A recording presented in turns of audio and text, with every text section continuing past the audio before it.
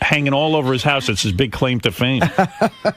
Right? I think that's Dakota Guess Fanning. what famous guy raped me when I was 1? And you know what else is weird about that? I remember doing the shoot thinking, what kind of parent I know puts their baby in Howard Stern's disgusting arms? Yeah, why is the baby spending the day with you? Showbiz parents. Yeah, they probably got 5 G's for that. You kidding me? Yeah, but so what? How about all babies are cute, so they're like, mine's really cute. I'm going to put them up for auditions. My kid could work. That cover paid the rent cute. at the Oakwood Apartments for 1 month. First of all, you got to figure out all the parents. You got to figure out all the parents who were disgusted at the thought of me holding their baby and rejected the job. They finally found one. Yeah, I'd like to see those people. Finally found one that said he's gross, but $150. All right, Spade, let's see what we got on you. Here's your notes. I like when Jeff the drunk calls in and you're like in a hurry. Jeff, please, 2 seconds. What do you got? And he goes, hey, Artie. Yeah. And you go, Jeff, please question. He goes, I left you a message, Artie. What? Artie won't call me back. I just wanted to borrow $1,000. Well, Spade, first of all, I want you to know. Yeah. What's with Spade's facial hair? What is all this? What is What's it? going on here? He's looking older. He's trying No, to. he's in Atlanta yesterday. He's trying to get chicks who are out of their teens. What are you growing facial hair? I like how you got serious. You go, are you growing facial hair? Yeah. Yeah. What's up with that? It's just, I don't know. Actually, I don't know. Because you trying to look older? I haven't been working on the show, and so in between you can do whatever. So Artie does. He does little experiments, you know. Oh, you're experimenting? Mustache is so weird, man. Like Spade doesn't have a good. Weird? You don't have a good mustache. You're like me. You have like a crappy mustache. Oh. And you look like a young boy It's the trying first to grow I'm a hearing of mustache. this. Well, he's not bound by those 8 rules for dating your teenage daughter anymore. Yeah. And I don't know. I can't. Just like mustaches are weird. They're a little weird. It's just hair in the middle of your face growing. Yeah, I'm looking at it from the side, and it sort of looks like you're dirty. Oh, or you something, like it? know? Thank you. I've been doing the Fu Manchu thing lately, but when you're fat and your face is fat, the Fu Manchu is awful looking. You look like that King Tut on Batman, you know? Yeah. Well, I think you're growing facial hair because you're losing the hair on your head and a lot of I guys think do it's that. more mental. Maybe, yeah. I think it's deeper than that. Anyway, I just want David to know that, first of all, Entertainment Weekly is here to observe him being interviewed by me. That's number one. So far, I really haven't hit the Richter. So far, I don't see anything that good for your article. I haven't seen much scribbling. Not much to put down. Howard did a very boring interview with David Spade. I think quote of the day is going to be, Gary, my thing isn't working. All right, here's something interesting that would interest everyone and also Entertainment Weekly. All right. All right. So David does a show for Comedy Central now called Showbiz Show where he goofs on celebrities. Very funny. David is friends with Brad Pitt and Vince Vaughn. And do they know that? I think they know it. How close are you to Brad Pitt? David says it. How close are you to Brad Pitt, honestly? Brad, I was going to roll to Pakistan with him. What? Let me ask you a question. This will be be real. Do you have Brad Pitt's cell phone number? I have a number for Brad, yeah. Now, when you say you have a number for Brad, is it where, like, the general public, like a publicist? I have IMDb. That means he has Mark Gervitz's number. No, if you had to call Brad Pitt, let's say now, okay? I have access to BradPitt.com, yes. Right. Would Brad Pitt, would you be able to ring up Brad Pitt on a cell phone? Or Last time I called Brad Pitt's assistant. An assistant? Yeah. All right, so you don't have, like, an inside number? I don't think I do, I guess, now that I say it out loud, no. How does one become great friends with Brad Pitt? Are you A-list? No, you're B-list, right? No. Are you B-list? I don't know. Honestly, David, assess yourself. I think if you're a movie star, you're an A-list, so I think I'm a TV guy, so I don't think I... Well, you've done film. Well, there are TV stars that are A-list. When you were working with Chris Farley, were you A-list? No. Because those movies made a lot of money. No, those were funny movies. I thought they were, but great movies. I think it takes like Tom Cruise, like really, like Sandler, those guys, Jim Carrey, that make huge $100 million movies over and over. Am I A-list or B-list? That's been a question on this show for a long time because I've been called I'm thought of as B-list, but I'm really A-list. No, I would say you're A-list because you don't go do a lot of stuff, and you've got. I have over $500 million. I don't have over $500 million. I don't. Okay. No, I'm not winking. I don't. I don't have $500 million. No, I know. They can't get my hands You're on in the that kind- 400s, but it's still a lot to people. All right. So are you B-list?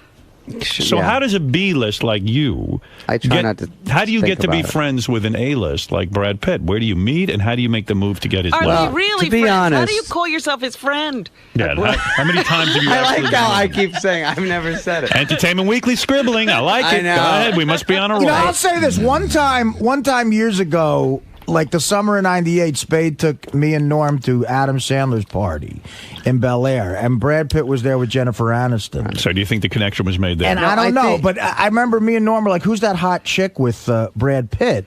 And Spade said, "Are you two even in show business?" Is that how I sound? It's horrible. But you know what's sad to me? Brad Pitt will be friends with a B-lister like you, but you would never be friends with a C-list.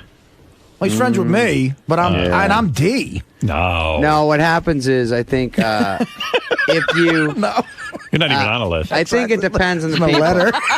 Like Vince seriously, Vaughn where did is you meet- mentioned in that too. Yes. Where did you meet Vince Vaughn, and where do you meet Brad Well, Pitt? Brad I've known longer, but I've just seen him out because we did have the same management, so we'd go to the same things that were smaller. So I'd see him. Actually met Brad Pitt during SNL, and his family liked me and Farley, and he asked if we'd come meet him at the Was he party. the host of Saturday Night Live? Is that why you met No, him? he wasn't even. He just would did hang Thelma out. and Louise, yeah. He hangs out at Saturday So he Night came to Live. the Saturday Night Live party and said, "Will you and Farley come talk to my family?" They're like Tommy Boy. They're like whatever. Why would he hang out at a Saturday Night Live party if Because he's he not on was Saturday Night newer Live? and he was with Brillstein Gray, which is tapped into Saturday Night I Live see. with Lorne Michaels. Pussy. I don't understand any Basically, of it. people just like to come to the parties, and if they come and they see people, so I think I met him then, and then I just would see him a lot, and then he got super famous, and then I see people like that on TV and forget I've even ever met him. Well, wait a minute. How did you get his phone number? We just because he's kind of like a normal, cool guy. He's a fun guy, and Have if you're you had around dinner him, I with think him? he's cool to you. But not many people get around him. Have you had dinner with him? I've had dinner with him. Yeah, Oh, so Oh, you so- may be a friend. I had dinner with him and Gwyneth when I did SNL. I remember Was it like the dinner we went to where there's a group of people? Or is it just you and him? one time during SNL, he was with Gwyneth Paltrow, and they called. Yeah, he called me to work and said, "You want to come down to Raoul's?" I think it was. I can't think of a more boring couple than Gwyneth Paltrow and Brad Pitt. Wait, he had me in the mix. It's a real snoozer. It really wasn't a fun night, was it? No, I went down there and they were cool, and he was always nice. So the interesting thing was that he was doing well, but he was still cool. And then when they left, they kind of whispered something to the waiter, and I didn't really know what was going on. And then they said, "All right, well, good to see you. Take care." And they got up, and the second they got up, it was a clear way right to the door with a maitre d' opening the door, a cab out front with the door open. Wow. And they went right out because right when they got a place, people started to get up to get an autograph, but they were one beat ahead of them. Who's higher on the list of show business, you or Jason Bateman? I think you. Jason Bateman hasn't done crap. one. You've done movies, you've done SNL, and you're Jason Bateman had a series. Oh, that's true. All right. No, he does good. Well, maybe it's Jason Bateman then. Yeah. All right. I'm Might trying to be figure leaning it out. at the tape. Don't overlook the Hogan family. Yeah. Wait, Brad Pitt's on the phone. Brad, hi. How are you? Yeah, this is Brad, but I don't know this asshole. Jesus, Brad, come on, be cool. Brad is Puerto Rican now. All right. So let me understand something. So you have somewhat of a So we're relationship. friends, and then now that he's with Angelina Jolie, do you hear and from I'd him? known Jennifer because her mom lived next to me, so I'd see her before she got friends. Then she got friends, and she was always nice. And then we were pretty. I mean, we talk here and there. And then I went to their wedding. Remember that? And you got a problem with that's that. right. Yeah. That's right. You I had a big- problem big with problem with that, Yeah, I you know. didn't like it. How did you get to that wedding? Yeah, I didn't I like don't that you were invited. But I don't think they think it through that much. It's like, he was cool. Let's have him. I think it's they're pretty cool. They're very nice. I feel like you spend a lot of time pursuing these stars. No, I do. I'm Like being a serious. stalker? So No, nice. he likes celebrity friends. He's a celebrity stalker, He's but a he's the stalker. celebrity. He has, but he has a lot of energy to put into this. like almost too much energy. I feel if he put this much energy into his Maybe the career- most horrible thing you could say. when No, it's true though. I know you somewhat. I mean, we do talk on the phone privately. Who's he stalking now? It's not that he stalks people, but he puts himself in positions where he can party with celebrities and because he's funny, people like him. Like when we were making the movie together, me and Dave, you know who he had dinner with like once a month was Al Pacino. Wow. Really? Look Yeah. at you. You were friends with Al Pacino. Come on. Well, David puts energy into this kind of stuff. But Would you Pacino thought he have was ever funny. Guessed it? Yeah, that's what happens. I mean, there's now and then like you. Like you're not that interesting, but you're kind of funny. And I'm not interesting at all. no, I mean, let's I'm be not. honest. Oh, But you get these people that are like. Have you boned secretly Lindsay funny. Lohan yet? Oh no. Have you tried to get in her pants? Give Is us she time. here? No. This Would I guy's try- got great stories of chicks he tries to get in their pants, but he never comes clean. Come Oh, clean yeah. today. Today's the day. Is it? Come on. Entertainment Weekly's here. Oh. Yeah, they want to know. Throw this guy a bone. Yeah, I Have you met Maddox and Zarooster? so Rooster. What is the name? Zahara. Maddox. I get a little jealous. He's of got a Maddox. great bit about Maddox. Where's he from? What's that bit you do where he finds out she wants to go back? No, What? she wants He's to like, no, adopt him. you're a fucking kid from wherever he's from. And No, you're I like- said it's hard to get adopted, and then if you're from Cambodia. it's probably harder. I'm not sure, but I'm guessing. Right. And that's who gets you. Talk about Willy Wonka and the fucking golden ticket. I mean, he's like, that's my mom, the chick from Tomb Raider. Am I being punked? And then he's like, nah, pick me up. Rubs her boobs all the time. He knows what Yeah. he's doing. Don't be stupid. Do you know Angelina Jolie with Brad Pitt? Do you, Carry me. The kid's 10. He can walk. no, do you exactly? Do you know the? Do you know them? Do you know Brad Pitt and his new wife Angelina Jolie? Do you Have know you them? partied I've with them? met Angelina. She's another one. This sounds so dumb, but she's nice. And I think these people are cool. Like you meet them, and everyone's cool to you. I think either they're pretending because they're just being nice to other people on Who's TV. not nice to you? Some aren't cool. Yeah. Like who? Who? Who's been I mean to just you? know that there's just no hangout or no chatting for a second because there's nothing really to talk about, or I don't think they're interesting or whatever. Angelina was working out at my gym, so Oh. I got to see her. Nice. Oh, that must be wild. And I gave my trainer, I was freaked out to see her. And Did you try to get some action no, going? with her? I know some boundaries in Yeah, life. you know those So you can I get and said- those you can't. Right. And I said to my trainer, I was bringing him he wanted a Joe Dirt wife beater from the show or from the movie. So I brought him one, and it happens to be who's benching that day, but Angelina. Right. So I go, dad, and I go, oh, sorry, dude, I just want to drop this off. And she goes, oh, my God, Joe Dirt, can I have that? I love that movie. I was like, yes.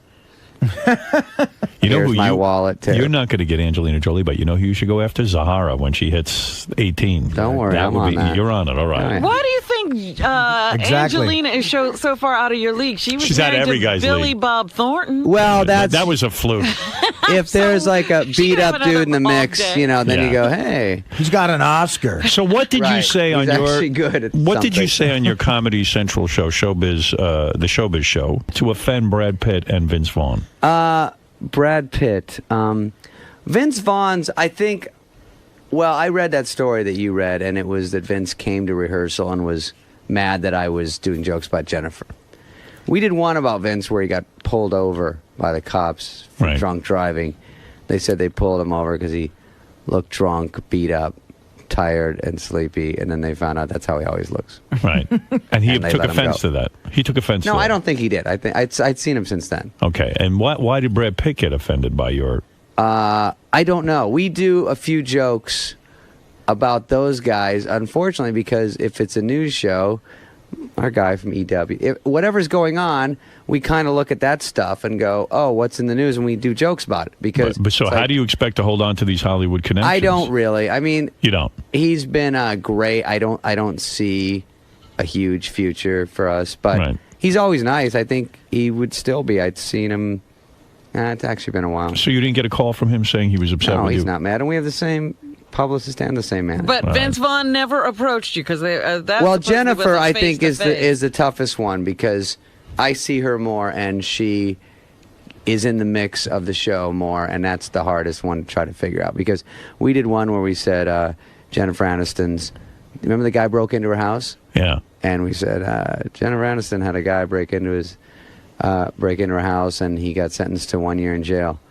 Things apparently went better for the guy that broke out. They show Brad Pitt. Now she gets mad at that? I don't know, but I would imagine if you're going to get mad at that one. Right, okay. So But she's, I can't expect miracles. Is she going to be super excited that now and then we throw a joke in? No, but I've had jokes about me. I don't like it. I say I do, but I don't. And it's a drag. Let's go to Owen. Owen, you're on from Long Island How's with it David going? Spade. Go ahead, Hey, Owen. Howard. Hey, Owen. Fan, man. Hey, Owen. Hey, now.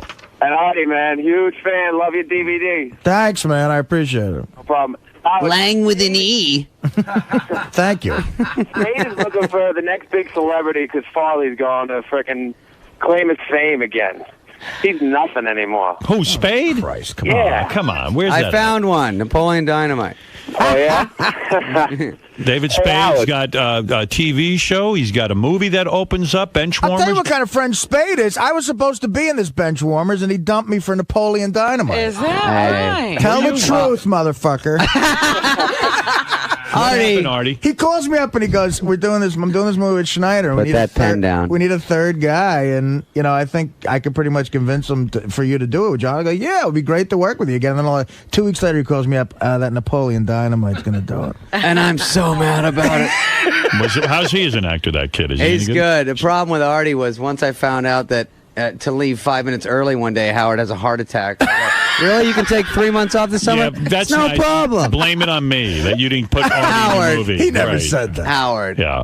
remember back not so long ago when he did Yeah. Beer League? Yeah. It didn't go well. Yes, it So did. after hearing that, you just decided I'll give Artie a break. I go, See, I don't want to that's get in the middle of this. somebody else. David, here's what happened That's on the Beer League. excuse. Artie. It's like getting between let's Brad and let's get Angelina. I history. don't want Let's get history clear. Okay. Artie was doing Beer League. Somehow here. I'm going to get hit here now. Oh, yeah. All right, I want forget you to it. be I'm back. not going to go through the whole Beer League. I It agree. actually did work out That fine. I wasn't- did both. That wasn't the reason. Artie was doing Beer League here in New York. There was no question that he could do both if he wanted No, to. the problem was if he got a movie roll out in L.A. and he had to Artie- go do it, he'd do it. Artie's the problem was half that it's without consulting you, it's probably tough to get him out for 3 months.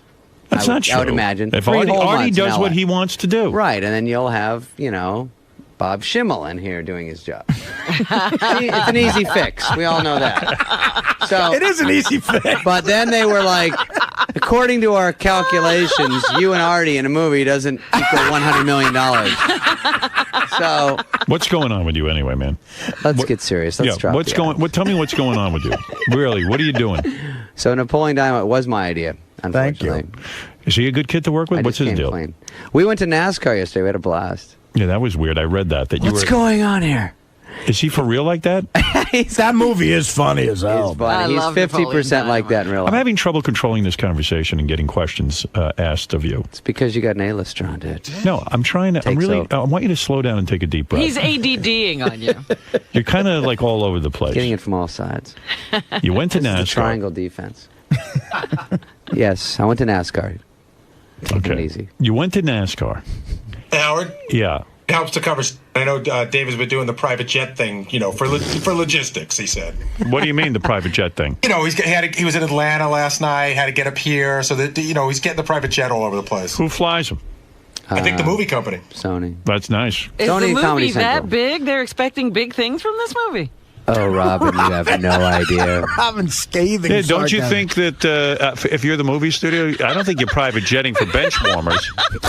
I mean, that's a lot. That's like 50, 60 grand every time he takes the flight. How about when Dirty Work opened?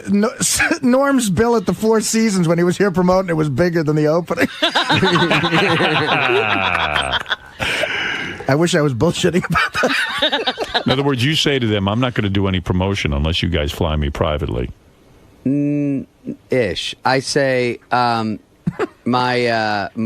TV show starts Wednesday, my first taping, right? Right. And it airs the next day. So I said, my first week is pretty busy, but I knew that the movie was going to come out close, and it's hard to figure out. So they wanted me to do 5 solid days of touring and press, and it's hard the first week before the show. So, and logistically, yeah, they want you to go here, Arizona for spring training. We do our interviews there. We do When this. you're We getting- fly to Atlanta. We do NASCAR. When you're getting squired around in a private jet, Right. Wouldn't it be wise to take a chick with you and impress her? Yeah, it would be. That would be the move, wouldn't it? Yeah, it would be. And you don't do any of that? You don't have any girl traveling with you? No, it's a little tough to do. It's not tough. It's just, no attention to do anything fun because you go do stuff like this. And it's not that look fun at me. for Look a girl. at me. You know how it is. You like, if love go getting chicks and you love seducing them. Isn't the biggest seduction you being on a private jet? That's a closer. I mean, why wouldn't you take that private jet and say, listen, I'm bringing someone with me, and squire her around and show her how powerful you are? Well, because I have some people that have to come and... Who?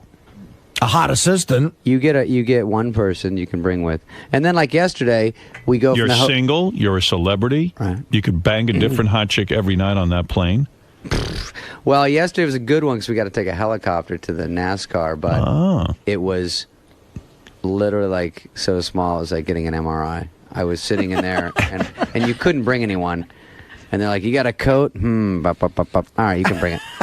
So it was me and Dynamite and Rob Schneider and the pilot. Napoleon Dynamite. Shouldn't that guy's career just be Napoleon Dynamite Can in I every fit movie? my Bible? Does he do that character in your movie? Is he I do it to him He does. all day. I saw the commercial, and they're smart now. They got him What? They got him being Napoleon Dynamite. Good That's move. smart. It is, absolutely. He did a I movie still laugh. after Napoleon Dynamite where he tried to be a different character. People don't know when they've got it good. I know. He's figuring it out. He is. He wants to be an actor. I sat him down. I gave him a little So in the Fuck movie, that. in the movie Benchwarmers, does he act more like Napoleon Dynamite? Yes. Good, smart man. Cool. That's wise. Now I'm seeing it. One time we were doing. Does he get laid? Does he get? Go ahead. You were saying. Well, it's dumb. It was. We were. He has to say the last line. We're trying to get him to pitch in the game because it's a very complex plot. I won't explain it. It's three of us against these Lakers, and Rob gets hurt, and he goes, "You have to pitch," and he goes, "Why me?" And they go, "Because," I go, "I can't even catch," and he goes, "I'll try." And we're all like this. Yeah. The money shot. Is this a good movie or is it a bad movie? Be honest. Benchwarmers. Who's in it? You and who? Rob. Well, Rob. I'm not going to tell you because then you go, "Pfft," if it's No, not tell like me. Vince You? Vaughn. No, I don't care. It's you. It's me, Rob, I love and, Rob. and John Heater are the three guys. Okay. They Now, are grew you up- wearing a wig? Yeah. What are you wearing? Like a mullet head? No, not in this one. Like a Peter Tork monkeys? Rob? Yeah, it is a little bit of a... Yeah. Oh, that's Isn't funny. it? You have my wig from Lost and Found still? It's a little bit of a Dorothy Hamill. Who are you banging these days? Come on, man. Come clean.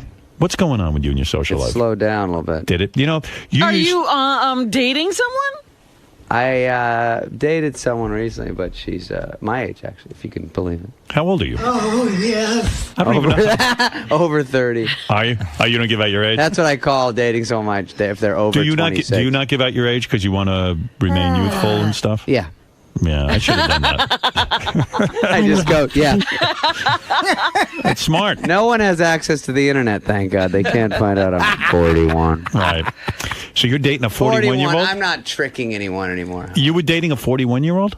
Yeah. Oh, wow. Boy, you're growing up. So things are going well for you. Things are fine. I All got right. that show. Are you wrapping it up? No. I'm asking you if Okay. things are going okay. I might have been wrapping it up. What were you going to say? No, nothing. Things are going all right. I'll do a summary. The Vince Vaughn, I don't think is mad. He's funny. I saw him at a table read about 2 months ago. It was All right. cool. For what? It's Sean Penn's directing a new movie that he's adapting Look at called you. Yeah. No. It's David not. tries to act like it's no big deal. No, I got Sean caught in that Penn. one because once I go, where was it? And I go, oh, that sounds stupid. But I think Vince would be really funny in that. I don't think I'm even going to be in it. I think he just brought it in to... Hey, the Entertainment Weekly reporter just fell asleep. Spade had a funny story where he was staying in a hotel under a different name, and Sean Penn was there trying to find him, and Sean Penn couldn't find him, so he finally slipped him a note that said, "Hey, Dave, listen, I'm under the name Sean Penn. if you need me. If you need me." Hey, Bill Squankmeyer. He goes, by the way, nobody cares. Right. I'm at the Bellagio. I'll be at the lobby bar. Do you have an alias that you use when you are registered in a hotel? Sometimes, but it doesn't matter. We stopped doing it. All right, yes. What is it, Bubba Gary? Bubba Bad News is here. Uh-oh. You know, it's funny, when David said, when he was asking about his age, I went up to IMDb, so then it's got all these notes on him. Yeah. And so I'm looking through this whole thing of notes, who his, sister and who his brother is and all this stuff. And at the very end of it, it says, do you have a tattoo of Calvin from Calvin and Hobbes that Sean Penn gave you? Yeah, it's bad. What do you mean? When I did SNL. Why is that such good information? You know the it's cartoon just strip dumb Calvin and Hobbes? Yeah. It's a cat. It's like a cartoon No, it's strip. really queer. It's He just did it because Sean Penn told him to do it. No, that was when I met Sean Penn. I saw him at a party with your buddy. I don't know. Gary brought me into an area I don't even No, want it's to care okay. about. I'll make it. I'll tell him what happened. It's okay. I don't care about Calvin Gary, and you did Hobbes. nothing wrong. All right. I think he did. No, so I hear at this party that Sean Penn says, he goes, I try to do a tattoo. I've done it on potatoes and stuff. Yeah. And I don't know how to do one, but I'm learning. So I do SNL a couple weeks later. I have no idea for the week. And I go, ooh, Sean Penn's doing Letterman. I'll see if he'll give me a tattoo. And then I can interview him. And so I get his number from someone and leave a message. And he calls me back. Yeah, okay. I go, I don't even know him. I go, oh, okay. So he comes out. I get him a driver. We go upstate New York. And we set it up. And he has some Hells Angels guys meet me up there. And I'm not allowed to drink when you get a tattoo, so I'm kind of freaked out about it. And he comes up, and he's a little buzzed. And the one I want him to give me, he can't do, because the tattoo guy's right there going, this is too complicated. So What are you talking about? Sean Penn is going to tattoo you? Yeah. Like himself? Yeah. Uh-oh. You're a star fucker. Well, I kind of was. Why would you let Sean Penn tattoo you? Because I had no good idea for the show that week, and I had to film something. Oh, I see. And he was on SNL. Oh, I see. Sean's like, does your mother need an appendectomy by any chance? Because I do those. All right, then I get it. So it makes a little more sense. All right, that makes more sense. No, other way, yes. Not really. Yes, you would have a point. Yeah, in a way. I mean, it's. No, it was a good little bit for the show. So Right. blah blah blah, and then he goes, I go, hear this one or whatever, and he goes, oh, he can't do that. It's too complicated, and he's drunk. So I get out of the paper the simplest one, which is Calvin and Hobbes, and so he does it, and it's totally queer, and I'm allergic to it, and it bleeds for a month, and joke's over, and now and now you've got it. Now I try to erase it. So what have you been doing for promotion around this movie? Where do you go? Did you do the Tonight Show? I do that the day before it opens. See, I feel you're more prepared for the Tonight Show than you are for this show. You come. I honestly don't prepare for this. You don't really? You just come I used to, and then I realized that you don't want to. Oh, you mean for ever this show? talk Yeah, he about never what we prepares talk for this show, he's saying. Well, I that's don't. obvious. I mean, you never tell me anything Is that's that going weird? on. No, you never tell me anything that's going on. Well, Jay's good. They don't ask stuff like that. Yeah, I know. You don't like telling anything about your personal life, do you? I'll tell you if you call. You know what's weird? Remember that girl you used to date, Christy Swanson? Have you been following that? Yeah. That's excellent. pretty wild. Did you watch her? I did not watch it, but I did. I did think that was crazy. First of all, you dated her when she's hot. She's kind of chubby now. That's number one. Number two, for anyone who doesn't know, this girl Christy Swanson, who was the original Buffy and Buffy the Vampire Slayer, The movie. Very pretty, very sexy pretty, girl. sexy girl. She totally did something freaky. She was on Skating with the Stars, And that's not the freakiest part. and that's not the freaky part of the story. It's coming up. Not only was she on Skating with the Stars, She skated off. the guy she was skating with was married with a kid. The woman was pregnant at the time. Yeah, falls in love with the dude, and now they're in love, and they're Adios, skating on the amigos. show together. Didn't you think that was interesting? Yeah, I was shocked. And I now understand it's in the tabloids now that she had a boyfriend as well, and he walked in on him. She got rid of him too. Thank God you weren't her boyfriend, and she dumped you for the guy on Skating with the Stars. It's you know what? A bit of a drama grenade would go off about every week with her, and it was tough. Really? Yeah, A and so this drama is not grenade. super shocking. Wow. So you weren't surprised by this behavior? Not really. Yeah. I just thought, wow.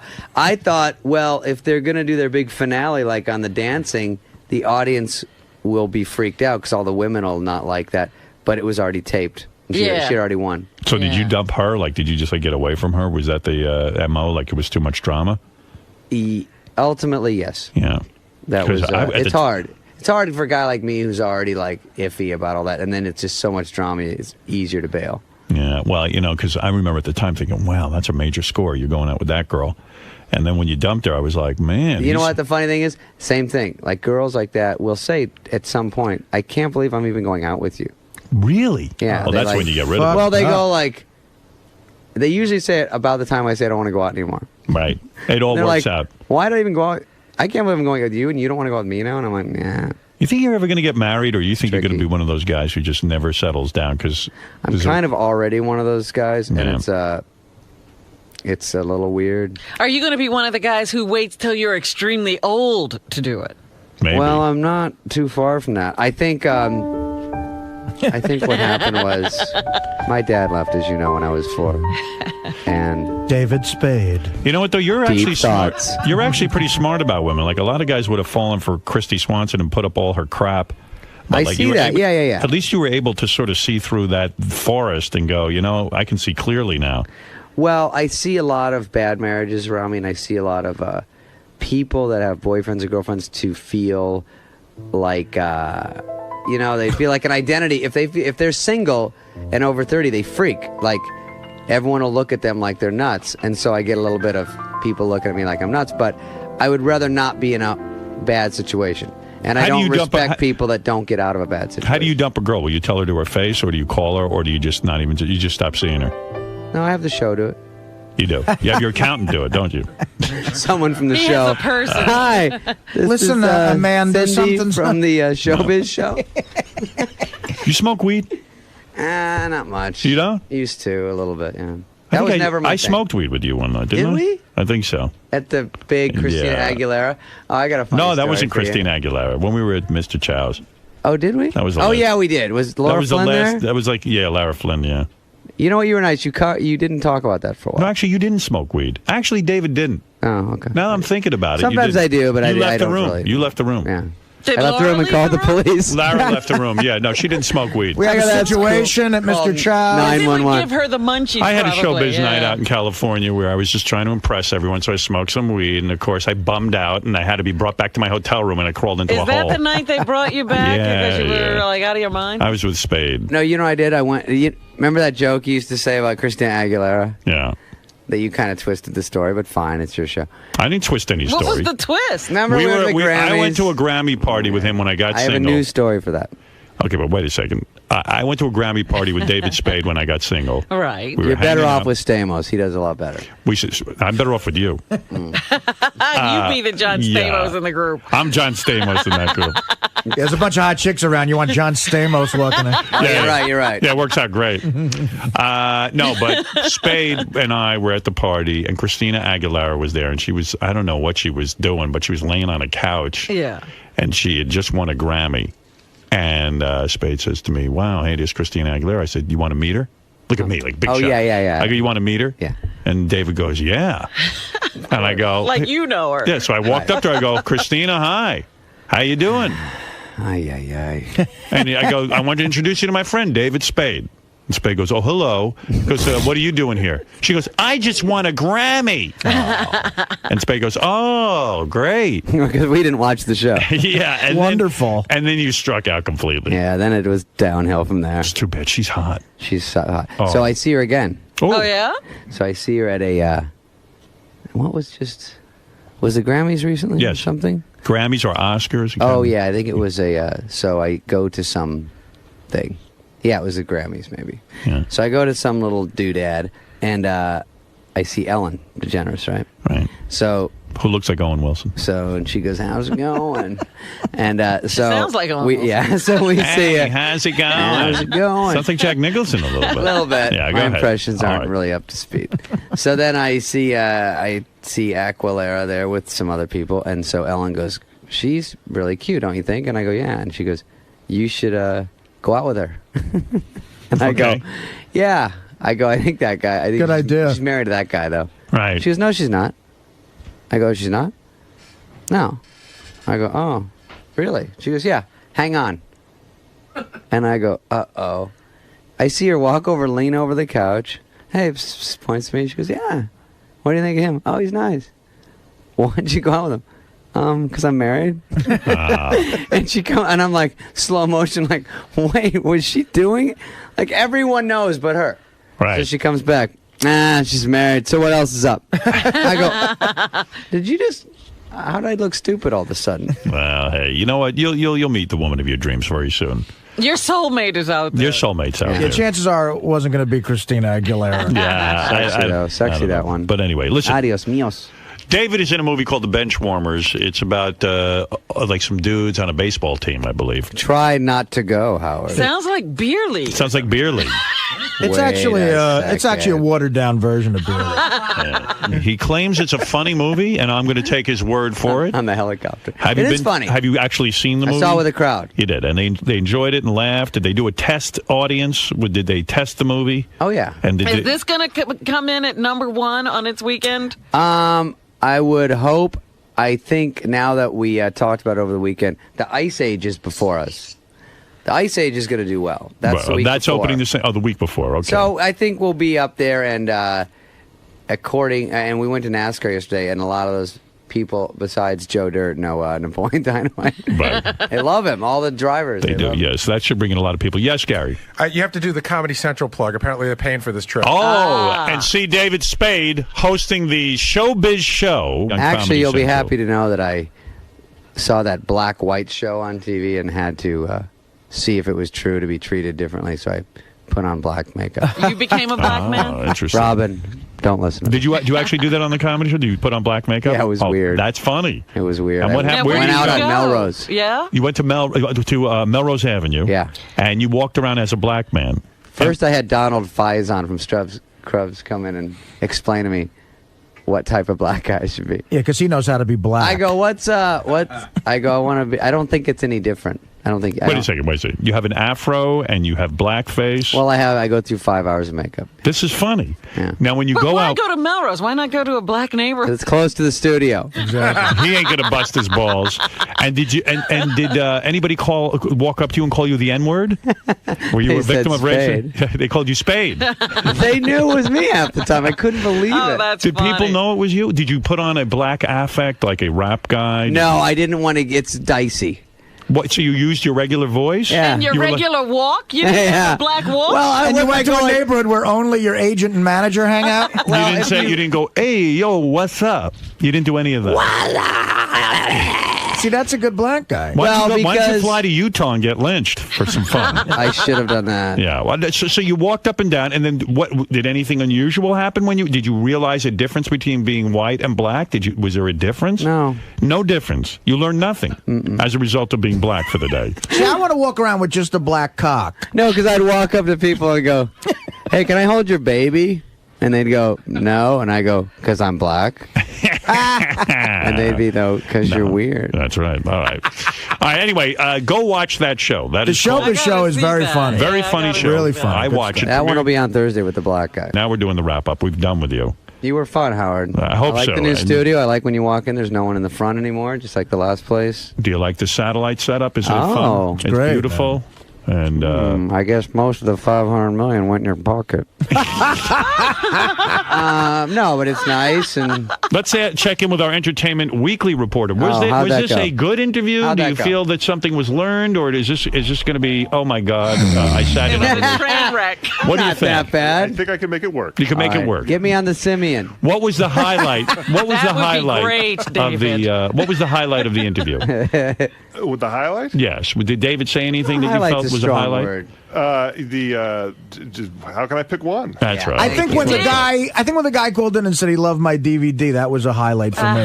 Artie Lang with an E. It's the whiskey talking. You know who's trying to get in the studio? Booker. Booker's out there. Booker? Yeah, Yeah. what's his deal, by the way? What's going on with him? He Booga. works for the television TV Guide channel, and I think he's doing a piece Hey, of on I don't know, behind the scenes Oh, of okay. Howard TV or something. Oh, really? Behind cool. the scenes Yeah. of Entertainment Weekly. He's doing a story on him. Yeah, I think he should follow around the Entertainment Weekly reporter. But Hey, I Spade. wonder if David made quote of the week. Did he say anything significant? Quote of the week is tough. I want to get in there, so keep your eyes peeled. Here on the show. Booker, you everywhere. want to say hello? Or can't you? Would you be an enemy of CBS? Yes. Can he do the satellite radio show as well? I don't know. Let's find out. Who is he? What does he do? He's a disc jockey over at my old radio station. One of your 500 Yeah. employees that works. You want to? I see. I see you standing around out there. Meandering about. Booker is a disc jockey at Free FM, Thank you for formerly the plug. K-Rock. Where? Over in California or here? No, here. Here, this one. Here in New They York. have Free FM here, too? Yeah, it's everywhere. It's Yes, it's taking the country by storm. It's spreading like bird flu. Yeah, hi, sweetheart. How are you? Are you all right, man? I'm good. How are you, buddy? Yeah. Are you going to get in trouble for being on my show? I'm here with the TV Guide channel. That's why I'm here today, so I And doubt it. Tom Chisano will not fire you for being here in the nest of the traitor? I didn't even think about that. Sorry. Yeah. Well, You might get you're my sued. friend. You are my friend. And That's right. You could I am get here sued. promoting your television show. what are you eating, David? What are you eating? What is that, chew? Very professional, by the way. on What the is air. that? What is that? Tobacco? I'm sorry, brother. He's got to go to NASCAR and fit in with those people. Get her done! I got here at What do you- 5:15 to go on, and I've been here for Are you having a chew? What is that? just a Little snuff. protein bar, just something to give me going. Protein bar. Protein bar. Get her done! I'm such a pussy. How's things I can't going even hide it. at How's things going at Free FM? For me, they're well. They're going for you well. Yes. Tom Likas. Dumb bad bitch. He's the LA guy, yeah. That's the LA guy. Yeah. Oh, he's only LA? Only LA. I Apparently need to Tom, get a chart. Yeah, what Tom is has it, issues Gary? with women. To say David's eating the bar because that was another thing I saw in his bio. He's hypoglycemic. All Oh, right. God, well, all good for these him. hot things about me. All right, listen, I got to take a break. Hi, Booker. Drives girls Hey, buddy. crazy. David, thank you very much for coming in, and Thank good you, luck buddy. with all your various projects. You're a real success, and that's what's good about you. And everyone is excited for all of your different I projects. think you might be A-list. What? Dave, you know what I learned? That You know show what I learned? awesome. What's Artie? You know what I learned, Dave? That when Robin a few years ago said she liked Lost and Found, apparently she was bullshit. Robin, I thought you liked it. What was I going to say? I didn't come here for this. No. David, All right, bye, you guys. David, I love when you come in. Come fun. see us again. And Fun at the new place. I like right. it. Why'd you Glad you rat liked me out, Artie? Oh, come on, Robin. I'm so hurt by that. Robin, that stings on the way out. All right, we're going to take a break. I want to thank the great David Spade for coming in, the great Booker for coming in, and we'll be back with more of this right after these words. Hey, David, how's it going, Take my question, yeah. But we gotta go. Hate everyone. Go this. How come? I need a. It was good. It was good. I need a mic. Mike. Did you really bump Artie for Napoleon Dynamite for John Heater? Yeah. How come? Is it that tricky to figure out? No, he was doing Beer League, and he said that's going to be like the Star Wars of softball movies. So we You thought. also, All right, go ahead. you also, there's a debate over whether Howard was A-list or B-list. No, what's he's. your- what's your I think final? he's A-list, not to kiss his ass, but he's a big deal, and he's rich, and he's tall, and I think that helps.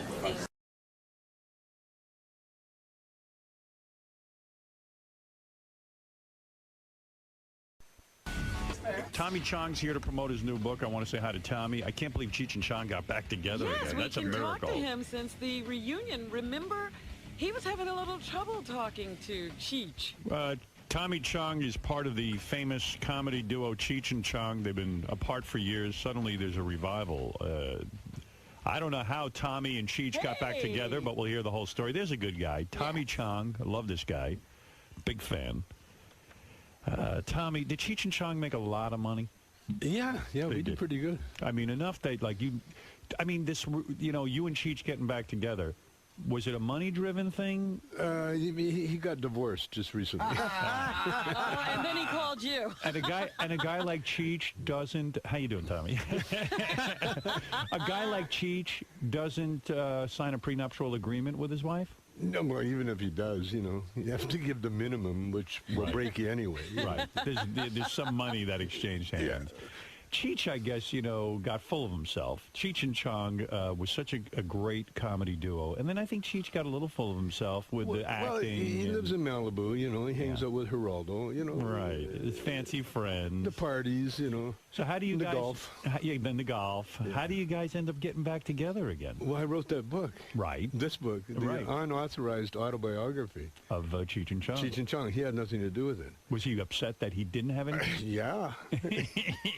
I mean, in other words, if there's a Cheech and Chong story to be told, you would think Cheech would be a part of it. Yeah. Right. Yeah. But you said, hey, this cat's not calling me, so I'll write the fucking book. That's right. That's right. You were there. You know everything that happened. And I'm the writer. Right. And so I wrote it. So he picked up the phone and said, wait a second, if you're telling my story... Well, more or less. And- More or less. What he did, him and his managers put a tour together. Right. And they offered me the tour, and I said, I'll do it if provided my wife opens the show, and he said yeah. Before that, he wasn't really thrilled to having my wife anywhere near the group. Really? The two of us, yeah. What was it like? I mean, how long had it been since you had any kind of communication and seen your former partner, Cheech? Well, we were talking about a movie just before I got busted. In fact, when I got busted, that ended the movie idea. He distanced himself. Yeah. But I mean, here you had a lot of bitter feelings. I'm sure he never visited you in jail. One time he did. I Yeah, mean, he came with Larry Charles, the guy that was going to direct the movie. They came out one time, but Cheech was, he wasn't too comfortable, being around that kind of environment. I thought he did say a few things when you were going through all the legal battles. Oh, he did. Yeah, he supported stood up for that, me. yeah. Why? So what is it like when you walk in the room and there's Cheech, and now you have to, I assume, put together your comedy show? You're going around doing live comedy now. Well, we did it. What was it like sitting in the room with him? It was incredible. It was incredible. It was incredible. It was like we'd been off for 2 weeks. Really? And you were able to And jam? it was fun? It was so much fun. Still the pot humor, or did you feel you were no longer capable of No. that? It was a Cheech and Chong humor. That's the only thing we could remember. And how many dates did you do together? We did 6 shows in La Jolla in a little small comedy club. And was it mostly your greatest hits from all the Cheech and Chong It albums? was the only thing we could remember. So there were no new references. In other words, you went in and you gave the people what they wanted. It's almost like when the Beatles, if the Beatles could go out on tour, do the hits, give the people what Dave's not here. Let's run through the routine. That's it. We did the routine. The good part, the new part of the show was that I've been doing stand up for like 20 years by myself. Sure. And so to fill in, I would do stand up. Right. And but my wife Shelby opened the show, and she did like 25 minutes of killer stuff. She comedy? Killed it. Comedy. No kidding. Stand up comedy. And she was good. She was incredible. You love that wife. 6 shows. You must 6 shows. Now, wait a and minute. the last Is show she good, or are you just good. in love? Hey, he's in love. No, she's good. You can be in love all you want, but when you get on that stage, you're either funny or you're not funny. You can still be in love, but she's not working. You bring up your wife in your new book, of course, in the authorized biography of Tommy Chong and Cheech Marin. You say you met your wife while you were married to the other wife. Yes. So when you see this guy, John Edwards, yes, the vice presidential candidate and all that, when you see him in trouble, do you laugh at this guy for lying about all of this? Should he have just come clean? Well, his penis, the penis rules. Right. And he won't say that. So any man, like a Clinton or anybody, the penis, you just have to laugh at his penis. You can't argue with it. Right? How long did you lie for? In other words, you must have lived the lie for a while. Oh, I lived it a long time. Well, she was still in high school. Oh. And we were never. Your wife, who's now was in high school. Oh, you were waiting for her to get out of school. No, we were never. The reason we stayed together, we were never going to be together. Right. It was a plan. She said, "You're married," and the reason we had our affair was that I was safe. She didn't want to get involved with anybody. I'm a married man. She could, come and go as she pleased. Right. And so we were never going to be together. Right. And then she got pregnant. Ah. And then we decided. We didn't even think about getting rid of it. We just said, yeah, we're going to keep it. So you had to go home and tell your wife. No. What? Oh, no. You kept it quiet? Kept it quiet. How do you do that? I kept 2 families. Oh, my God. Oh, you're one of those guys. Oh, yeah. You had 2 families. How long did you have the 2 families? Years. No shit. God, what a hero. Did you get, yeah, I mean, my wife, my ex-wife, finally got tired of it, and she knew. Oh, so she knows now. Oh yeah, they know. They know from the beginning. Right. They know from the beginning, but they don't mention. You don't talk. As long as you don't talk about it, it doesn't exist. You see, and it might go away. So should John Edwards have come out right away and just said, or you admire what he did? In other words, try to keep it a secret, keep a lid on it. Do you just have sympathy for the guy? And of course he's lying, but he can't help it. Right. Well, yeah, I mean, when are you going to tell the truth? Yeah, I messed up. You just have to. Well, my excuse, like my first wife is black, beautiful Maxine. Black woman. And And so I just, my joke is that, I became so black I ended up marrying a white woman. But you've never cheated on this new wife? No.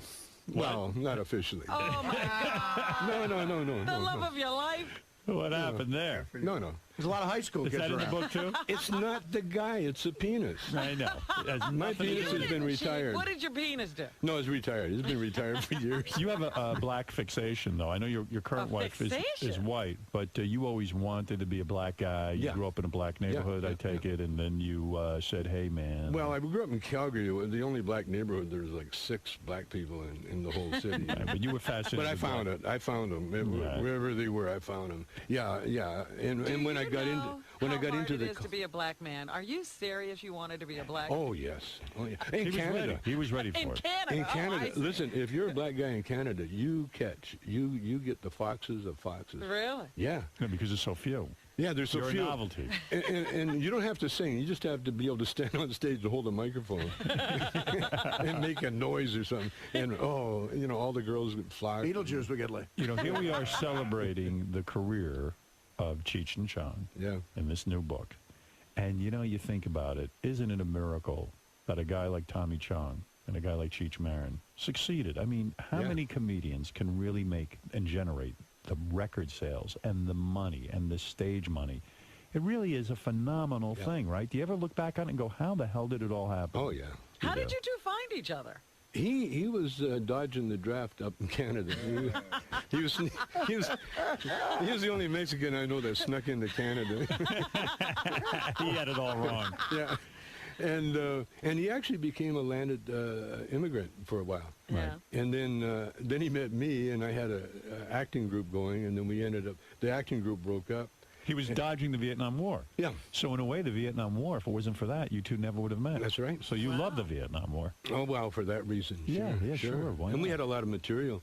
And then, so when Cheech and I, when the other actors left, Cheech and I stayed together. We formed a band first. You were a musician. Yeah. And Cheech is a singer, somewhat. But you wrote the hit song Basketball Jones. Yeah. So I mean, you really know how to handle, and you hung out with real serious musicians. You hung out with Jimi Hendrix. Yeah.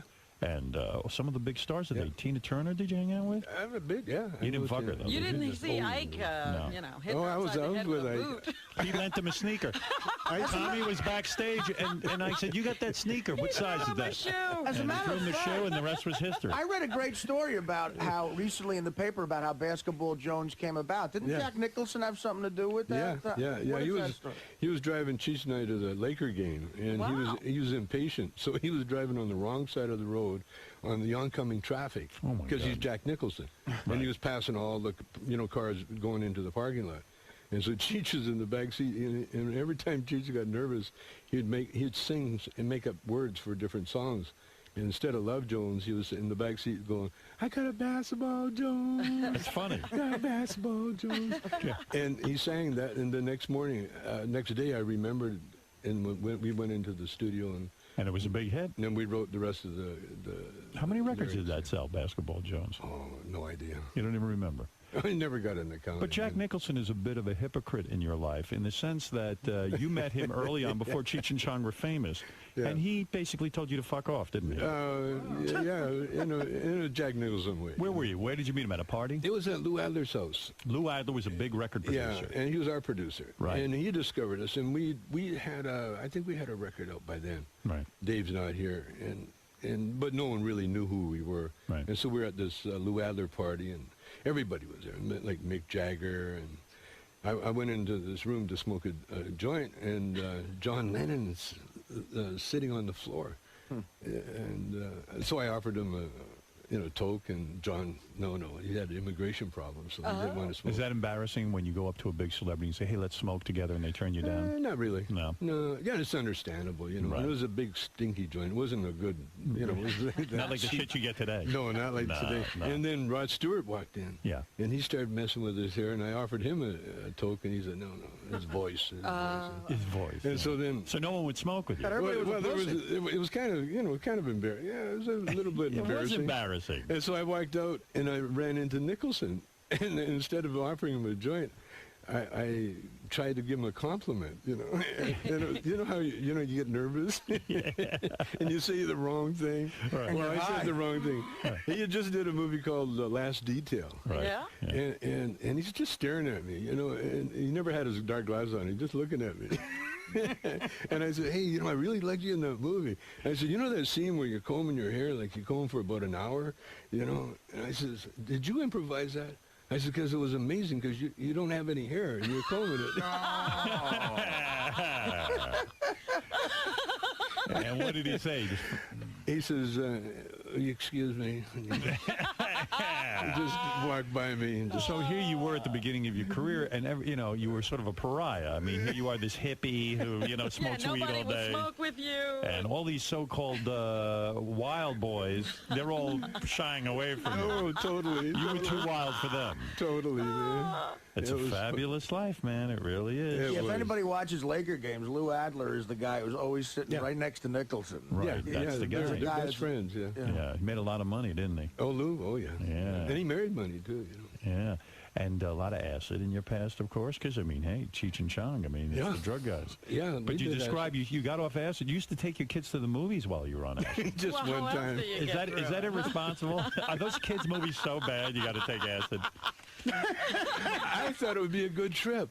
It was... What was the movie? What was the movie? Thumbelina? Thumbelina. I know, I read the book. Thumbelina. Yes. You gotta take acid. I thought it would be a good one to trip on acid. But the story is this grown woman is going to marry a rat. That's right. That's trippy enough. And we're sitting, my wife and I are both tripping, and we're looking at, oh no, she's going to marry a rat.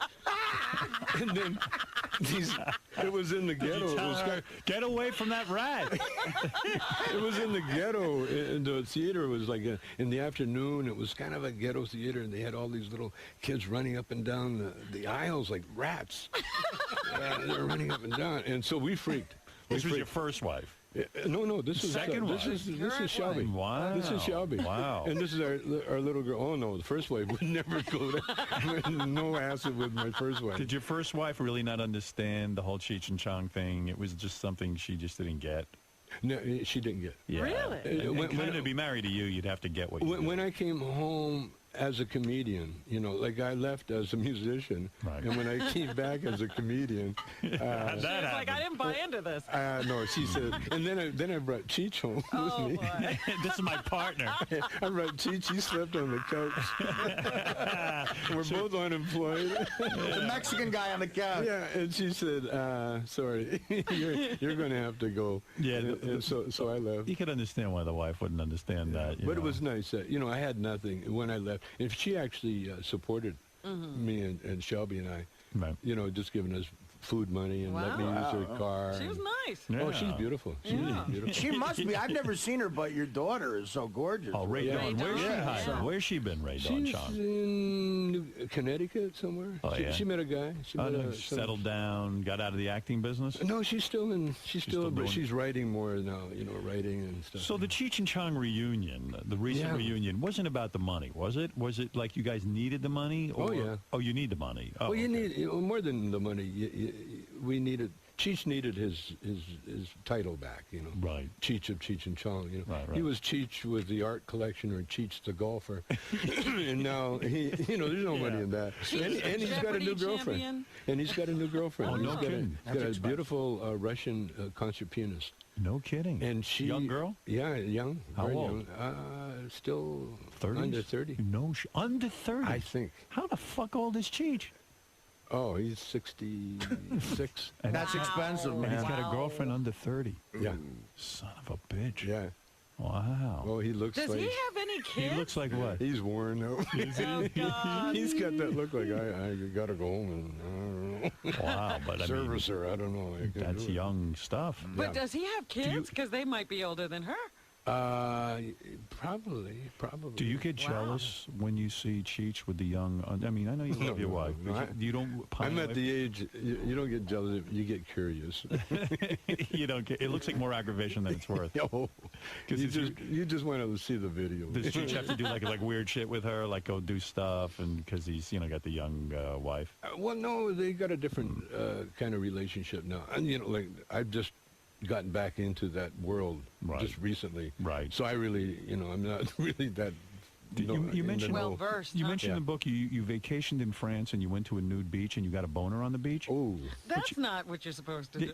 They always say you're not supposed to get a boner on a nude beach. It's not cool. Again, the penis rules. Yeah, right. You tell your penis. How long ago was this? Doesn't the sign at the beach say no boners?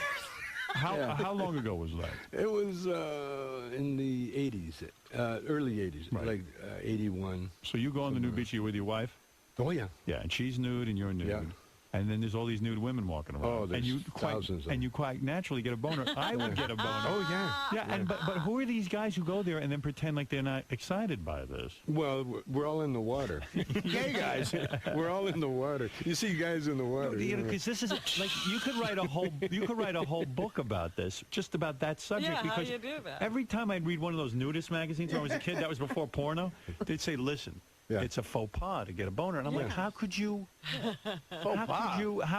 control that? There's naked women around. Well, one way is you look at the ugly ones, Yeah. That helps. Or guys, look at guys, and that helps too. There's a lot of ugly, fat nudists, and you're always amazed, right? I mean, like, why would you be nude with that kind of physique? That's why, because they like to expose themselves. Did it turn you on that other men were looking at your beautiful wife? Did that turn you on? I have to ignore that part. You do? I'm more concerned looking at what's out there. But when she gets naked, aren't you a little protective? You're like, hey, I don't want anyone looking at my wife. No. You don't care. I mean, you're cool. You're a hippie. You really are a hippie, aren't you? Yeah. You're like, hey, come on, we'll all be naked. Yeah. And you must have a big schlong if you're willing to get naked in front of people. If you were small, you probably Used to have. Not it shrunk? lately. What happened? I've never heard of those. No, you get older. Yeah? You get older. It's lack of use. Going back before the Cheech and Chong days when you were a musician, you hung out with many famous people. Diana Ross, Jimi Hendrix. And it was like you were the Zelig of show business. You hung out with everybody. Yeah, I did. And you say Jimi Hendrix had groupies, but they were very underage. Oh, yeah, he had crazies. They're not groupies, they're crazies. Crazies. So it wasn't his fault they were hanging around. They just found him. Oh, yeah. I mean, he attracted everybody. Yeah. How old were the girls he was banging? Oh, who knows? But they were young. I really don't know. He was more of a junkie when I knew him. Right, he was more into nodding out than he was. You never messed with that stuff. You never got into heroin. No coke. I've seen too many casualties. Right. Jackson 5 you hung around with? Yeah, we discovered him. You discovered that? Everybody now has discovered the Jackson 5. You, No, we did. Diana, We really did. No, Diana. Gladys Knight. No, Diana Ross discovered us. Right. Is that true? The Supremes came down to the club we were playing at, and she saw us, and she called Barry, who she was doing a thing with. Right, yeah. And Barry flew to Vancouver and signed us on the spot. And then forgot about us. Then we had to pack up and make our way to Detroit. But then we got on the road after I did the song "Does Your Mama Know About Me?" We're on the road, promoting it, and we played in Chicago at the Regal Theater. Is it there? Because you guys in your movies, and that's where we found the Jackson 5. They opened for us. Oh wow! And and you told people about them? No, we took them. Bobby Taylor actually had them stay at Bobby's house for a month before the Motown hierarchy song. Does it make you sad to see what had happened with Michael Jackson? That he's kind of like a freak. I've known Michael ever since when he was a little 10-year-old kid. Standing in a little box, combing his hair in the dressing room. And I've known Michael really. I've known pretty intimate. I knew him. He was at the top of his game when he was that age. Yeah. Right. And he never really got away from that age, that feeling. He was bigger than anybody at that age. Right. And then all of a sudden he grew up, but he still childlike. He still wanted to be that age. Yeah, he didn't want to get older. No. That's he was Peter Pan. He really was Peter Pan. Yeah, it's sad. But the rest of the family was kind of wacky too. Well, yeah. You know, I mean, you're from Gary, Indiana, and all of a sudden you got millions of dollars. You're going to be wacky. You know what's funny with you guys though, in your movies? You made it out like you guys were shitty musicians. Like whenever you guys would start jamming with your guitars and stuff, it would always sound crappy. Work, So it was like, so it was a put on. You were a professional musician. Yeah, it's for humor, you know. Yeah, right. That was the only thing I had against Cheech, you know, going on duets. He was trying to be serious, you know. Right. And I try to tell him before, you know, always be in a character, you know. Right. A funny character doing the music, you know, because, you know, Once nothing more boring than a real good musician being a real good musician. When you were a musician, is that how you met Bob Dylan? No, Dylan came over to the house when I was a comedian. When you were a comedian and you were famous. Had a nice house in Malibu. Dylan was a fan of Cheech and Chong.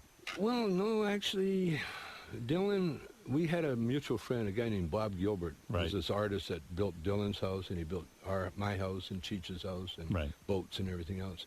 And he was like a little go-between. And I was having Tai Chi lessons at my house.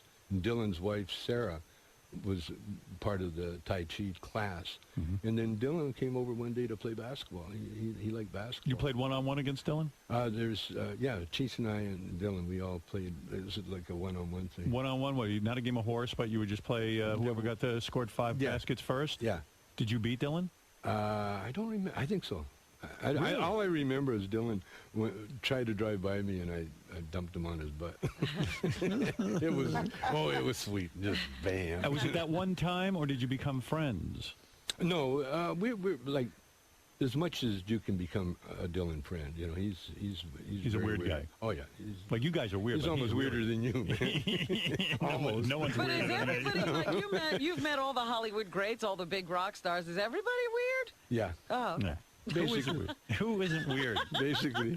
Yeah. So you beat Bob Dylan in basketball, probably. No, just that one time. One time, Yeah. and that was it. And then we went into my steam bath, my sauna, and we hung out there for a while. With Dylan, naked? With Dylan, yeah. You were naked with Dylan? Yeah. And he didn't try any funny business, did he? He didn't reach over and...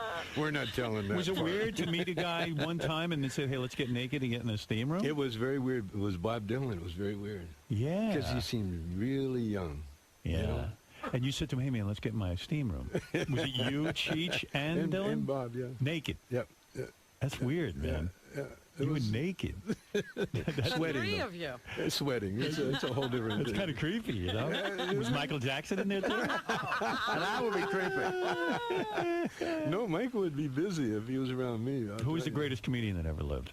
The greatest comedian? The greatest. Who was the That biggest you've influence? seen, let's say. Red Fox. Red Fox was your biggest influence. Red Fox was the greatest. I've seen Red Fox a couple of times. I seen him do 2 hours. Wow. One time, and he got the crowd up. He was funny. And then he got so terrible. He got took 'em so down. bad. He took him down that they were leaving.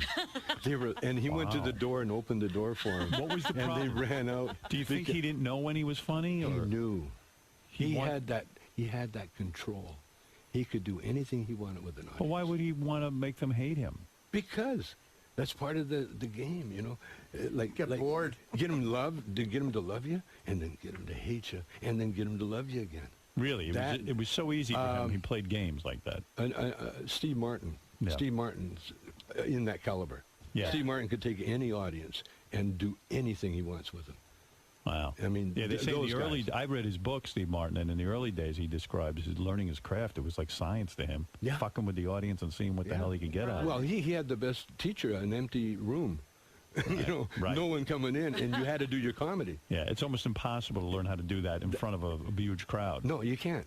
And Lenny Bruce was one of your influences too, Yeah, right? I would time. think. Big yeah. time, big time. Yeah. But Lenny wasn't of the same caliber as Red Steve Fox. Martin or Red Red Fox. Fox. No. Wow. I mean, what I'm talking about is, most comedians can make you laugh for a while, you know. Right. But to take an audience up and then bring them down, and like I've only seen Steve Martin and Red Fox, the only ones that did it. What about Richard Pryor? Well, Richard Pryor would do it, but Richard was more if Richard was stoned, really stoned, coked out or something, you'd see some incredible stuff that you go, whoa, oh, I don't know if I wanted to see that. but when he was getting very popular in that, he never took that extra one where he would take him. He'd just make you laugh and laugh and laugh. And laugh. Was George Carlin one of the greats? Yes, he was. Definitely. Carlin was more of a wordsmith, Right. Yeah. He could do anything with words. I saw him at a tribute to Mort Saul. Right. I saw all the great Jewish comics. And you told somebody that you thought George Carlin got very bitter toward the end of his life. He did? How do you know that? Just the word out, Why was he bitter? What was he having to be bitter about? Maybe he knew he was going to die or something. I don't know. Really? Well, how did that manifest itself? How did he become bitter? Well, he became bitter. He started, you know how he would attack the establishment? Well, he started attacking, like, homeless people. He was pissed at everybody. He was attacking everybody. His last couple are real angry. That's bitter. Some guy. Homeless. Get a job. What do you mean? What are you hanging around with me for? So you never seem bitter to me. You always seem like just a happy guy. Like no matter what life deals you, even going to jail. Even going to jail, and you deal with all that. You just kind of just go through life, man. I found the secret, man. What is the secret? The secret. Well, you know the secret. No, I don't. Yeah, I mean, I do, but you tell give it to us? Could you remind me again? What is good weed? No, the secret is new pussy. The secret is, you know how they say the muse. They talk about the muse. Yeah. Or watch Tiger Woods. Tiger Woods knows the secret. Yeah. See, there's a power. There's a power that drives us all. Pussy. Okay. It's a power. It's pussy. No. No, that's a sexual drive. Oh. No, the power, there's a power that drives every one of us. We all have access to it. But only the few of the greats really know how to access that power. And Tiger Woods is one of them. You watch when Tiger had his broken leg. Are you talking about the Force? I the learned Force, what do you want to call it? Star The Wars. Force, or you want to call it the Presence? Are you talking about the Matrix? No. The Gamorrean Guard, Jedi Master. I think I know what you're driving at. The Presence. Yeah. The Presence. Let's smoke a joint. Yeah. The life force. The life force. And you're saying Tiger Woods is on to it. Okay, you like when people write some great things or do operas or whatever, if you ask them, how did you do that? A lot of writers, they get, like Hemingway used to get drunk out of his skull so he'd get out of his own way so he could write. So it's that force that actually did the writing for him. Mm-hmm. And like Tiger Woods, when you watch him before he does a shot, he stands, he does a little meditation. He stands there. And then all of a sudden you can see it almost click in.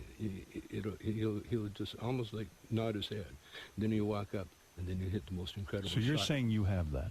I know how to access it. You do? Yeah. Who taught you that? Who is your teacher? I've known all my life. You just knew how to do it? I've known all my life. Did you always know you'd be famous? Did you always know it would succeed, the Cheech and Chong duo? I once, I don't know if it was in this book or the other book, but I said one time I was in a car we had just played with Hendrix. Right. And I was in the car with the band, and I said, I'm going to be bigger than Hendrix someday. And the whole band looked at me like, are you nuts? Put it into perspective, though. Put it into perspective. Was Cheech and Chong the biggest comedy act in the world? It's going to be. It's going to be? You mean there's still life in Cheech and Chong? Oh, yeah. What do you mean it's going to be? It is, we haven't. Did you sell more records than Steve Martin? Oh, yeah, I think so. And your movies were made millions and millions of dollars. Bigger than anybody. Are you honored? The top rental.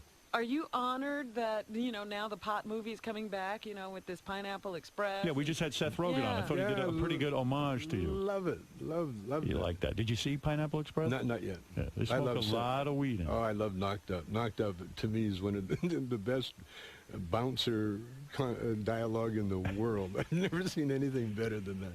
I love Seth. Tommy Chong's book, Cheech and Chong, is in stores now. Now, I should tell you that Tommy will be signing copies of his book today at noon, and you got to meet this guy. I don't know. There's some aura about him. He's just a good guy. Well, he's got that power, the force. He does have the force. No, access. I know how to access. Yes. And what he's saying is, if that power knows how to putt really good, you could be Tiger Woods. Tommy, believe it or not, you could even touch him, maybe. I don't know. Tommy maybe will be, get a little bit. Yeah, maybe get some of the force. You guys have to read the book because it's an amazing life. I mean, including smoking weed with Arnold Schwarzenegger is in your past. I mean, Well, is it Arnold weird? has admitted to that. We're not outing him, are we? No. Is it weird now to see the guy you used to smoke weed with? Is the governor? I've seen him. I seen him just recently. Did you? Where'd you see him? In the Starbucks. We go to the same Starbucks, and he looked at me and he recognized me right away. He said, "Tommy," he said. I said, "You remember me, Arnold?" He goes, "Oh yes." He said, "We both had a dream." We both had a dream. Yeah. He said, "Yeah, he did that." Except you ended up in jail, and I'm in the governor's mansion. He didn't have that far. So that was the whole interaction. That Here's a was- guy you shared a joint with, and that's all he But we emphasized. looked at, but every time I've seen Arnold, we have a connection because we did Up and Smoke first before he did his movies, Right. And so he was a groupie right away, Right. Because he knew me before I even was teaching Chong, right. And then all of a sudden he saw me come up with teaching, and all of a sudden I'm doing movies, and this is what he was into, right? And so he knew me from that level. And then we tried to get him to help me get out of jail. And so he knew me from that level. I remember that, You went yeah. in for a pardon, didn't you? Well, we went to see if, we had people talk to him to see whether or not he could do anything. And he didn't step in? Oh, no. He stayed totally away from Well, how do you feel about that? Oh, I understand it totally. He's a Republican. Come on. He couldn't be releasing a pot guy. What was the saddest moment in your life? Do you address this in the book? I don't think I do. But what is the saddest moment in your life? I mean, it seems like such a blessed life, but there had to be some real Well, I mean, he went to boundaries. jail, Howard. How was Was that the saddest moment in your life? No, good question. When I realized that Cheech and I had broken up. That was it. When I went to the movie, when I realized that he was doing another movie without me, and I actually come across, they were shooting a location scouting or something, and I came across the whole crew that used to work for me, and there was Cheech, and they just kind of went, "Hey, how are you doing?" They just walked on by me, and that was the saddest. That was the saddest time. What broke you two up? He did another movie. What was that movie? Born in East L.A. Yeah, Born it's in a East good LA. movie. And he never even told you. He just said, "I'm." No, he told me. He did. He says, I got offered a movie without you. Wow. And I'm going to take it. You felt that was betrayal, didn't you? Oh, yeah, big time. Is that the one he did with Eric Roberts? Roberts? No. Did you say to him, hey, Cheech, wait a second, come on, we got a huge thing here. We beat all the odds. It's funny. You know what I said? How about the act? What about our act? He says, you got it. He gave it to me. He said, you got it. And then just recently, how about the act? Okay, I want it back. Not so fast, white man.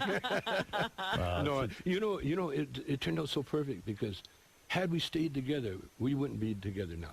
Right. We would have been over. We would have been done, over with.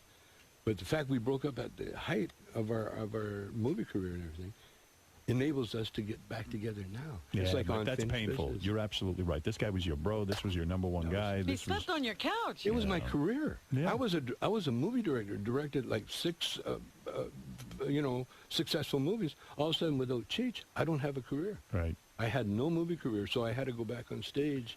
Here's what I predict is going to happen. You and Cheech, of course, are now getting back together. Mm-hmm. You will get huge again, and he will dump you again. He's just waiting for the chance. He's just waiting for the chance. He's pulling on you what Red Fox did to the audience. He gets you up, and then he fucking takes you down. Man. Don Johnson's going to call him back to do another Nash Bridges. Look, man, the book is called Cheech and Chong. It's the story of Cheech and Chong, and Tommy tells it so well, and you got to go meet this guy. You talk about a great energy. Every time I see Tommy, I go, boy, I love that guy. Yeah. Real quick, Richard Christie, who works for us, goes, he's never once asked me, all the years he's worked for us, he says to me, I just want to meet my hero, Chong. Oh, he calls him go ahead. Chong. Chong, he calls. First of all, the guy's name is Tommy Chong, not Chong. Mr. Chong. Mr. Chong. He has shorter hair than a lot of your fans. Yeah, what do you want to say? I just want to say that you, Mr. Chong, are quite possibly my biggest comedy influence ever. You said that about Howard, though. Well, Howard too, but And by the way, my Tommy, earliest influence. Be nice to this guy. He's a slow adult. So, you know. All right. Go ahead, yes. Go ahead, yes. I mean, I've watched your movies like millions of times and grew up with you. I saw your first Cheech and Chong's next movie is a masterpiece. I saw it when I was 8 years old, and I've been hooked ever since. And I read your book. Your new book is brilliant, and I just want to say I'm a huge fan. Thank you. You don't even smoke weed, though, do you? No, I don't. I haven't since 1992. But you know what, Tommy? This guy, he works for me now, but he was considered one of the top heavy metal drummers in the world. Another musician, yeah. Another musician. For who? A band called Death and Iced Earth. They were heavy metal bands. Yeah. That's right. Yeah, he's not as big a loser as he looks. That's what I'm trying to establish so that you won't treat him how Jack Nicholson treated you. Richard always told me that his favorite. You always told me your favorite Cheech and Chong movie was Born in East L.A. That's what people tell me all the time. Well, you are a great guy. You know Thanks, that. man. I don't have to tell you. You have found your inner chi or whatever it is you want to call it, and His inner Cheech. his inner chi. You found him all right.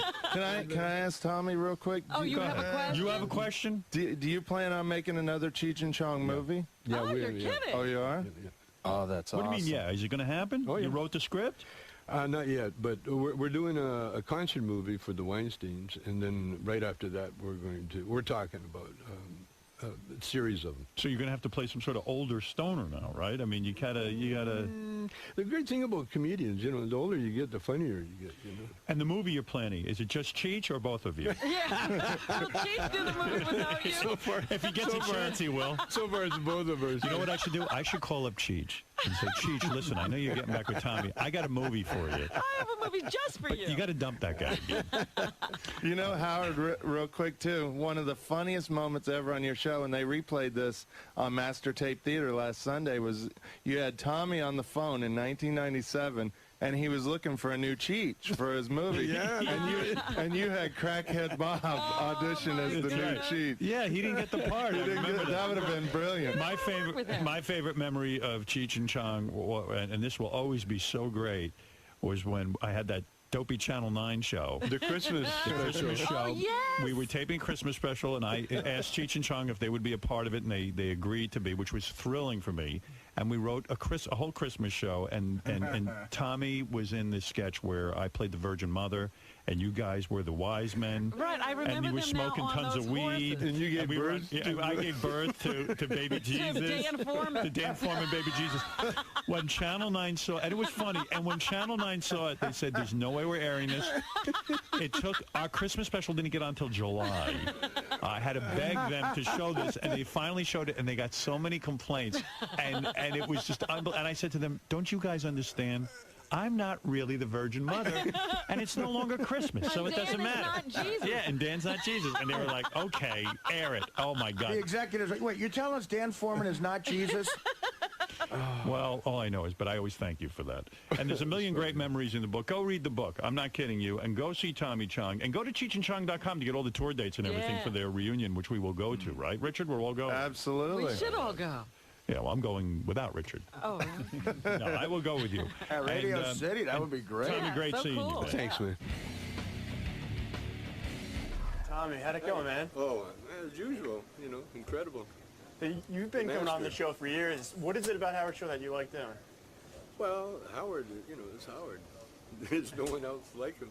But we've been around long enough to find that out. Everybody tries, but no one really even comes close. And Robin, see? Robin's always a plus. Well, that's part of his strength. Howard knows what makes him great. Cool. So it sounds like things are going really well for you, man. Incredible. You got the tour, you got the book. I think it's karma, I went to jail, and now it's payback. It's your turn now. Everything's happening, and it's crazy. Like I wrote the book, I had no idea we were going to do the tour.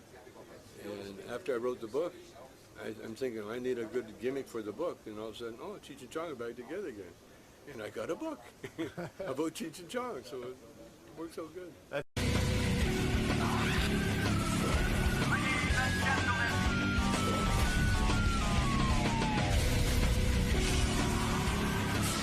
What's going on? Brody Jenner here doing Howard Stern.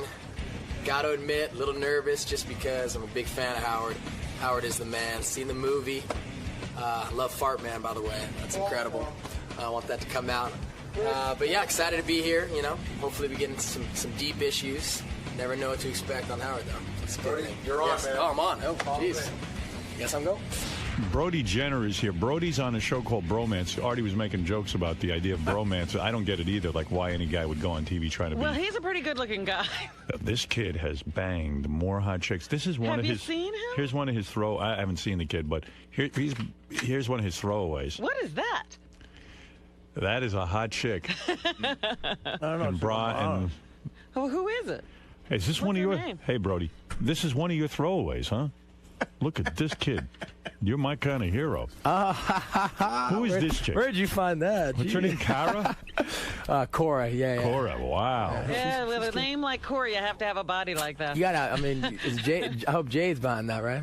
When you see a good-looking girl like this, yes. And thanks for coming on the show, bro. Oh, thank you for having me. And we'll talk about bromance in a minute. No worries. And you are a good-looking kid. There's no question about it. You know it. The girls know it. Even guys know it. When did you know it? When did you know you were that good-looking? When did you start having the power over women? I mean, to be honest, when I was like, 13, 14, I was actually kind of chubby. I was like kind of, I was a little chubby, but it was good because, my friends would always squeeze my little rolls and stuff. And would you go to the gym? You start working out? No, I actually started surfing. Ton of surfing and hit the growth spurt. Yep, it does.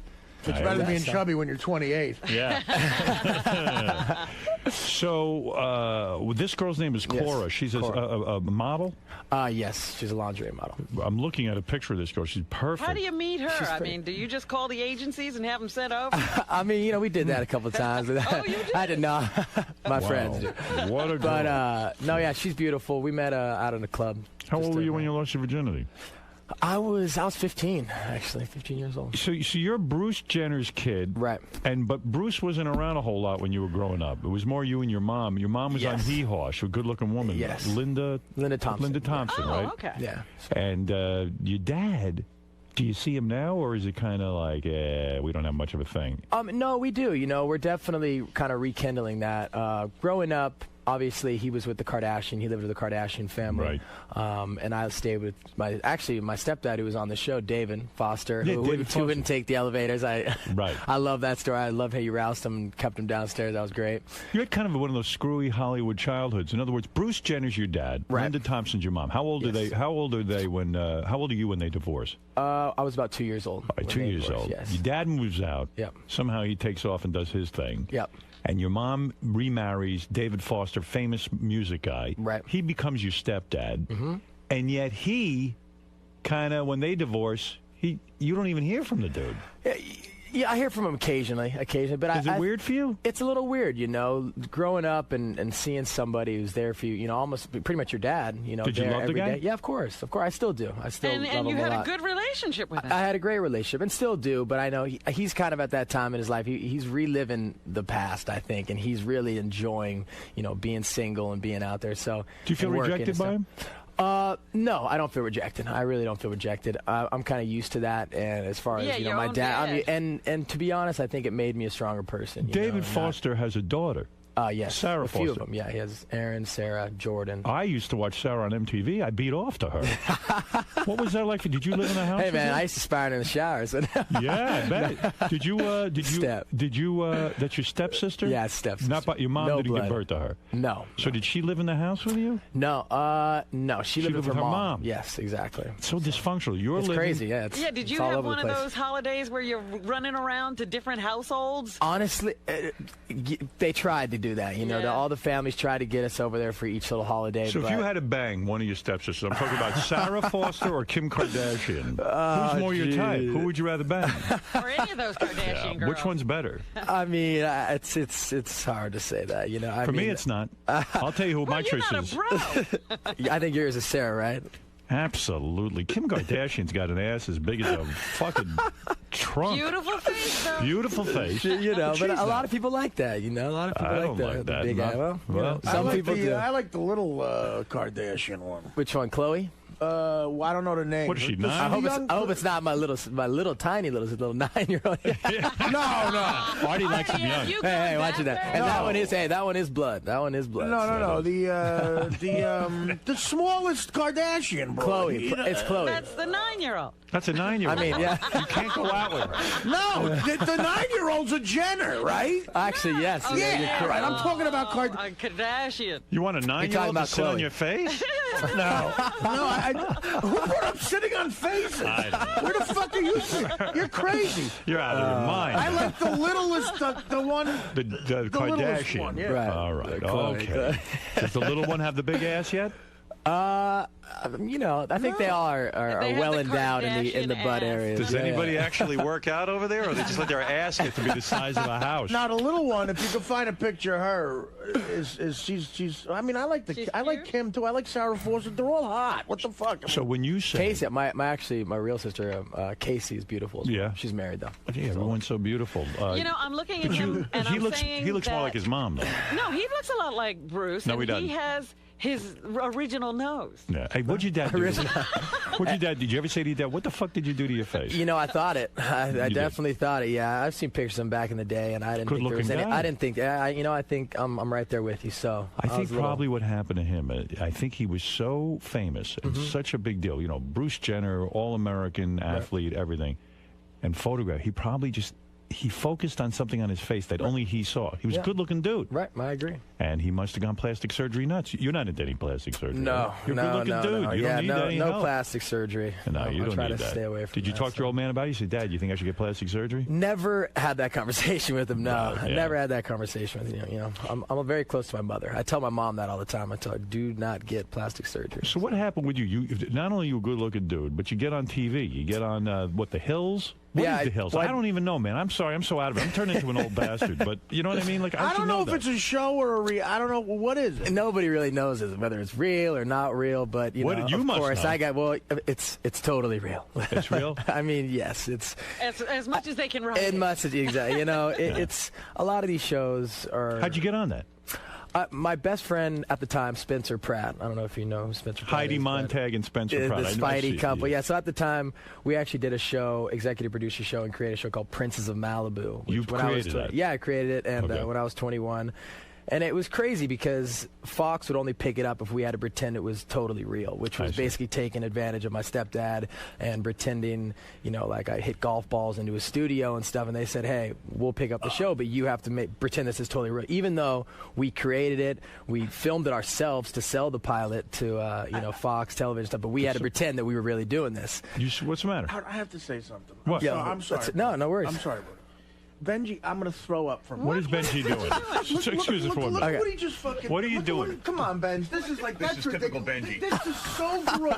Oh, yeah. Look at that fucking shit he's putting on that salad. Benji.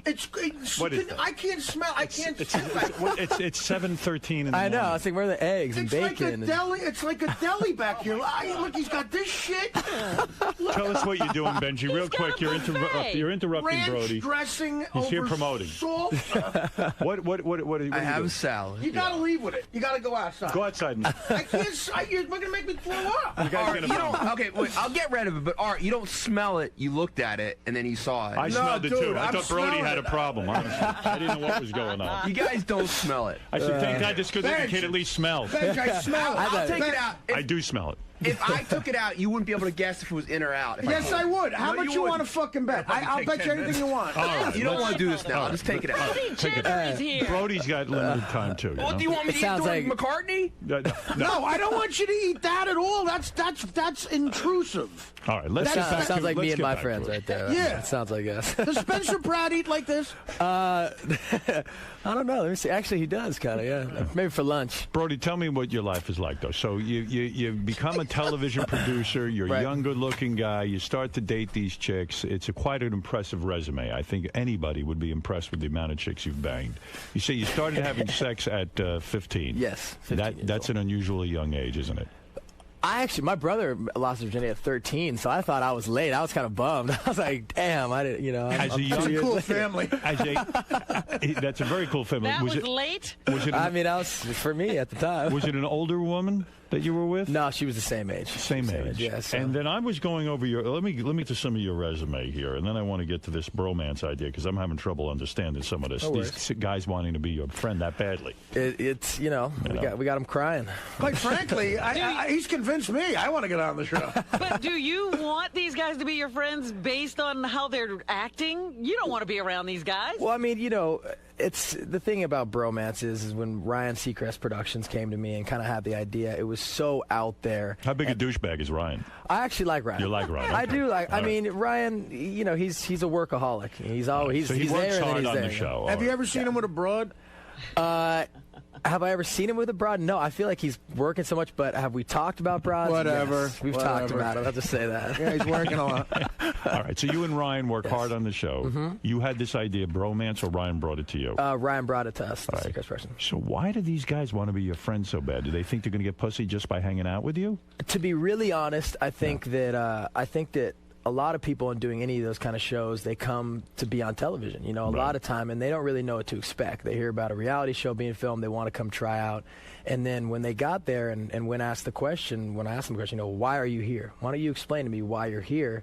And for guys, it's so hard to, I feel like for a lot of guys, it's very hard to open up with your guy friends.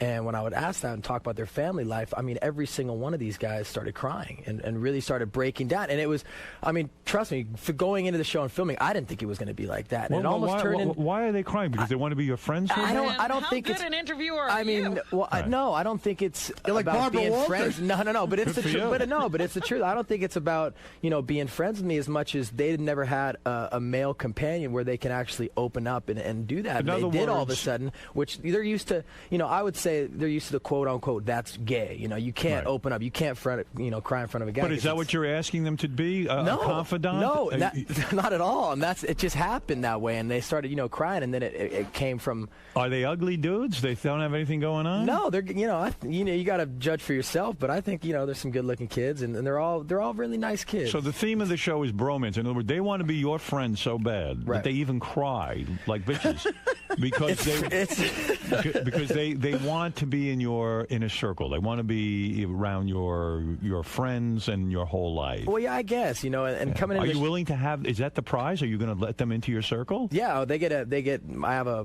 beautiful condo in downtown LA and they get that for a year, and they get to They hang out in your condo? No, they get to. I give it to them. You're going to give them your condo? I'm giving it to them completely. Why would another you do big that? surprise. Because I got another place in West Hollywood, so I'll let them take the downtown LA one. Yeah, so you're not far of a commute. Yeah, exactly. So I'm moving to a warehouse. So I'm getting the feeling that you're you're really not going to hang around with these guys if they win. Let's be honest. I wouldn't. You're probably disturbed. To be honest, the guy that won is actually very, very cool and down to earth, and I really enjoy his company, and I would hang out with him. Do you hang out? Does he sit there and talk to you about his problems, and he wants a deep relationship with a man? We're actually not allowed to hang out because of the show. Restraining order? I was going to say, this is like The Bachelor. Yeah, restraining order. It is. This is like The Bachelor. You can't now see your best friend. Well, I mean, it's Must be hard for you. The show is just so crazy going. I wanted to do something different. I love trying things different, and nobody's really delved into the whole male bonding and male relationship factor. So that's. Do you thank God every day that you don't look like myself or Benji or I'll be honest, you guys. I love you guys, so I would never. I'm not going to say that. But it must be disturbing to see guys that look like me and Benji, these type of guys. No. Benji You should see my friend. All my friends. Are your friends as ugly as we are? I mean, I can't imagine. Are you the queen bee or what? No. I got we all mess with each other. Who are your friends? You got other famous kid friends? First of all, understand he grew up in the home of David Foster. Now, David Foster He knew everybody. So Michael Jackson would be in your home. Now, you're a nice-looking guy. I mean, any hanky-panky? Does he? It's really funny you actually say that, because there is a picture of growing up that was in our house that was me, Michael, and a bunch, and I'm right next to Michael, kind of right here, and all my friends would walk by with their cell phones and take pictures of me next to Michael. So every time I call him, it would pop up and be like, hi, and they would always give me grief about that. You never had any overnight overnighter. No, never been to Neverland. How old were you when you met Michael? Were you a young child? I was young. Yeah, I was probably about 6, 7 years old. Was he taken with you? I know he loves children very much.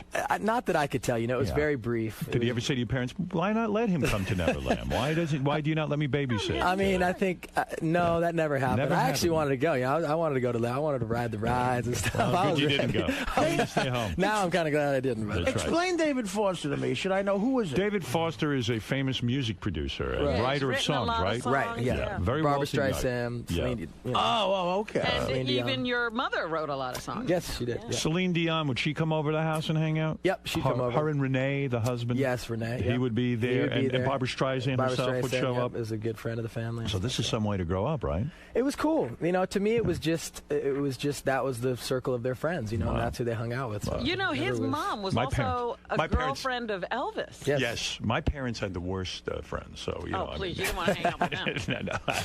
But, Get out of the house. Your mom went out with Elvis. Right. Did she ever bring up Elvis's name? David would hate that. Right. She would. I'm sure. There was actually a really funny story if you want to hear it. Larry King. They were at Funny some already. kind of That's how every funny story begins. It was like a banquet kind of thing, and Larry King and my mom was sitting there, and they had done an interview about Elvis's death or something, and Larry's talking to her. Oh man, I can't believe you dated Elvis. Can't believe Elvis's penis. And David was sitting right there, and David just went, you know what, Larry? Why don't we talk about you and all your ex-wives that you fucked? And Good for him. Larry and David and Larry's like, you just insulted me, and they almost got into a full-on. Wow. Yeah, it was. You know, good for you. Good for David. I thought it was funny. Your mother's is she still a hot piece of ass? I think she's gorgeous. Beautiful, Yes, yes. I do. She's The the shots love of her my and life. Elvis are really, she's a beautiful woman. Did she ever describe? Bring her in with you one time because I need to talk about what she did with Elvis exactly. If you could stand it. See, I'll let you guys. I'll sit out of the room. You get out of the room. I'll plug my ears for that. I mean, like, what did she do to Elvis? Do you ever wonder what was going on with Elvis? 'Cause She's got some incredible stories. Yeah, but the ones I could get are probably a lot better. I'm sure they would. I bet Elvis wouldn't give her oral. I guarantee it. Elvis never went down on a woman. Never did that? Never. Very rarely. He was eating everything else. Did you ever say to your mother? Because I've asked my mother if she's had anal with my father and all this. I don't know how honest you are with your mother. Did you ever say to her, did the king ever go down on you? I know he doesn't like that. I've never asked, but hey, I'll ask her. Believe me, Brody, you're normal for never asking. I can't believe you don't ask your mother if she got oral. I can't believe it. You know, you have a very uptight relationship with your mother. They say Hollywood is so liberal. See how well my mother reacts when I ask if she's ever had anal. So Brody, where do you grow up? Like Malibu? I grew up in Malibu. That's a nice place, and you get into surfing and all that stuff. And what do? So you do the surfing, you work out with the weights, and It never occurred to you that you needed to be an athlete like your dad? To be honest, I was surfing. That was my thing. I love surfing and snowboarding. I would, miss a bunch of school and stuff, to be honest, to go snowboarding and do that. I never really got into the track and field. And that's athletic. In Brody Jenner's life, I'll tell you what, I don't think many people would pause to trade places with you. Brody is currently dating 2008 Playboy Playmate of the Year, Jade Nicole. Oh, yeah? Yeah, there she is. She was in here. Look at her. She's a hot chick. Yeah, she was in here. She's way hot. She loves you guys. I loved her. Oh, wow. Oh, man. How'd you get her? At the Playboy Mansion, did you go? You want to hear this story? Why not, man? Well, I actually was actually hooking up with her best friend. This is years ago, though. This is about 2 years ago, and she was her best friend. Jade was her best friend, and so I always just knew her as a friend and got to know her like that. And me and her best friend stopped hanging out. Later on, I ran into her in Canada, 'cause she lives in Canada, at the Much Music Awards. Ran into her. We started talking. She totally blew me off. She was in San Diego one time that I was in San Diego, and I was like, "Yo, come to my, hotel. Let's hang out." Completely blew me off. I was just kind of, oh man, because I thought she was gorgeous. She was a very cool girl. Blew me off, and then she texted me before the Midsummer Night's Dream Party that was coming up. I was extremely excited. However, I found out later on it was a mass text message. So, you know what I mean? So you get to go to the Playboy Mansion for the Midsummer Night's Dream Party where all the girls are in lingerie. It's pretty. What does cool. that mean? She sent out a text to a bunch of people? Well, she sent it to a bunch of people, and I thought it was just me. I'm like, oh yeah, of course, I'll be there. I'll see you there. And then I found out later on as we started dating that it was she was giving it to our girlfriends and everything. Like, hey, hope to see you up at the mansion. But these women you date are in a league all of their own, and when you're in bed with a chick like this, it's hard. I don't know if it is for you because you've had so many odd chicks. Is it hard for you to hold out? I mean, in order to give them pleasure, are you able to? Do you wear rubber with these chicks? Of course. You have to wear rubber. Right. Obviously, you got to think about. There's birth control and stuff like that. But if you're not on birth control, you got to obviously protect yourself. Right. So yeah. So does that slow you down? That helps. Obviously that helps. Right. Because these chicks are probably expecting big things from you. Because you're a good-looking guy, you got a big fantasy thing going with them. You're in good shape. When you whip out the schlong, and the main thing is you gotta clear the pipes. That's I'm gonna be honest. So you gotta clear the Before pipes. the date. You've got to be a lot. You gotta do that. I do that. It's just I always beat off before I bang a woman, even at this advanced age. I'm telling you. You got to. Yeah. And when you say you lose your virginity at 15, right? That doesn't include BJs, right? I mean, you were getting blown before that. I had a couple of those before that. I bet 11. I bet you were 11 when you got your first blowjob. Am I correct? No, not 11. No, maybe 13. 13. Look at you. Yeah, Lord. See, I'm charmed life. I'm different. Artie got blown for the first time last week. I'm different. Where he's 41 and he had a peg. I always jerk off after a date. So you. I always clean the pipes after the day. I've done that too, Artie. So this. Are you faithful? God, we have so much in common. Are you faithful to the Playboy Playmate? 100%. Honestly, she's one of the most incredible girls I've ever met in my entire life. So 100%. Until 2009. But a guy like you can't get married, I don't think, because you just got too much fun, you got too much play going on. Well, I got a lot of stuff I need to accomplish in my life before I start thinking about marriage. Obviously at this stage of my life, she would be the girl that I would want to marry. But I think for both of us, there's a lot of things that we need to accomplish. Get to 1,000 chicks. You know what I mean? Do that. Hey, man, how do you know I'm not there yet? You know what? How far Maybe you are. He was there when he was 15. Give me a rough estimate. Give me a rough estimate. So I don't know. Can you bang? That's the. I lost count past 10. Can you bang a chick at the Playboy Mansion, or or is that dangerous? I never have. It's a lot people of do it. To be honest, I've walked into the Grotto and people are getting wild in there, but too many people are. It's kind of a. It's like an orgy scene. Yeah, you've never orgied. You never had two girls at the same time. I imagine you've put that together now. I mean, honestly, yes, I have had two girls at one time. Look at you. Yes, I actually had 4 at one time, to be really. If you want to be perfectly honest. Now, what do you do with 4? Yeah, is that difficult? Is it four women and just you, right? No other guy in the room. It's a lot of work. I'll say that. You got to make sure that they're into each other. A lot of it is them hooking up with each other. Would the winner of Bromance get one of the 4? Were these girls Playboy Playmate types? Were they that good looking? That type? They were very pretty. Where do you meet 4 girls where you can bang all 4 in one night? To be honest, I didn't bang all 4, but I was with a girl that liked girls. Right. So she. What type of girl? Is it a famous girl? No, not a famous just girl. a nice girl. Yeah, beautiful girl, and she liked girls, and so she was a beautiful girl. So she was girls that flocked to her. Right. So that would happen, and she would kind of take advantage, and she'd take them. Were you at a club that night and met 3 women who all wanted to come into your room and hang with you guys? They liked her. To be honest, Right. they were after her, and I just got to be there. So when you go there, in the right place at the right time, let's say. So Brody, when you walk into the room and you all go back, you're probably drinking and stuff, you're hanging out. It's probably at a hotel or something. Right. No, it's back at her condo. Place. Back at the condo. Place, okay. Back at the condo. So you get all the girls, and something's going to happen because this is a wild group, and they've probably already been all over each other. Right. You bring them back, and then they all start giggling and stuff. Right. And after they do this, fucking mescaline and everything else, and ecstasy. Mescaline? You got to get them going. Was it 1978? Mescaline. All right, my day was mescaline. Show my age. All right, listen to me. So, lewds, whatever it is you got. Right. So they start giggling and stuff, and then they get naked or they get in the hot tub or something, and they all start partying. Right. So what do you do? What's your game plan in a situation like that? I mean, you got to go with the flow. You know, get naked, you go, beat off in the corner and just hung back, or no? What? I was with the girl that I had already been with, so I obviously would pay most of my attention to that, and then obviously watch the show, see what's going on around you, and you didn't bang any of the other 3? No, I didn't. You did not. You didn't. No, touch any I didn't. Of the other I really didn't. But no, they blew you. Some of them. You know, there was some hands and some mouths involved. Let's say that. But look at you. But you're living hand to mouth. Look at this. You know, I think Nicole Richie is very attractive. Now, some people disagree with me. You went out with her for a long time, right? We did. I've known her since I was a little kid. So same I would like kind to of bang thing. her. You would go over her house, see Lionel Richie and these type of people. Yeah, family friends, and she actually lived in the same building as me in Hollywood. So she was right upstairs. And yeah, we got to really know each other. It was. Yeah. Did she get good heroin? Oh God, he's into heroin. Was she your first? No, she was not. No, she's not my first. No. Was she good in bed? Yeah, she was. Wow. She seems nuts. Yeah. No, she was. I would like to do her. Hey man, would I enjoy that? She's married. Yeah, you'd enjoy it. She's married Did now. you go got to the wedding? Kid. I didn't. No. You did not. No, I didn't. Why? Because you're an ex-boyfriend?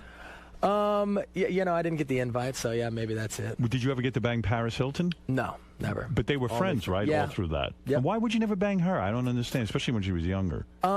Just never, it just never happened. They Never didn't- happened. they No, didn't we go that way? no, we didn't go that way. We always were just friends. You just weren't attracted to her? No, it had nothing to do with not being attracted to her. Just honestly, Flat with ass. her and Nicole, we were just, I think we're she'd all be all grown over. up as friends. I figured she'd be all over you.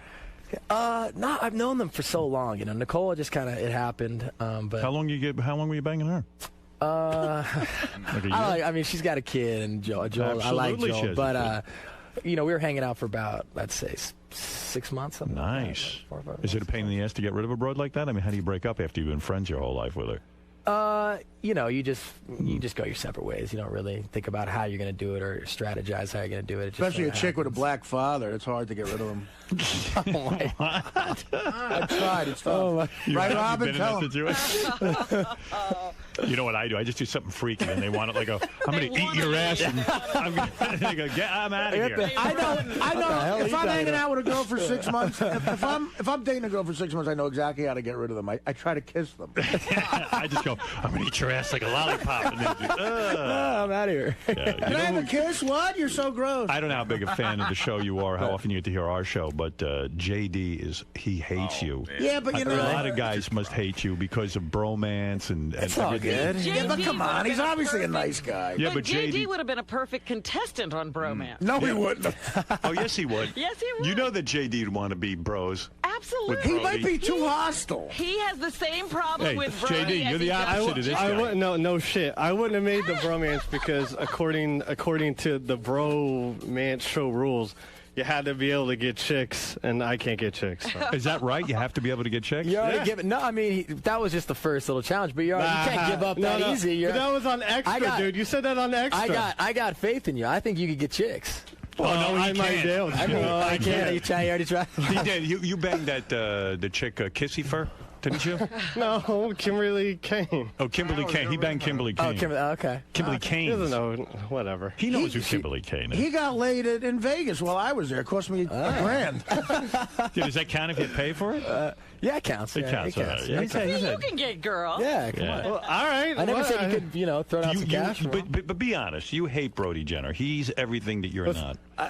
I don't know him, but from what I see on the TV and whatever, I hate his guts. I think he's the biggest douchebag ever. Why do you think he's a douchebag? Be honest. I mean, Brody can handle it. He's not a douchebag. It's all good. Yeah, I think Brody will forget this soon. Yeah, like he's gonna care. But why is he a douchebag? I think he's jealous. I think he seems like a nice kid.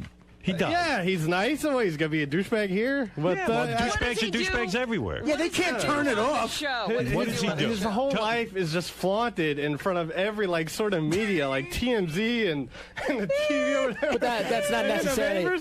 That's not up to me. I don't go home and call the TMZ cameras and say, "Hey, come, come." Yeah, sure. And the Hills isn't real or fake or whatever. Well, he's trying to make a living. Your job is to tape his life. It isn't real or fake. You tape his life? While, I mean, really? Artie's right. Your job is to tape his life. He lives his life, and your job is to tape his life. I'm so glad I came here so everyone could laugh at me. And our job is to talk about his life. What is the douchiest thing you saw him do? He's the only one living a life Be honest. in the room. Maybe Brody I'm needs to curious. wake up. What is the douchiest thing? Come on. Let's hear it. Well, you know what? I read a story on page 6 or something. Right. Well, no one you knew released a story. Go ahead. About how he had to turn away girls at a party. party or something one time. There were just so many girls that he couldn't handle them all, and he just had to turn some away. Is that his fault? So is he a douche for that? Yeah, I don't know. Wouldn't it be fair? He sounds like he's jealous. That's fair. I think it sounds Brody, like, I think you hit the jackpot there. You know, when you were hanging out with Ryan Philippe. Oh, yeah, what about that? Yeah, you were jealous of him, too. I mean, you're jealous of him. No, I was not jealous of Ryan Felipe. No. Well, he was getting all the women. Well, no, he had a girlfriend. He has a girlfriend, so. Well, if he hadn't had a girlfriend there, all the women would have been hitting on him. Well, Do you want me to send you out to Malibu and you hang out with Brody and his No, that's okay. I don't. Come on. I bet you he'd get you laid. Do you know how to watch surfboards? He could at least he could hook you up with Nicole Richie or someone like this. That's sure. Okay. Well, hey, my lady's got a ton of hot friends. They're all playmates, so I could hook you up. Turn him down, JD. Come on Turn now. him down. You know what? Me, Benji, and you'll go out there and see let's go. who could fuck. You guys come to the mansion with me. That's a bromance. Why did you kiss Lindsay Lohan and stop at that? Was there a smell? What was going on there? Why didn't you complete the deed with her? Just, never really got around it. We were just kind of friends, and it just happened. We just kissed. In other words, when you get as much pussy as you do, Lindsay Lohan's no big prize. In other words, you've got your pick Did of she it. look like trouble? Yeah. She's fun. She's a fun girl. I'm going to say that. She's a very fun girl. She's disturbed? Is she what? Is she disturbed? No, not that I But something must have happened. You started making out with her, and then something said, I got to get out of this. What was it? Yeah. Was she sloppy? What was it? Samantha It was actually, Ronson's she dick? had. She had what? We were, I was in the middle. I was in a bed, and I was in the middle, and it was her on one side, and then one of her best friends was right here. So, I mean, we weren't going to go past making out. All right, I'm just going to leave. Okay. He's going to go kill himself. Now he's really Now he hates you. I don't know why he's holding it against you. It's all good. She was with a friend, and it would have been uncomfortable to make love to her in front of the friend. Yeah, and I just, honestly, she was a really fun girl to hang out party, and a lot of times when you make love with somebody, it makes things more complicated than it needs to be. So. Is Nicole Richie one of the best in bed that you ever had? She's good. She's good. She's good in bed. I'll be honest. My girlfriend right now, she is absolutely incredible. What makes a girl good in bed for you? I mean, they got to be a little wild. They got to be a little wild in bed. And what is wild to you? I mean, I'm sure it's the same as you. Wild, just fun, and obviously they have. Dirty Sorry word? to be. I'm gonna bring it. Bring it on. Multiple orgasms. I think is what's incredible when Is a girl that what I've been missing? It's the truth. When a girl has multiple orgasms, there is no better feeling Because you in the feel world. great, Great. she's having a good time, you're delivering the goods. It isn't Exactly. necessarily licking her. And these are real orgasms. It's orgasms. Oh, no. Oh, I mean, I have scars on my back to prove it. Wow.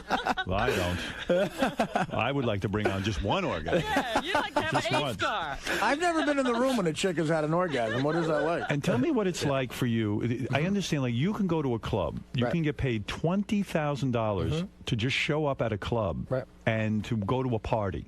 Is that right? And I mean, you do that quite often. Yeah, I mean, when it gets offered, obviously it's $20,000, and you know what some people do for $20,000. I mean, I feel so fortunate and grateful to be able to go to a nightclub or an event or something like that and be able to make that kind of money. And what do you do there? You just hang out and you sign autographs? Yeah, you sign autographs, take pictures with fans, and just hang out and party with them. Wow. They can actually get to you because usually I think you guys are totally away. No. For the I absolutely love my fans, and I love people that support me. So, obviously it gets a little crazy sometimes, and they, come in. You ever bang any of your fans? Like, do you ever go to any of these things and let's say you're partying and you're getting paid and You're all not that? hooked And, up? honestly, there's a hot chick there, yeah. Honestly, no, not really. I don't. Yeah, it gets a little.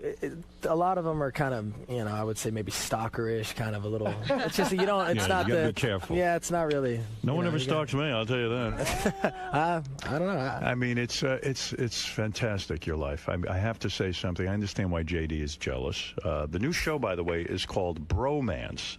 Brody's having so much fun in life. People are killing themselves to try to be friends with They want to be friends with him. That's pretty incredible. That's crazy. Yeah, and I'll tell you what, it's a pretty amazing life.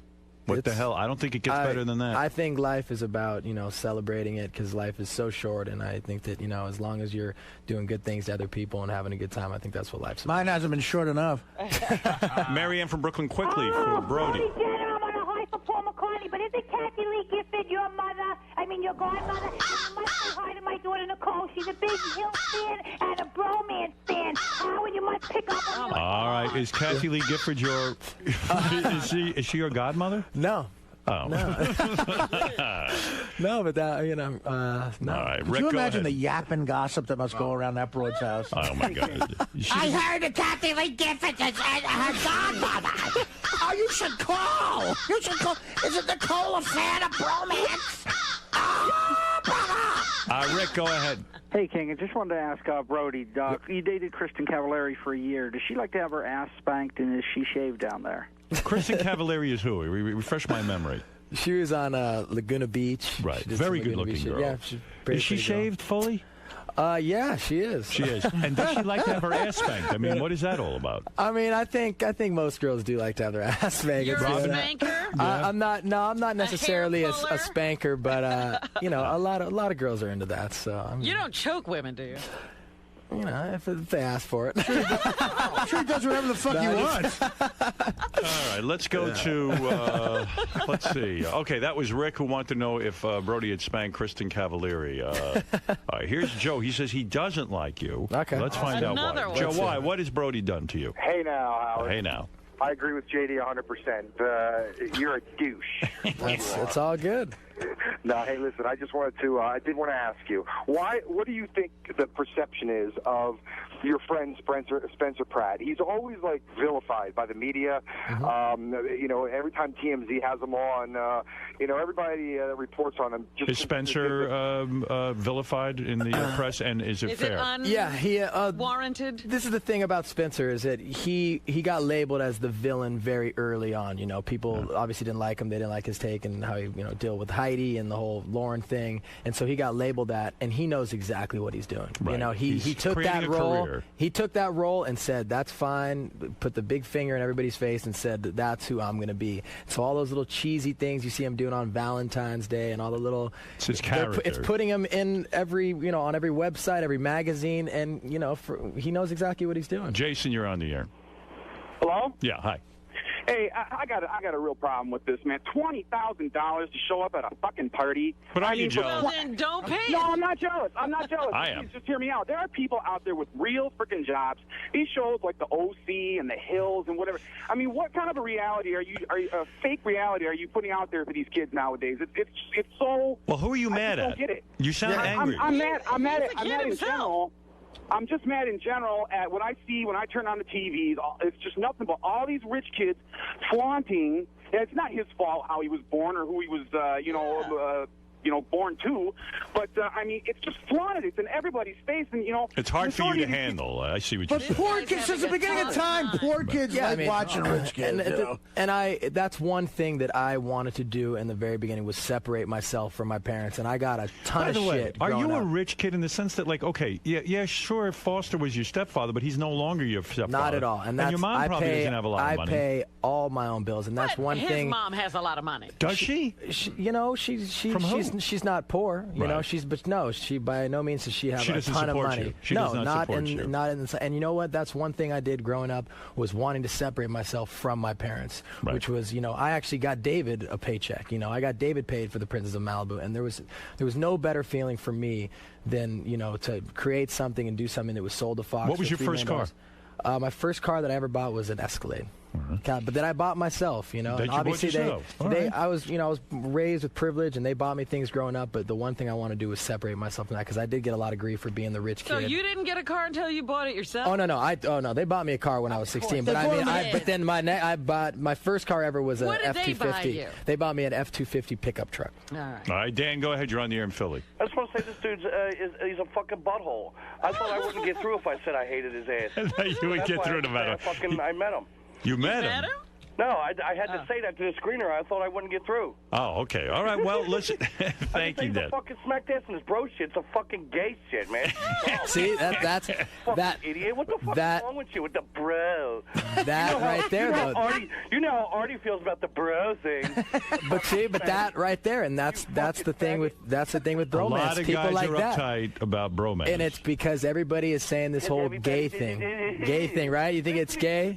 Nothing It's gay like, about did something happen to you as nothing a gay about child or fucking something? the Playboy Playmate. Yeah, it's like, come on now. Okay. But do you have a bromance? Do you have a friend, a guy that you can open up to? And Of course, you yeah. do? I think it's therapy in a way. you Mine know, is to Fred. be able to. Fred. Yeah, You that's gotta have my- somebody. You Never know? mind bromance. That's my romance. There you go. Let's go to Ralphie Boy. Hey, now. Hey, now. Hey, yeah, actually, one of his friends on the show was like almost in tears because Brody was looking for a new friend. Right. He ran out like a girl. You know, I was sort of in the JD camp. I thought he was a douchebag. I was even working on a list, like, because he's got his name tattooed on his body and he wears his pants around his ass like a wigger. But you know what? He's coming up pretty good on the show. He seems like a cool dude. Seems like a good guy to me. I like Brody. Might have been wrong. You might Yeah. not be such a douchebag. That's right. Thank you very much. And let me tell you something. Ralph's a douchebag, and it takes one to know one. Thank you, Ralphie. He's not in my category. That's right. Well, listen, Brody, you're obviously controversial. I think some guys are always going to be jealous of you. You got the life. You know? But is that a bad thing? Nope. You know, like JD, you know, he's angry. JD wants to be That's you. JD's problem. What are you going to do? You know what I'm saying? I mean, listen, you got a good thing going. You got a couple of these TV shows. If people are hating on you, you know you're doing something right. That's right. You got the broads. Listen, the sexual frenzy you're in is few will know. You understand what I'm saying? Right. It seems to me it's your job to pollinate every little flower out there. Yep. And give it to them hard and give it to them fast. That's all the advice I'm going to give you. Did you ever bang any of your teachers? Never. Never. No. Yeah, I had a couple fantasies, but never. Boy, if never anybody actually could have did done it, I figured it was I was you. going to say, the teachers weren't hitting on you? Yeah. No. Like I said, I was chubby back in the day. So. Looking at all the guys in this room, including myself, we never got to bang the teacher either, so don't feel too bad. Definitely not. I like Thank you you. I very think much. you're a good dude. Thank And you very much. thanks for stopping by and telling us about all these bitches. Thank you for I'll having tell you me. that. You got a lot of Appreciate famous ones, not so famous ones. It doesn't matter. It's all good. Exactly. You ever bang a fat chick? Probably not, huh? You got to take one for the team every once in a while. Really? Look at you. All right. You're a good man. Just for the fuck of it, right? You got to make them happy. I'll tell you, do me a favor. Before you leave, let JD smell your finger. Oh. Okay? Okay. Don't forget to let him smell your hand. That's so fine. he can get I'll a let little. He wants to get a little of that stink on his nose. All right, we'll be back right after these words. Brody Jenner, everyone. Brody, how'd it Yo. go, man? Oh, it was incredible. What do you like about doing the show? I just love how real it is, you know. I just love that you can say anything, do anything. Yeah, is it hard to say anything? Like, you know, you talked about like your past girlfriends and sex life. You think you're gonna get in trouble for Hey anything? man, it's or- Howard Stern. I get the getaway free pass right there. I gotta say, hey, you gotta do what you gotta do on Howard Stern. So. What do you think about JD? It wasn't too fond of you. I mean, it's all good. JD I liked him. I thought he was a nice guy, so it didn't bother me at all. Why do you hate him so much? Because I hate it, like Ryan says, I hate everyone.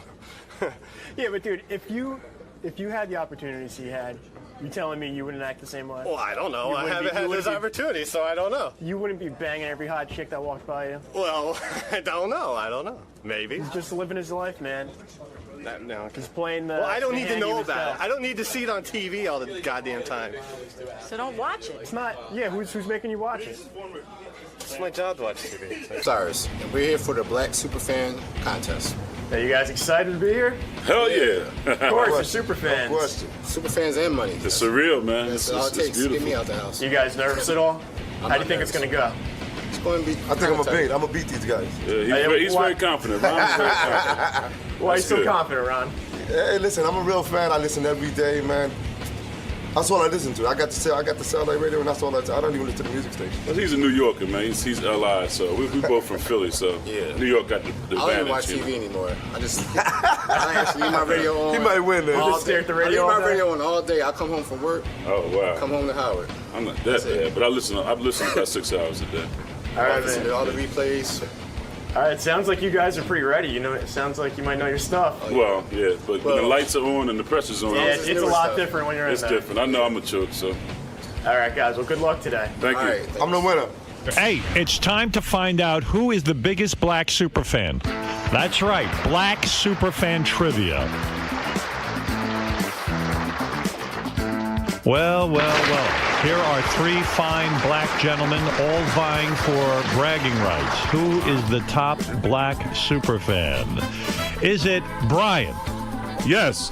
Brian, hi. Brian, a lot of people were carrying on. You're evidently a very famous black man. No, I'm not famous. You are on a TV show called The Wire, and you're an actor. Yes, I am an actor. Yes. I'm a struggling What were you actor. on The Wire? I played homicide detective Vernon Holly for 5 seasons. Okay, I do recognize. Because I recognize you, and you're beautiful, Rob. Gary was like, "Oh my God, he's from my favorite TV show." Evidently, a lot of the guys in my office watch The Wire. I've never The seen it. Wire is a great show, but it's over now. Yeah, if you say The Wire's a great show, you imply you've seen it. I watched every episode of the. Why do you not 5 recognize seasons. Brian? Because he was not a major character. No, I wasn't major. No, you were a detective. Thank you for digging in my heels, Rob. You know what he would do? I I'll wasn't. tell you what a typical scene with him was.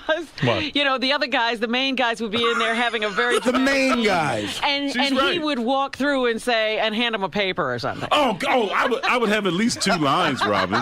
Jesus, that's horrible. She's right. I had 2 episodes maybe where I was featured, but she's absolutely right. For the 5 seasons, was it a living? I mean, could you make some money doing The Wire? I mean, No, my best year as an actor is probably 30 G's, Howard. it's a tough business. That's more the reality of acting, isn't it? I do a lot of theater, but yeah. Right. So yeah, I know Brian as well. I met Artie. Yeah. Yeah, I've heard The Wire is amazing, and unfortunately, I've never seen it. But I met Brian at a road gig, and he sent me he sent me some letters back and forth. He's a really nice guy, good guy. Brian, you even worked in a film with Fred Norris. Is that correct? Oh, I didn't have to have pleasure of working with Fred, but yeah, Fred, Cold Hearts. You played Uncle Joe. Oh, then you definitely were not there on the beach. I was working with a chick that night. Yeah, no.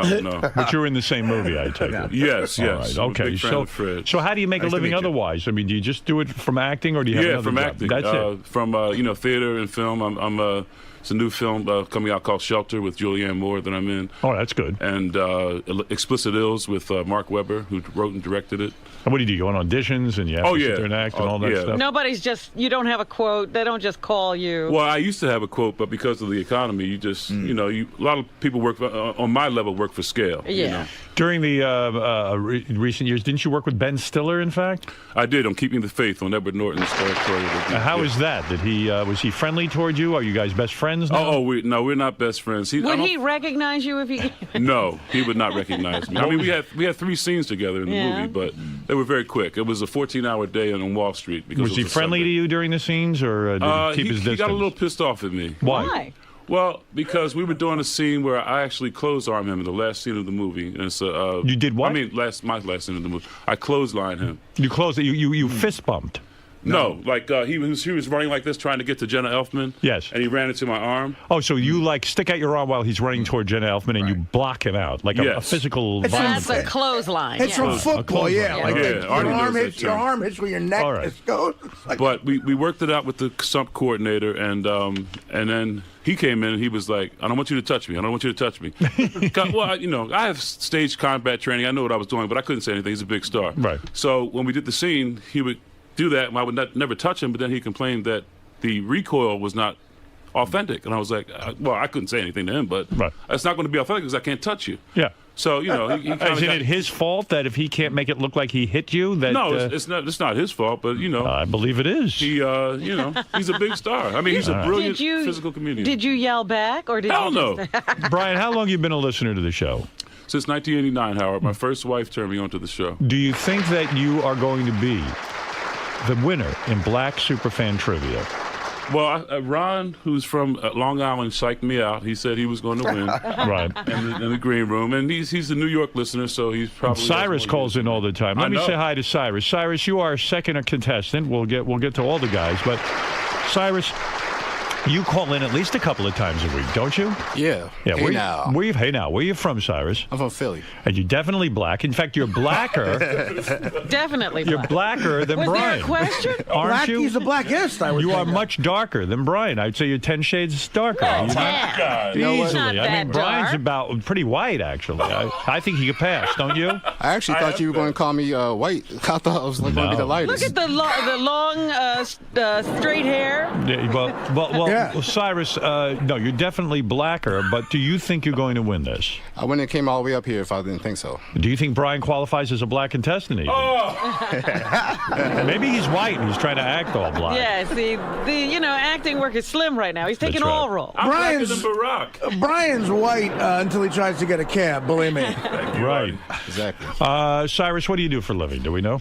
I call him to shows for a living. So you're a retired gentleman? Retired? You're Captain Jank. You're the black Captain Janks. No. You seem very young to be just hanging around and not working. No, I work. You do work? Yeah. What kind of work do you do? I work for the gas company. Oh, you do? Yeah. And so you have a regular job, and you get to hear the show every day, and you get to hear enough of the show that you think you are a super fan and that you will win the trivia contest. I know I'm a super fan, Howard. I see. And you have an interesting past. In doing a little pre-interview with you, you claim you were once raped by a woman. Whoa! Is that true? It's true. Yeah. How does one get raped by a woman? Because no one's believing it. Explain, please. You mean you're so hot that a woman needed to rape you? No, it's I didn't realize it till like 10 years from that day. What happened was... Yeah, because it's so rare. I mean, when you were raped, you didn't even realize you were raped. You went into shock, yes. No, what happened was I went over to this girl's house, and we was about to do it. And her phone rang. She left the room, left for an hour. And I was like really tired from work. Oh. So I went to sleep. And she said, you got to get that shit up. And I'm like, nah, let me, I'll get you later. Just let me sleep. Right. She walks out the room, comes back with this big-ass knife, and puts it to my neck. Oh, wow. And she's a blood, because I was out in California then, right? Right. And She's in the gang, the Bloods. Yep. All right. And her brother lived with her. It was a big dude. Right. She said, look, I want to tell my brother that you hit me, and he has a gun. Oh, no. All the time while she had that knife to my throat. Wow. So wow, she must have been super horny, huh, Cyrus? I guess so. Yeah, she wanted it then and now. Boy, no woman has ever done that to me. Taking a knife to you and said, you better do me. You better get that shit up. Yeah, so now, how do you do that? I had to keep that shit up because I wanted to. I didn't even nut. I just wanted her to get her shit so I can get the hell out of there and never see her ass again. It sounds like you're not that attracted to her either because you didn't even come, you say. No, because I was scared shitless. I just wanted to make sure if I came and she didn't get her nut, what the fuck was going to happen to me? Right. So after you boned her and she came, you didn't even finish coming. You just got out of there. You said, that's it. The last time I'm seeing her. Good move. Hell yeah. Yeah. Well, you're very smart to do that. All right. So Cyrus is our second contestant in Black Superfan Trivia. There goes Cyrus in his car, leaving the girl. And finally, we come to our third contestant, a very distinguished gentleman, a black gentleman, of course, Ron. Ron, how are you? I'm good, Howard. How are you? I'm good. Ron has been a fan of the show since 1997. And you never liked the show at first. And then I guess somehow you got into it. What was the turning point? Well, none of my black friends liked the show. And the only reason I did start listening is because I was working with some contractors and they had the radio. And you got caught up in it. Exactly. And once I really gave it a listen, I started to love it. Right. And so you started to work with the contractors and they liked the show. You listened, you got into it. Did you tell your other black friends or did you just say, hey, I'm going to keep this my secret? No, I tell them, but they think I'm insane. They still don't. They still don't want to. No, they hate me. Why is that? Black people love fun. They love hijinks. They love comedy. I mean, they're fans of comedy, of course. Why would they be against the show? I don't even understand. I think most of them think you're racist, Howard. I know. Why do I get tagged with the racist thing? I don't know. Whenever you do a skit or something, someone says the N-word or something, they take it personal. Right. I understand. I don't know. All right. Well, listen, not everyone's hip to what we're doing Hey, here. fuck your friends. That's what I say, Artie. Fuck them. You keep listening. Ron, you're quite the player. Oh, stop it. Don't start that. Married for 13 years. You have 7 kids from 4 different women. Jesus. Wow. Yeah, man. How did that happen, You've been married Ron? 4 times? No, I was only married. I'm only married once. But he had 7 kids from 4 different women. You never got to marry these women, huh? I didn't like most of them. Did you ever consider wearing a rubber when you were with these women? Not usually, Howard. Right. You don't like to wear rubber. A lot of black guys do not like to wear a rubber, right? Well, back then, I mean, the youngest of these kids now is 17, so this was a long time ago. Right. What is that like for you financially? That's got to be a big hit. Devastating, Howard. I paid $18,000 last year in child support. $18,000 in child support for these kids. Wow. Do you have contact with all of them, or is it almost impossible? I hate all of them. You do? You hate all. That's Kids very aren't honest. all they're cracked up to be. Would you recommend other people have children? Or No, Jason, don't ever do it. Right. So, yes. I was going to say, $18,000 divided by 7 kids. It's $1,100 a year for a kid. Yeah, something like that. That's a lot Shut of up, money. Gary. You're rich. Yeah. 50 Cent paid what? 50 Cent? Well, Ryan, you don't make a lot of money, right? I'm making low 60s. Low 60s. What does he do? I'm a facility manager. Facility manager? You had a little trouble but for a while. Were you dealing drugs or what were you doing? You went to prison for a while, right, Ron? Well, I did 8 months in jail. I was the worst drug dealer in the world. You kidding me? You were a bad drug dealer. Forget me. He didn't make any money in No, drugs? I used up all my shit. Man. I've done a few of those. Wow. You mean you would not really, you would use all your inventory? This was a long time. This is like 20 years ago. And your friends don't like us. It's really okay. Yeah, it is okay. You know, I got a beef with motherfuckers like this guy because there were drug dealers that would tell me they had the shit, and by the time I drive over there, they don't have the shit. Because they used it all. And they're fucking high. Yeah. Well, Ron. Sold out, Art. So, Ron, so the kids that you had, they're not even nice to you. Hey, man, listen, it is what it is. I paid for them. I don't give a shit. They don't got to be nice to me. Whatever. Whatever. Well, you sound very bitter about it. I am very bitter. What goes wrong when you see the kids? You ever say to them, hey, kids, can't you be nice to me? Hey, listen, man, I can't make nobody like me, Howard. I'm not trying to. I'm too old for this shit. Forget about it. And was he in the kids' lives? I mean, did he try visiting? And I tried. Their mothers are cunts. Get him! Do you love them? Do you love them at all? I love my wife. I'm with two kids. Two kids I live with now. I love them. I love them. The other one can go to shit. Right. Boy. All right. Well, it sounds like a bitter situation. Yes. But so you think you are the biggest black super fan? Is that I have right? no question. I'm gonna whip you. Yo, Art, how about a little action? I got 50. I beat these guys. I'm in. All right. Well, it's time to play. All three gentlemen are regular fans of the show. They like to listen to the show. We have Brian, the actor, Cyrus, who, of course, was raped by a woman, That's his claim to fame. and Ron, who hates his kids and is the world's Ron's worst drug been dealer. raped too. In a different way, yeah. His pockets. Yeah, poor Ron. Fellas, it's very simple. When you hear the question, buzz in. You lock the other guys out because the light will light up. So we'll know who comes in first. Hey, Howard. Yeah. If you want, you can let each guy buzz in so you can hear their noise. Yeah, now, Brian, here. Brian, damn. press your buzzer so we can hear your noise. Here we go, Howard. Hey, now. Go ahead. Yo. That's your noise. Yo, yo, yo, yo, yo. Cyrus, let's hear your noise. Obama! All right. And Ron, let's hear your noise. Hello. I don't hear it. There'll be no noise. Peace and love, peace and love. Let's hear yours. There you go. Gluckle, gluckle, gluckle. There you go. All right, that's you, Ron. Okay. Mr. Morgan. Yes. That's one of Ron's ex-wives who made that. All right, I'm going to go through them. 5-point questions. That's it. Whoever at the end of this game has the most points is Black Superfan Trivia Expert. Hey, Howard, if we answer wrong, do we get a point taken away? You do not. Oh, okay. Where's the hands So go, Howard? answer in. Your hands can go anywhere you want except in Brian's lap. Oh, well. All right. That's That's just straight. All right. It's kind of cute. All right, here we go.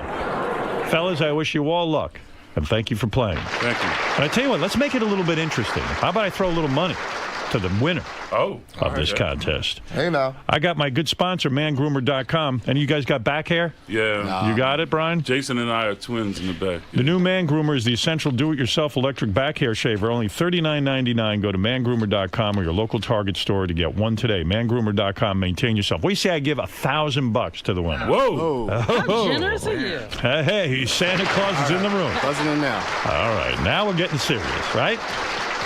Here we go. Just buzz in when you know the answer.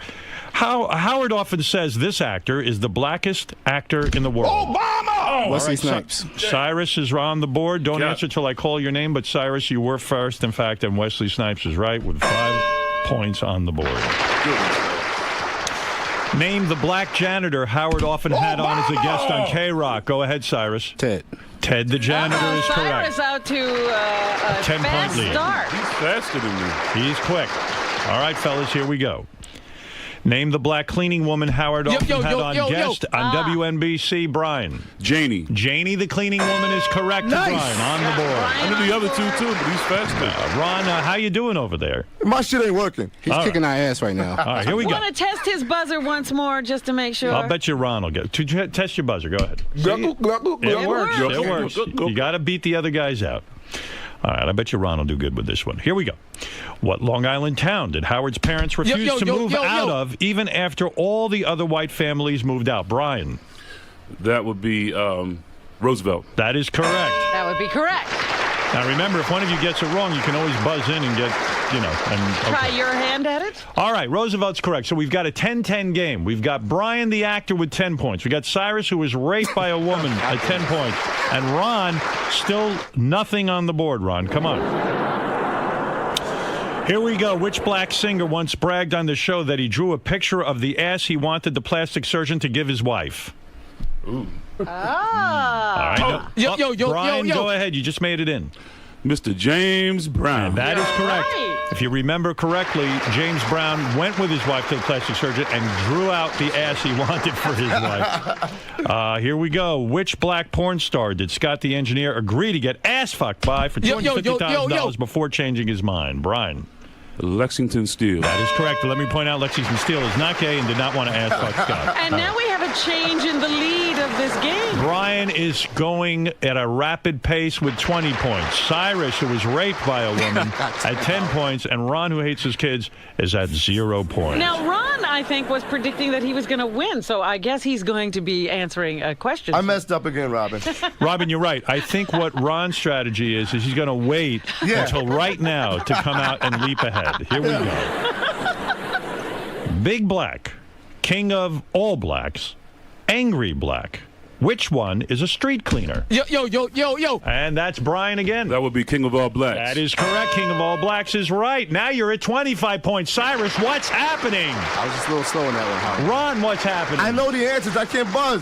All right, here we go. If you know the answer, answer this one. Who did Crazy Cabbie fight to draw in the contention for a tension boxing match in 2001? Let's go right back to Brian. Oh, 2001, Stuttering John? Wrong. Oh. Somebody else want to buzz in? Somebody else want to buzz in? No takers on that one. The answer was... Come on, Cyrus. Come on. The answer is, sorry, Angry Black. Angry Black. All right, but that's okay. You didn't lose any points there. Okay. Shit. All right, complete the song lyric. The house next door to me has been sold to Brian. I'm sorry to say niggers. That's right. The N-word was used in that song. You are absolutely right. And that's another... It was niggers. It was the other one. Robin knows. 30 points for Brian. Cyrus, who was raped by a woman, 10 points. And Ron, who hates his kids, at 0. Here we go. Name the black character played by Howard that suggested we rename Nebraska, Nebraska, and make it an all-black state. Brian again. Oh, shit. Oh, shit is not the answer? No. The helicopter guy. All right, let's go to Ron. Ron, go ahead. Mama Look a Boo Boo. You're on the board with 5 points. Finally. Mama Look a Boo Day is the character who wanted to name Nebraska, and move all blacks to Nebraska. All right, Ron, now you're rolling. Here we go. Charlie Superfly is better known as who on the show? Mama! Miss Black Howard Stern. Miss Black Howard Stern. Cyrus is right for another 5 points. Cyrus now up to 15 points. Which black celebrity has Howard admitted to being romantically linked to? Cyrus, you got it. Robin Givens. Robin Givens is correct, and now you have 20 points. It's 30 for Brian in the lead, 20 points for Cyrus, who was raped by a woman, and Ron, who hates his kid, with 5 in third place. A lot of people thought that was Al Sharpton, actually. Which Biggie Small song does Artie often rap on the air? Let's go, Brian. That is wrong. Give me the loot. Give me the loot is right, Ron. You're on the board with 10 points now. You're coming up there. Yeah. Ron coming up from behind. I knew. Give me the loot is the Biggie Small song that Artie sings it all the time. Give me the loot. Let me recap. Brian, the actor, 30 points. He's on the TV show The Wire for 5 years. Cyrus, of course, who was raped by a black woman, he has 20 points. And Ron, 10 points. He hates his kids. Okay, Damn, the nigga like Shaquille. Shit is real. Which African-American guest did Sal the stockbroker announce he was the white devil to shortly after his on-air interview? Let's go to Brian. Mr. Russell Simmons. Mr. Russell Simmons is correct, and that is 35 points for you. What was the name of the button Gary had to hit whenever a black customer entered the clothing store he worked at as a teen? Wow, let's go to Brian. Again. The Schwoogie button. The Schwoogie button is correct. That's right. Gary had to hit the button whenever a black person walked into his store. Which black musician demonstrated on Robin how he'd lift her up and fuck her against the wall if given a chance? Let's go to Brian again. That would be Mr. Let's go to Wyclef Jean. Wyclef Jean is correct with 15 points. All right, I like that, Robin. Where are are we in this game? All right. We have 4 questions left, and now the rules change. Each question is 10 points. See? And you lose 10 points if you get it wrong. Now you got to be careful. All right. Let's find out who the black superfan really Give us is. the score now. Listen, Brian is in the lead. He is an actor, and he has 40 points. Cyrus, who was raped by a woman, is at 20 points. And Ron in third place with 15 points. Now, anything can happen with these 4 10-point questions. Sure then we move into our audio round. So let's get it right. Fuck. Here we go. Fuck. Oh, excuse me. All right. Pardon my French. It's that kind of game show. It's not K-Rock. Here we go. Remember, don't buzz in so quick. Think about this. You'll lose 10 I'm trying points. to beat Cyrus. He's fast. Which black athlete lifted Robin up off the ground and bench pressed her over his head? Oh, shit. Everybody backing off those buttons. Whoa, I'm shocked you don't know this. No. Every great black superfan trivia expert should know this. All right, I'm going to say the game, that question is over. Answer. The answer was Shaquille O'Neal. Shaquille O'Neal was in here and lifted Robin over his head.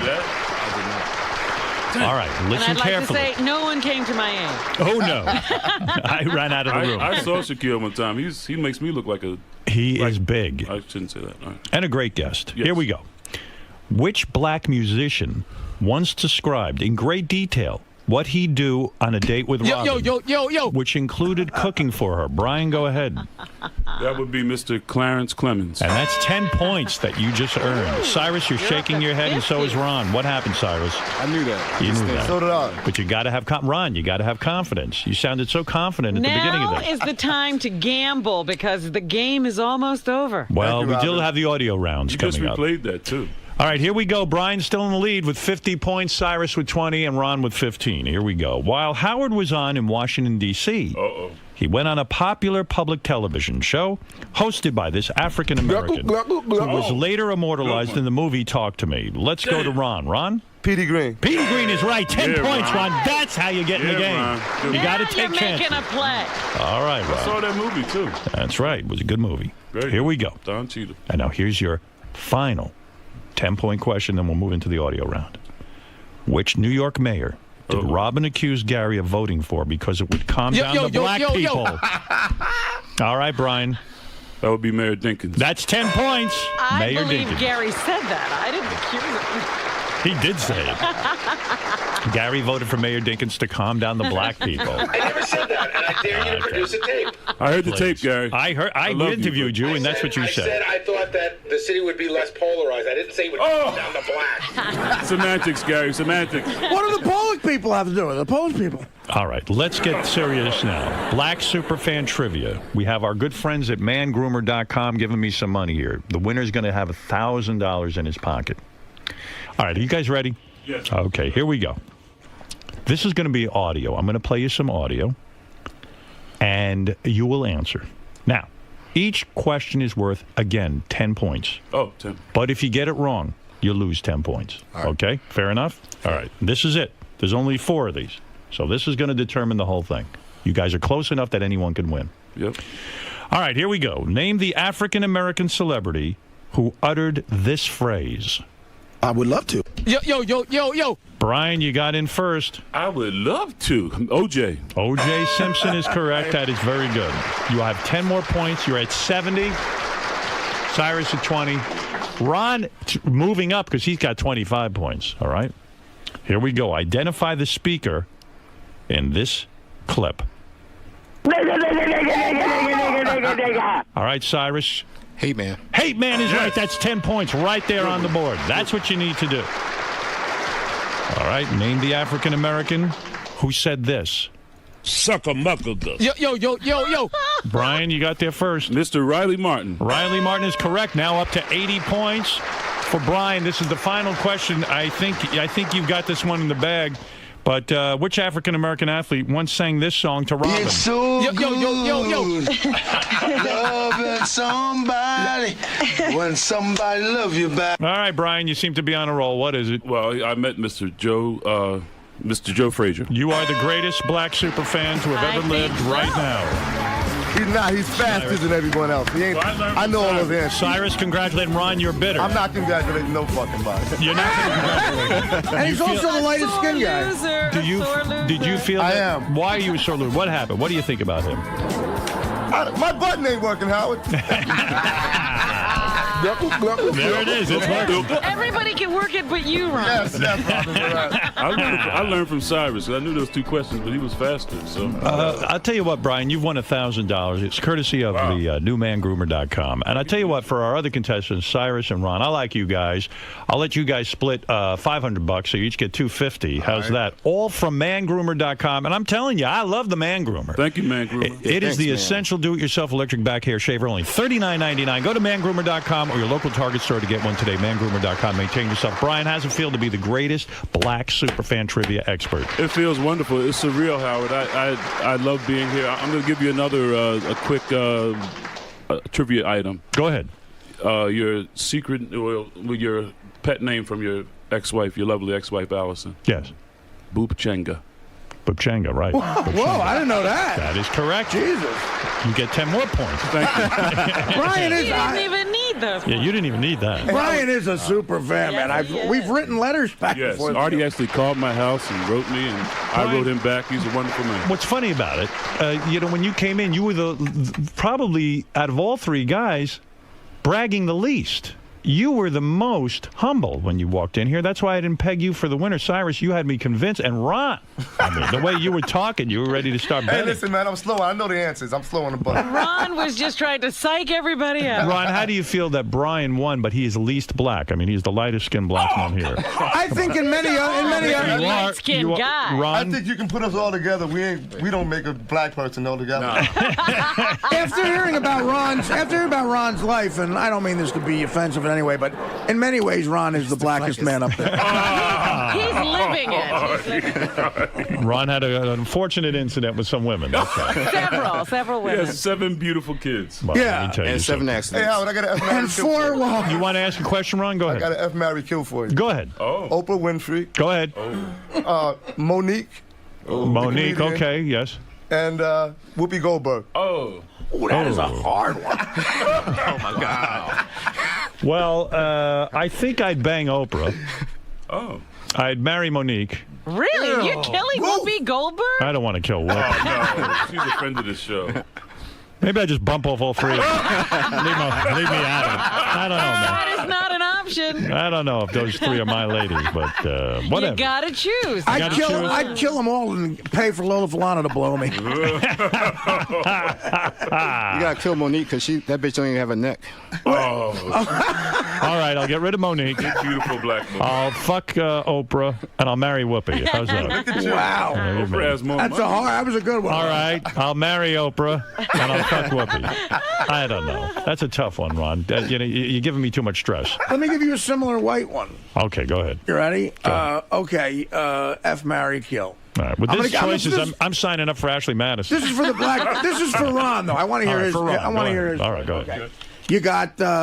Ron needs to keep it in his pants. My opinion. Need any more kids? I ain't after nothing on it. I hope you're wearing a rubber now these days, are you? No more kids for No, you. I got a rubber on right now. Good. Can't even go into a place without a Go rubber. ahead, quickly, Artie. Okay, Elizabeth Taylor, Joan Rivers, and then you don't even worry about having kids with those. And Cloris Leachman. Oh my God! Oh. I'm gonna kill Cloris Leachman. Sexy. Yeah. What's Elizabeth Taylor? I'll marry her. She's married. She's used to getting married. Right. I'll fuck the other one, whoever that was. Joan Rivers.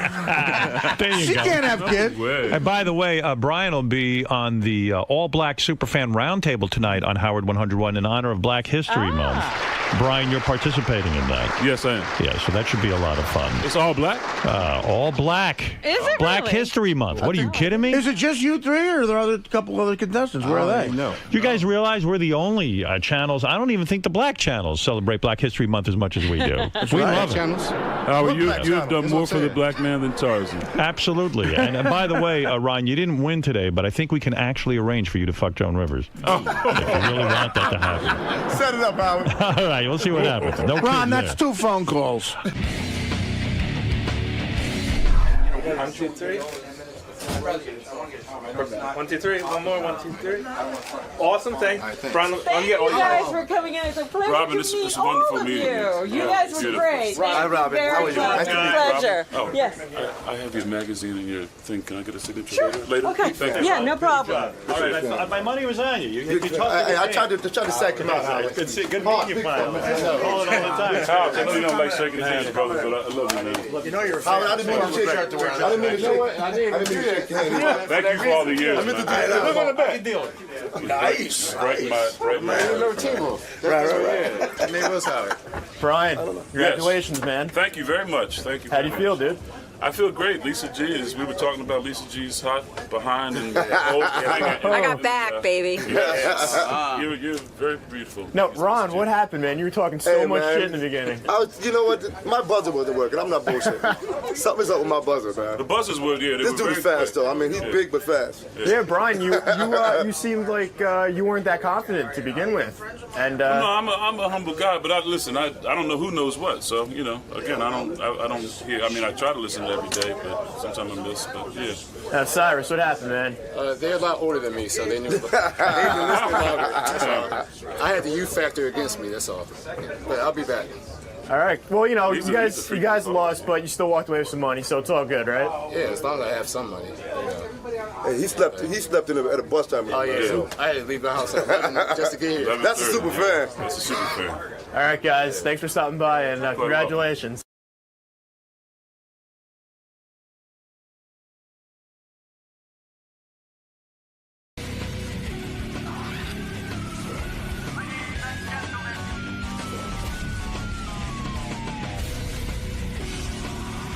By the way, a lot of people pointed out what an asshole Scott DePace was yesterday when he was arguing about the AIG controversy and the bailout and bonuses thing. He was saying that the AIG guys should get their bonuses. And he says, it's funny. Scott DePace used the argument. By the way, 100 people wrote this, and I missed it yesterday. Scott DePace, while discussing the AIG bailout bonuses, Scott goes, the executives should get their bonuses because it was written for in a legal contract. And then he said that the contractually and legally agreed to terms between the car companies and unions should be dissolved. He contradicts himself. Right. He says, like most Republicans, he's only for the executives. Yeah, he doesn't He's like not for the unions. working man. So the union contract should be thrown out and disregarded. But these contracts should be honored. Yeah. And also about the dog advice. I received a email from Sam Simon, who works with animals, and said I was 100% correct that you should never hit your dog. He said, as one of the nation's largest providers of free certified assistance dogs for the deaf, I must comment on your theories of dog training. Howard, you are unequivocally 100% correct. Hitting your dog accomplishes nothing.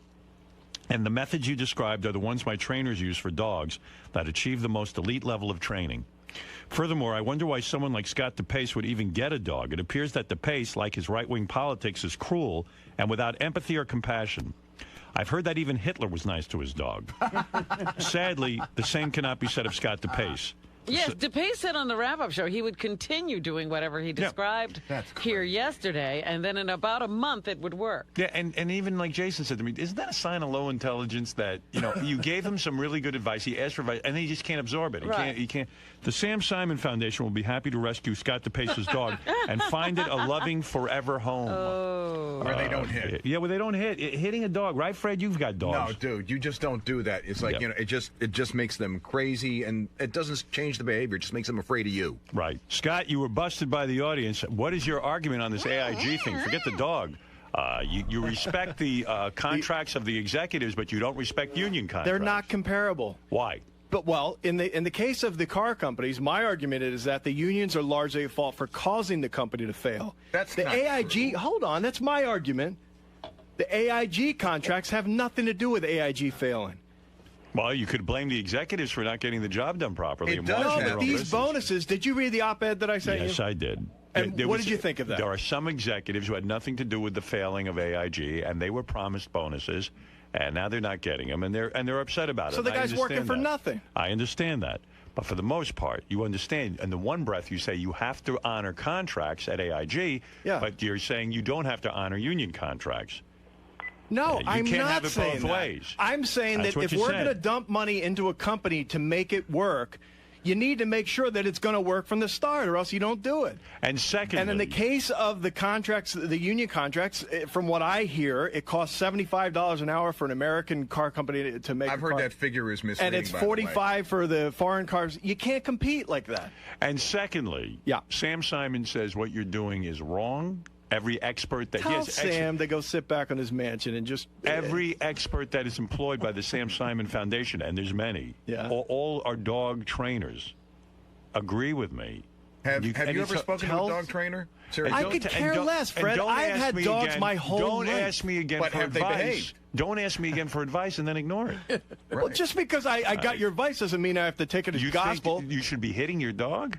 I don't. It's not like the dog yelps when I hit her. Oh, come on. It's a tap on the ass, and Bullshit. she knows she did then wrong. A tap on the ass isn't going to teach her anything. Yes, it is. No, it's and not. then I throw her outside. Not only that, she's not doesn't even understand why you're doing it. She does. No. She goes on. All right, then why yell? What's the difference? Does a lion tamer not use a whip? What do you want him to just talk to the lion? He's a fucking lion. Well, what's the difference? Lions eat people. Dogs are loyal pack animals. What's the difference between a lion and a dog? Does a horse use a whip? I saw the most. I mean, if you are not a dog lover after this, there is a video going around on the internet. Kid Chris sent it to me. I should send it to you guys. Yeah. Picture this: a dog is it's a like a homeless dog or so, or a dog that's lost, walking on a busy highway, four lanes. The dog gets hit by a car. Oh, I've seen that. Yeah. Miraculously, I mean, it looks like the dog's dead. It's laying there in the middle, and all the cars are just going and going and going. No one's stopping. Another dog sees this, runs out to help the dog, and she wants to drag the dog to the side of the road to help the dog. It doesn't use its mouth because she knows the mouth would hurt the dog. Pushes with her paws to move this dog, and this is a big dog. Pushes the dog to the other side of the street. Finally, people start to notice, and they stop cars, and they try to help the dog move the dog. And it turns out both dogs are fine, and even the one that got hit is perfectly fine, minor injuries. Wow. But imagine this dog is so loyal to another dog, and it tried to move the dog to safety. I mean, that's the most moving thing I ever heard. Yeah. You're never going to find. You're going to compare a dog to a fucking tiger? No, I'm just saying that they're animals. At the end of the day, they're animals, and they understand. Then do you need to mistreat them? Because I'm not they're animals? mistreating. I'm loving that dog. I'm telling that dog how she's going to do well in my family. Tell her, don't hit her. Yeah, she doesn't speak. You can tell her. She does, they understand. They understand. What do you got, a lab? Yeah. A lab is as bright as a 3-year-old and can understand a vocabulary. Actually, I think the lab might be smarter than you. Yeah. Fred, you know what? I question your intelligence sometimes too, pal. Oh, come on. Fred's intelligence? Yeah. You think you're smarter than Fred? Bring it on, dude. Sure, let's take an IQ test. Bring it on. Let's take No an way IQ you'll test. beat Fred. I think I might. I think Fred has a great memory, but that's about it. No, it's more than memory. The guy's got basic Well, intelligence. listen, don't attack me. I'm quite intelligent. It was a joke. It wasn't an attack. You're also Fred, type A. should I hit you with a newspaper to see that you understand it? What do you You're want also to? What do you want to go type up A, against aren't Fred you? and name the subject? Name it. No, an IQ test would be fair. IQ test. Sure. He'll beat you. My money's on him. Well, let's see. Scott, I think you're a bright guy, but you're not smart. Let's bring it on. Fred, you think you'll beat him in an IQ test? Any I have chance no I could lose idea. money here?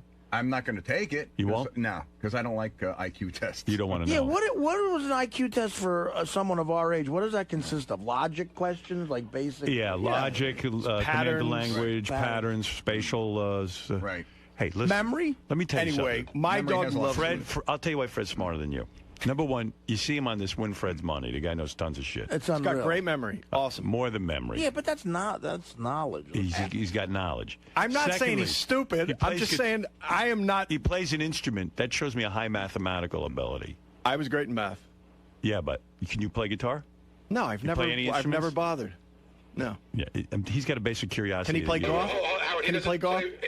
Can he play golf? Any idiot can play golf. Oh, my goodness. Go ahead. Let's see what brilliant Gary has He to doesn't say. play now. music because he thinks it's stupid. He said as much. He thinks It's it's a stupid. waste of time. What do you mean? What did he Waste of tell you? What do you mean it's a waste of time? What does he talk about?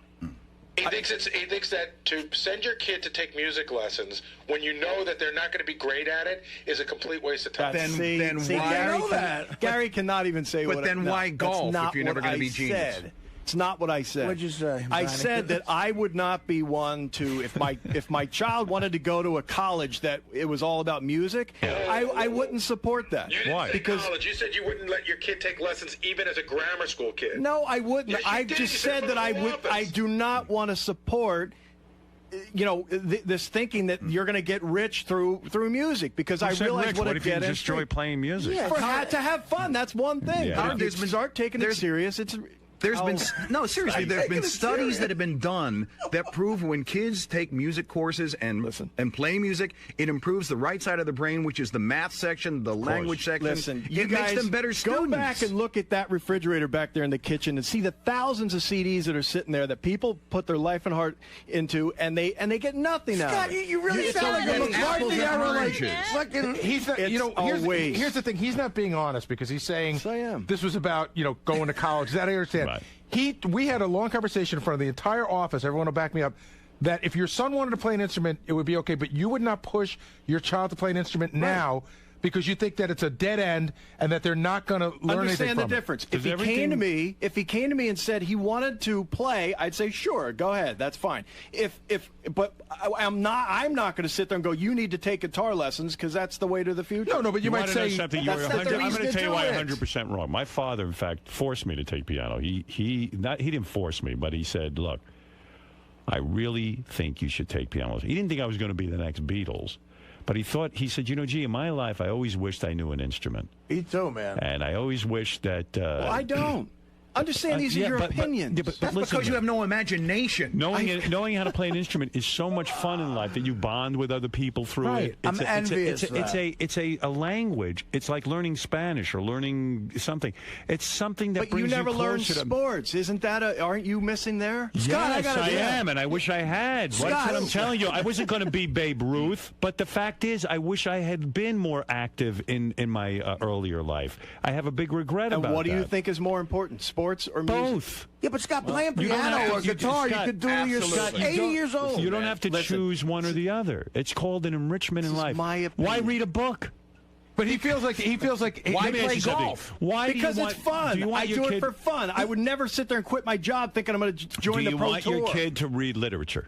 Sure. Why? He's not going to be an author. Right. Because come on. That's what do you mean? Don't you think it's a quantum leap to say that because you encourage your son to take an instrument, that in 15 years he's going to throw his life away trying to follow that dream? You're just letting him play music, have fun. It opens up a whole world. I am saying there are many other things I would choose over music that I would encourage him to do. See, That's at the bottom of my list. This is where behind his back. This is where behind his back we have the conversation like maybe he's not that bright. No, but Scott, you sound like you're anti-creativity. Because this guy right, he is anti-creativity. Let me tell you something. I'll tell you why you're not bright. I'll tell you why you're not bright, and here's the reason. Do I have to sit here and listen to this? People who are cavemen, because I'm so smart, beat animals into submission. I don't need to beat anything. I don't need to hit my kid. I don't need to hit my dog. I can look at a dog and reason with a dog. That's how bright I am. See? You, on the other hand, are like a caveman.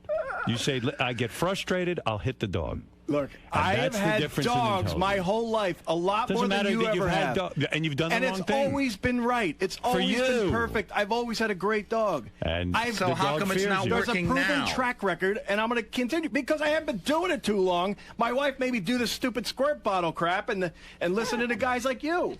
So my way will work. Don't worry about it. It won't. It will. Trust me, that dog can be eating your pot roast when your back is turned. Yeah. That dog's not loyal to you. So I should listen to Howard and go, no. Or whatever the hell it was.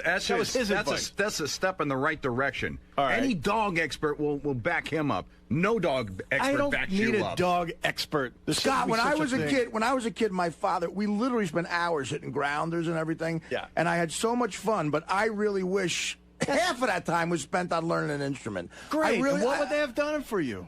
I don't get it. What do you mean, what would it have done? You know what? It's fun. It's like your golf. It's fun. I'll tell you what, in the professional now. I don't say you shouldn't. I don't say you shouldn't. I'm telling you my opinion about my son. So I'm not going to push him towards music. You're going to deny him fun. I will push him towards golf. Music is a very important part of life. I agree. And for a child to have an understanding of music theory is an advanced child. And you're giving them something. It's like swimming. You're giving them something. Don't see it. Can you explain that? Music theory. Why? Because you're a bore. This is one of man's greatest inventions, music. It soothes the soul. Yeah. It's educational. Have you ever played an instrument, Scott? When you play an No, instrument, I took 2 drum lessons and quit. when you play an instrument with other people, comment. when you play an instrument with other, Fine. Have you ever? when you see these musicians, in Howard's here, never played golf. He can't comment on golf. when you see but that's something I should learn about. There's a lot then of you things to should. learn about. You got to prioritize. Yeah. And your priorities are out of order. Oh, according Golf to is you, not more Mr. important Expert, than music. you're going to list my priorities? Yeah. It's crazy. No, because you're not advanced. You're a very, very simple human being. You teach don't your son to be understand- closed-minded in that area. That's horrible. You realize how wrong you are. These are opinions of yours. No, I don't realize how wrong I am. I'm trying to help you now because you're not as advanced as I am. I'm very, very bright. I'm considered a genius in a lot of areas. So why would you assume I'll you take know an what IQ you're test against you, Why too. would you assume you know more than I do? Why would you assume you know more than I do? Because I'm a genius. Well, I am the genius, too. No, you're not. You've not excelled in anything. Okay, Howard. You haven't. So I because have. You've So you excelled have in to- one area. I agree. You've excelled in radio. Well, how many areas have you excelled? How many areas have you excelled in? Oh, man, I don't know. So don't even go there. belittle That's my ridiculous. genius. So assume So that you're at you're the feet of a genius. master now. You're a genius and you're learning from in me. radio. No, I'm a genius. Not life. They don't just say you're just a genius in radio. I'm a genius. They didn't walk around. Einstein's a genius only in math. He's a genius. When you're a genius, it's like being a doctor. You're a doctor. You're a doctor. You're a genius. You're a genius. I'm a genius. Not many people are. I happen to be a genius. Who in this room That's do you it. think you're smarter than? List it. Everyone. I think he thinks he's smarter than he's like. You think Benji you're smarter than today. everyone in I- here? Sure. Oh, Yeah. boy. Listen, I don't think you're Listen, what stupid. kind of I don't person mean, I'm just doesn't saying. think they're smarter than you. everyone? I'm done trying to help you. That's ridiculous. Scott, I'm done trying. I certainly am smart. Benji might be up Scott, there. I'm done trying to help you. I'm officially announcing now. Others can help you if they want to. All right, good. Dude, I don't I'm need not- any help. I don't want any help. It's a lost cause. That's How the many point. people would love to have an audience with me where I concentrate on their problems and their areas where they need improvement? Many.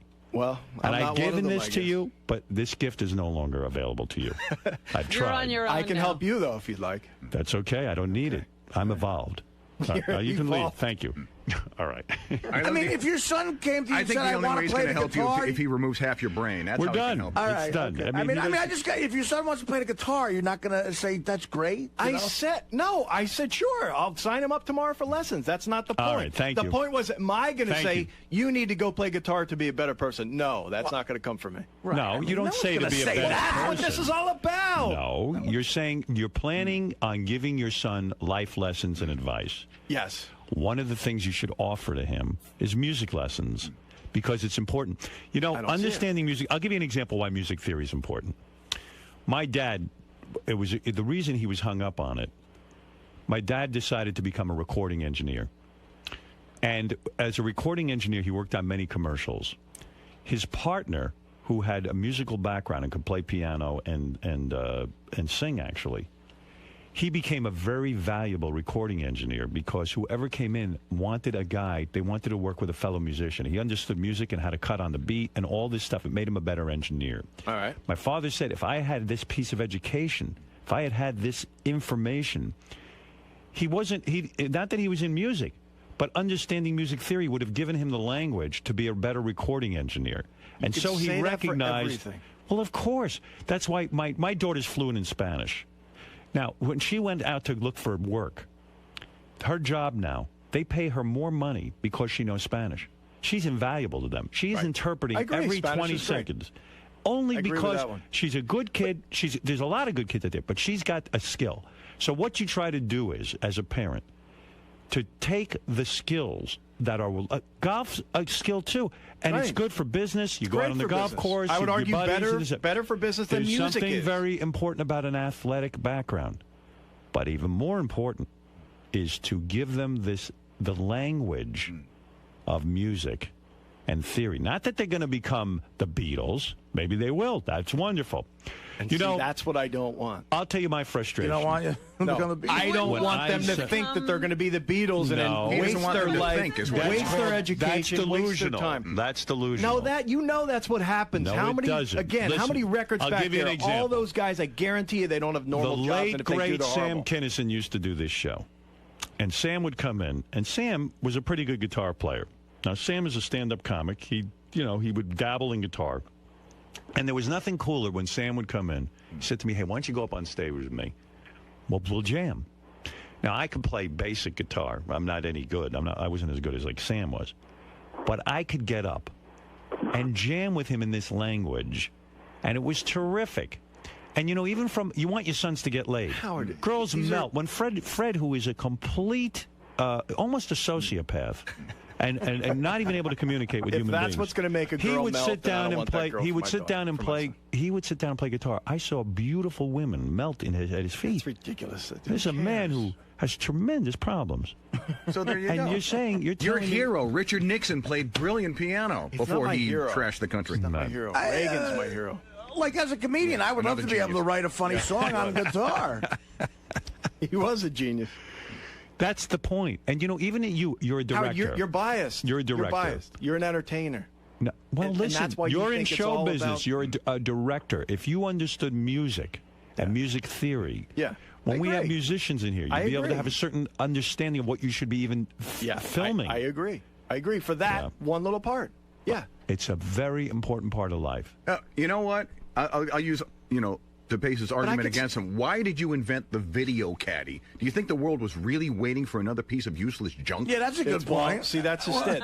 There's a perfect example that you don't play golf, so you don't understand how important a device like that I can go down to the be. U.S. Patent Office. I can find thousands, millions of patents of useless inventions. So were those people stupid, too, to try and follow a dream? They wasted their time. No, that's ridiculous. Well, I'm using your argument with why you're against music.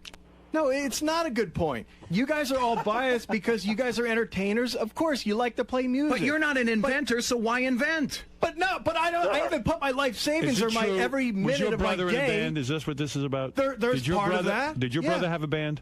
And did it fail? Oh, was he jealous? Yeah, but it was just what? No, nothing to do with jealousy. Was he jealous? Yeah, I have a sister and a brother, very musically talented. It got them both nowhere. I know that for a fact. What about the satisfaction of knowing how to play? Well, what about the satisfaction of knowing how to, I don't know, build a house out of cards? That's important too.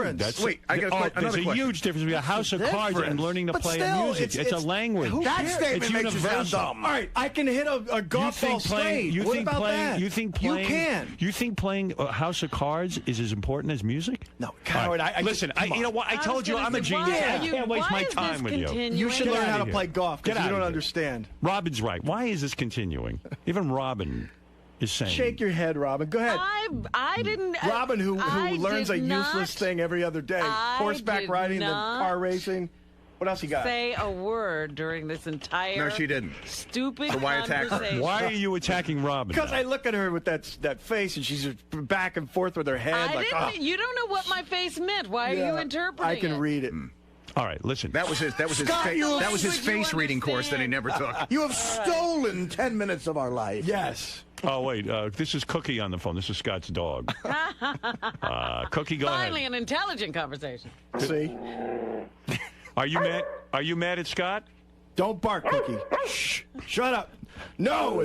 Dog's saying it hates you. Actually, Say like Scott this, is probably Scott, a go. math. Let me talk to Cookie. Cookie. No. See, she shut right up. Scott is actually a math genius. You ran a cocaine ring, I think, for a while, right? Yeah, a cocaine ring, Artie. Yeah, that's what it was. Oh, that's right. He isn't more intelligent than Cookie. I couldn't do that. Cookie, bark twice if you want me to rescue you and send you to Sam Simons.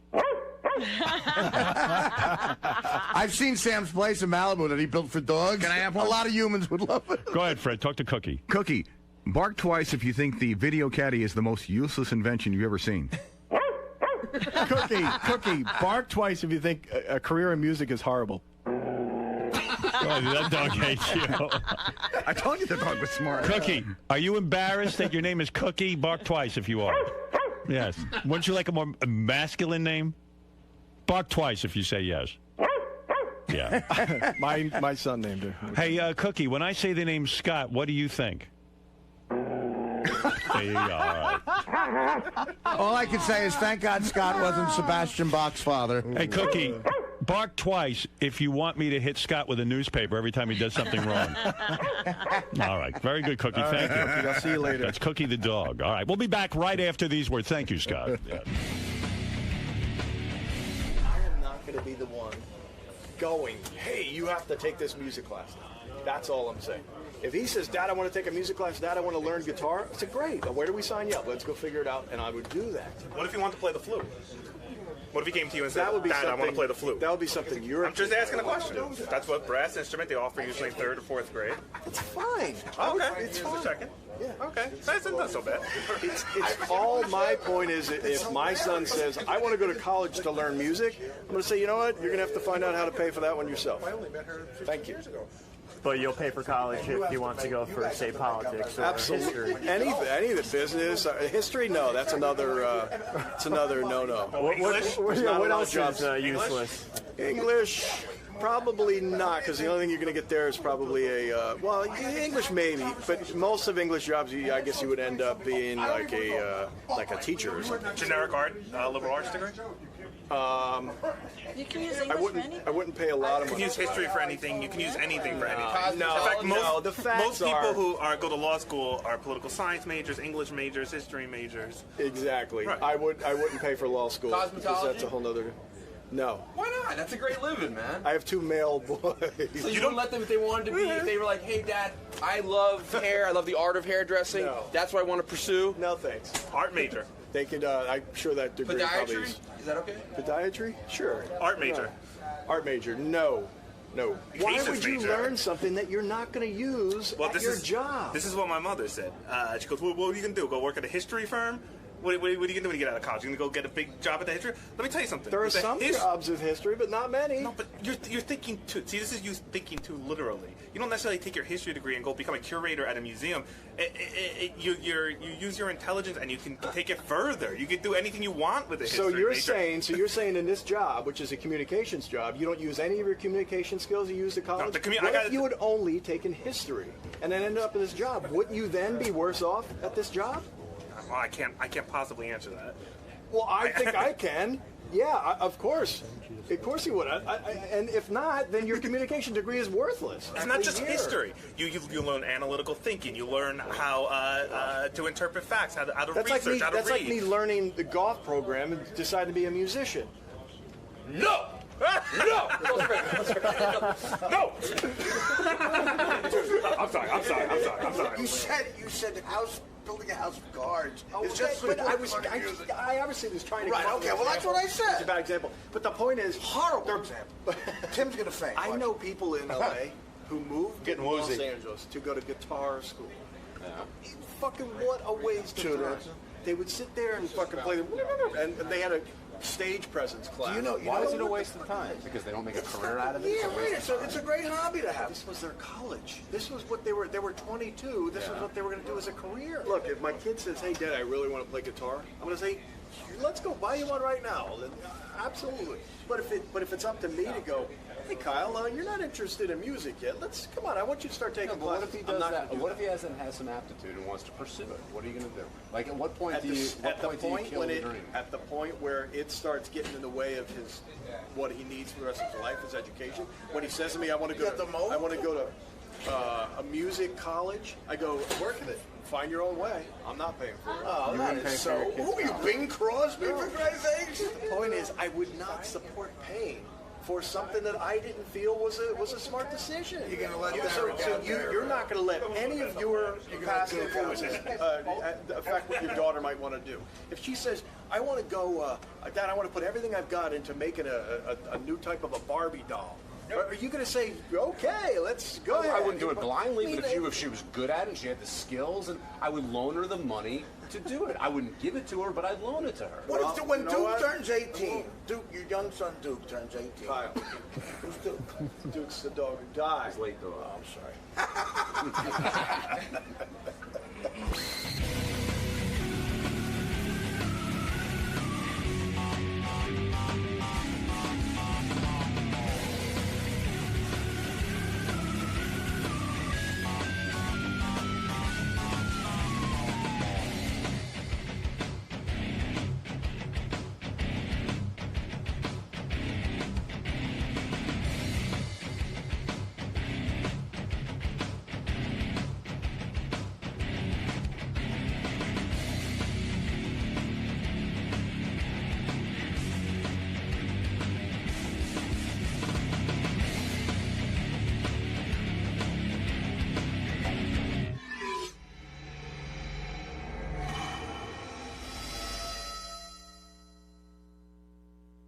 Forget about it. She was stressed. You need like a vacation to get over the dinner. She passed out. She never even saw it. After dinner, she went into the bathtub and then went right to sleep. Oh, my goodness. We were drained. Cooking is a lot of work. Oh, my God. Especially with all the anxiety. If you add the anxiety of trying to get an oven into the kitchen so you can cook. And then, like, literally, the second we got the oven installed and this guy left, bam, my kids showed up. Oh. You know, it was like, oh, my God, we got to get this thing going. Where'd the old oven go? Did they take it? I still got it out on my deck. I got to get someone out there to take it. PC Richards got to pick it up. Oh, my goodness. I was on the phone begging people. Please. You know, and they're like, the repair guy came, this guy Artie, and he says to me, well, why don't you just replace the panel in your old one? I go, Artie, do I look like I have time? I need the oven now. What am I supposed to do? Panel? Where am I going to get a panel? So the panel's like $185. A brand new oven's $2,800. Yeah, but, I mean, do they have panels lying around, or does it have to be ordered? Forget about it. That takes 2 weeks. Yeah, normal people can wait. It sucks when repair guys ask you an obvious question. Yeah. Like, why didn't you do this? I didn't, all right? No, I'd rather spend $2,800. Yeah, I didn't do it, so let's just go with that scenario. Unbelievable. But I was really drained. But everything got on the table all right? Yeah, it was good. But I'm retiring from cooking. Oh, dear. I decided. That's it. Completely? I'm done. Oh, with the big grill out there? You're never grilling again? Never. Oh, no. I'm buying everything from now on. It's too much. I'll tell you, for all the eating I've done in my life, I only tried cooking, like really cooking once. I tried to make French toast once. Oh, come on. My rotator cuff still hurts. Yeah. Oh, stop. Andy, you're on the air. Hey, Howard. Hey, now. Hey, now, man. Listen, question for you. When you're cooking that turkey, that bird, were you doing indirect cooking or were you doing direct cooking? Indirect. Indirect. Yeah. And how hot the stove did you get? I put it. I get it. Like 220 or no, I put it on the smoke thing. You know what I mean? Like 250, something like that. Yeah, not super hot. It's you don't know exactly how hot it is. I do it by smoke. Wow. Yeah. Cool, man. Fantastic, man. Bye. So you'll probably take up your grilling again in the summer. Maybe, yeah. We'll see. Right now is enough. You'll be grilling. Yes, Molly. Hey, Howard. Hey, now. Hey, now. Hey, I'm a chef, and I wanted to tell you that your internal temperature on your turkey does not have to reach 180. It's only got to go to 165, because that's where the salmonella dies. But on the packages, it always says 180. But for 4 years of culinary school, it's always been 165. Well, I don't mean to put doubt into the lesson you learned at culinary school, but the great Stephen Reichland, who of course has written 4 books on the subject of grilling and preparations of beer can turkey, suggests a final temperature of 180. 180 for a turkey, that's huge. That's really hot. It's not dry. It's not anything. It's perfect. Not when you steam with beer, baby. Nice. Incredibly moist. You have a lot to learn. Incredibly moist, Howard. You have a lot to learn from Well, she's Master an Chef. expert, and, she probably knows where to actually put the thermometer. Oh, I knew where to put it. Right in the deepest part, not hitting the bone. Right in the thigh. And she can deal with a 160 turkey. You better keep it at 180. Hey, you like getting that red meat? Like, or some gooey, sticky veins? Absolutely not. Yeah, you want 180, honey. I make you turkey, it's 180. Well, I'm just saying, she's a professional. Maybe she knows something. Yeah, she's a professional in jail. Don't listen to her. You will listen to Steve Reichland. Right. Unreal. So that was that. I went to Vermont since we were off for the week. Yeah, how was that? That was nice. I liked Vermont. You did like it. Because you were worried that it would be too cold. It was beautiful. Oh, good. Last week, man, was mild temperatures. It was almost like 60 degrees. Gorgeous. I thought it was raining a lot. Was it raining? Nope. It was nice. Not in Vermont. It was perfect.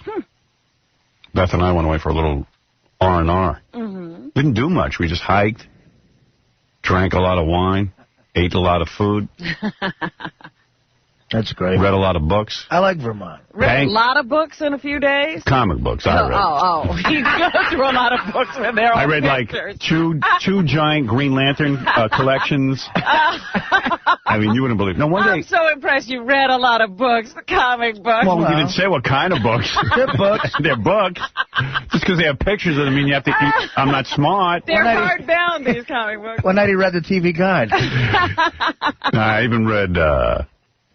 I even read the New York Times where they, like, front to back, like, the whole thing. You know what I mean? Yeah, one day. Once. Well, it takes a whole day to read that paper. It does. That is some paper, that Sunday paper. I don't know how you're supposed to... Sunday, this was like a Monday paper. Oh, the Monday paper you couldn't even get through. I tell you, ever since you started talking about op-ed pieces, I haven't gotten through one of them. You know who wrote a good op-ed piece again? Harvey Firestein. Oh, you're becoming his biggest fan. Guy's a good writer. The one about Santa Claus? Yeah, did you read that? I read like half of it. Harvey Firestein was in the Thanksgiving Day parade. Yeah. And he, as what? As a woman, as he was under the assumption he was going to be Mrs. Claus. Yeah. Santa Claus rides every year in the Thanksgiving Day parade. Right, that's the big finale when Santa Claus shows up. And Harvey Firestein wrote about how, you know, for those of you who don't think times are changing, times are changing. When you see Mrs. Claus, it will be me, Harvey Firestein, as Mrs. Santa Claus in the Thanksgiving Day parade. This is what we consider progress now? Right. Well, if you're gay, it is. So, progress. That was fine, you know, all this uptight stuff about gay. Well, I don't see what the big deal is. Who's under the Claus outfit? Right. I mean, I'm not uptight, but Mrs. Claus doesn't have to be a dude. Well, and then he wrote about how, you know, gay marriage can only be good for society. What's wrong with two people loving each other? It was very well written. Again, making a good case for gay marriage and letting gay people live their lives, live and let live. He wrote it in an articulate way. I got to admit, even though he hates my guts, and he thinks I have a problem with... He's hearing these well, I don't even care about him. He's got a problem with me because he thinks I'm anti-gay or something. He's got me up on... he's part of that GLAAD organization, making tapes about how I'm a homo basher. And I'm like, dude... There couldn't be anybody else out here from the straight community telling people it's okay to be gay. Who cares? Couldn't be. What are you saying? I'm the best gay advocate, I think. I think you are, too. You know that network television doesn't have any 18 to 49-year-old males watching it? They can't figure out where they all went. I know where they went. They're all here. Yeah. And I'm telling them it's okay. You don't have to sit and beat up gay dudes. But anyway, never mind that. I'm not going to pat myself on the back. I don't care if Harvey Firestein hates me. It don't matter to me. It doesn't matter. I've never understood why, because, as you say, you're not anti-gay. No, but you know what? He hates you for the wrong reason. I don't even mind him hating me, because really our paths don't cross unless I really need to go see Hairspray. And I don't. Well, you did want to. I wanted to, but I don't want him. I have visions of him stepping out of character and yelling at me. Howard Stern, get out of here.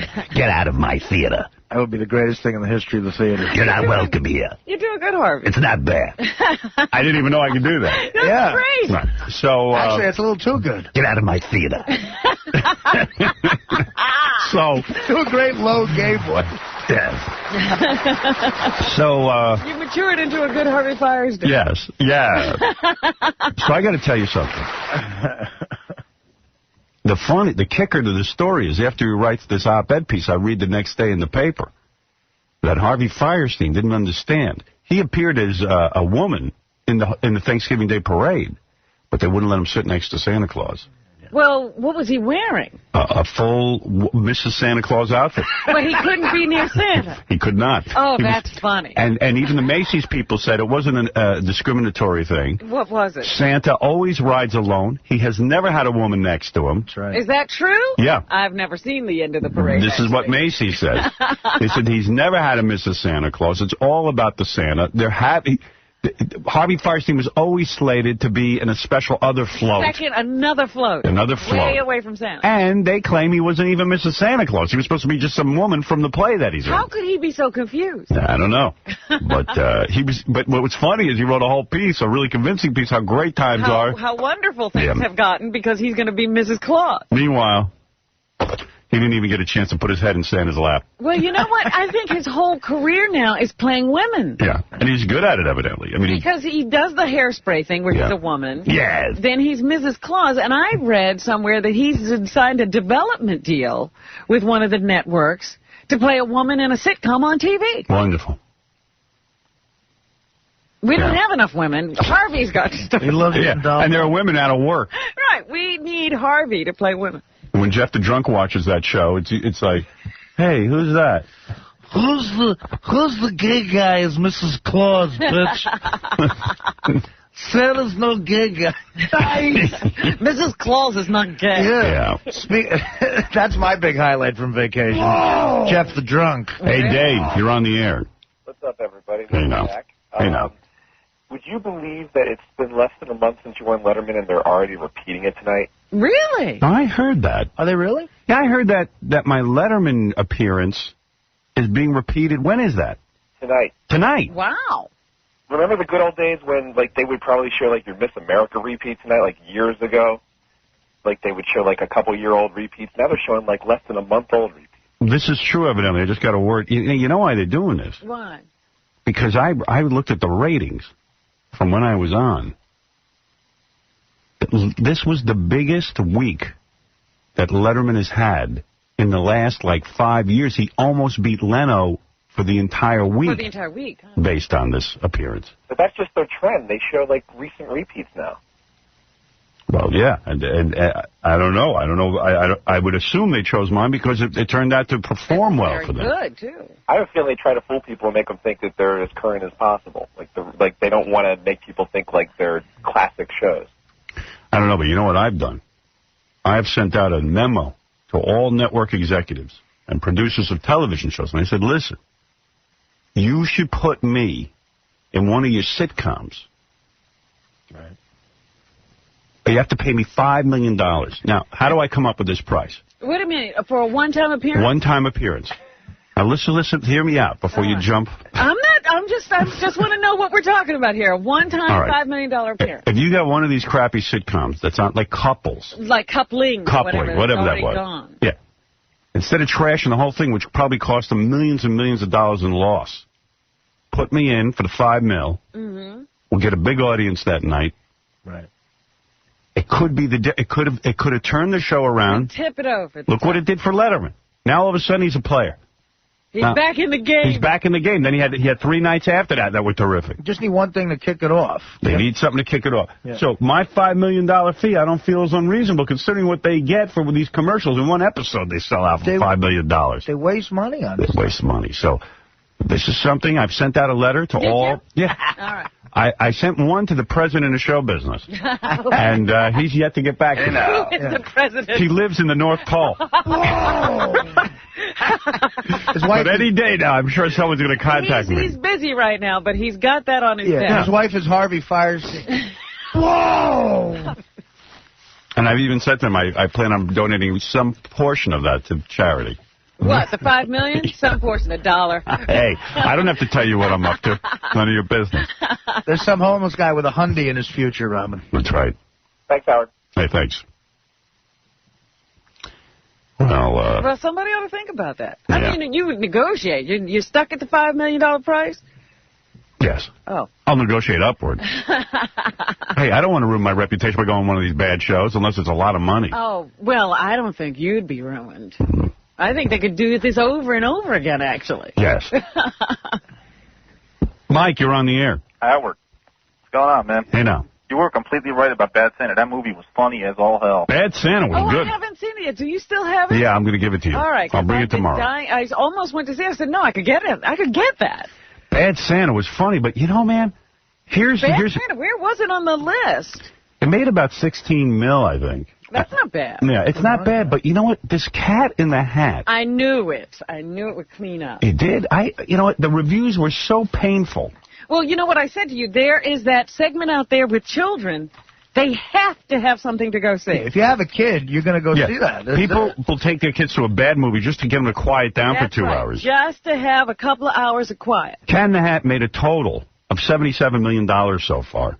Yeah, because it cleaned up the first weekend, and now it cleaned up this weekend. It was, again, #1. The Haunted Mansion, its first weekend, made $25 million, but it was so bad, I guess, it's only made $34 million, which is not bad. I mean, it's fine, but there's a big drop-off there. Well, Eddie Murphy, I don't know how anybody keeps going. I mean, both of those movies got horrible reviews, and yet between the two of them, it's over $100 million. Yeah, they seem to be review-proof. Elf is the one that's really cleaning up. It's made $130 million so far. And that's it should, because it's good. It's a cute movie. It's a good one. But Bad Santa made $16.8 million. And I thought it was real funny. But that's more adult. It's not a kid movie. It is. Right. And the weakest part of the movie was Billy Bob. They should have had me in that movie. For $5 million, I would have done it. I got to see this part you now want to play. I'll tell you. I would have loved to play Bad Santa. I'll tell you who's great in it is John Ritter, man. Yeah, he's good in it. But, yeah, that's an easy part to play. Let me tell you something. The movie Bad Santa was originally written for Bill Murray. Really? It would have been incredibly funny. Why did he not do it? Because he's busy playing golf. Was he independently wealthy? I don't know. Because he turns down so much work. He does not want to work. Yeah, he should have been in that movie. From Ghostbusters alone, the guy's got to have $50 million. Who knows? He's funny as hell, though. He's always funny. Not that Billy Bob screwed it up or anything. He was fine in it, but he's so repulsive. But maybe that's what made it good. I don't know. I can't figure it out, but I like the movie. Yeah. I like the stuff with Bernie Mac and the midget. That was funny as hell. Funny as hell. Bernie Mac's funny, and everyone's good in it. This Cat in the Hat is the worst reviewed movie ever in the history of movies. I don't think I could actually go to see it. It's been reviewed so badly. I don't think I could step into the theater just out of curiosity. First of all, the book is horrible. Well, I won't say that. And I'm saying it. I'm telling you. I loved those Cat in the Hat. You've got to be kidding. I never knew what they were talking about. As a kid. I used to read them, though, to the kids I was babysitting. I could not. I loved them, and the kids didn't know what the hell I was Maybe as an adult you liked it, but I can't comprehend. What do you want? Stuttering John. I got to tell you, I read my kids Dr. Seuss all the time. Get out of the room. No, but I'm saying the kids love it. All right, get out. Get out. Who cares what you think? I'll get a hold of you later. Take those headphones off. Do you have a problem with him? I don't have a problem with him, but he's annoying. I mean, who cares if his kids like Cat in the Hat? I don't like it. That's what counts. I hate it. I wouldn't even read that to my kid.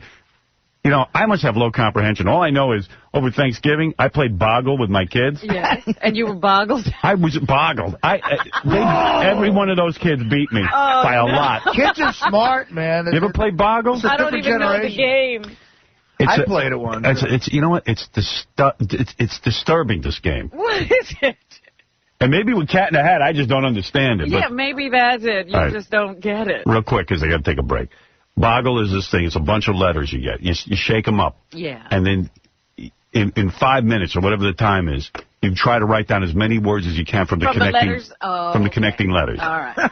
I'm sitting and staring at this thing, and they're writing away, and they're scribbling. I'm like, word after word. You know, like, I got 9 points to their 37 points. And I'm like, ooh. And they're like, well, if you have a 4-letter word, you get 1 point. Right. If you get gotta 5, make the longer word. I don't think I got one word bigger than 4 letters.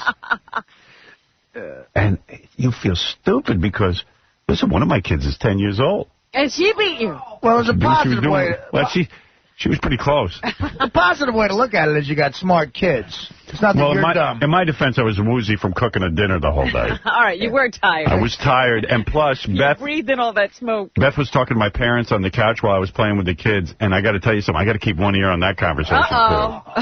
What was going on there? No, it's just I just want to make sure I monitor to make sure everything's okay, so I'm busy yelling stuff out to them, and, Why is it that you can't let them talk? I know, because I hear what they're saying.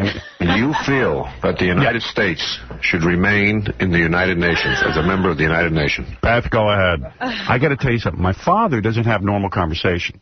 All he does is talk about what he read in the newspaper. Yes. And ask you questions. I guess it's his way of feeling good about himself. Or maybe he can't do anything else. No, he can't. He'll never say to someone, how are you feeling? Are you okay? What was it like to see your... Like Beth's brother just had a baby. Uh-huh. Oh, right. You know, he'd never say, gee, well, how did you feel? Nothing about the... It's always, did you read in the paper what Martha Stewart...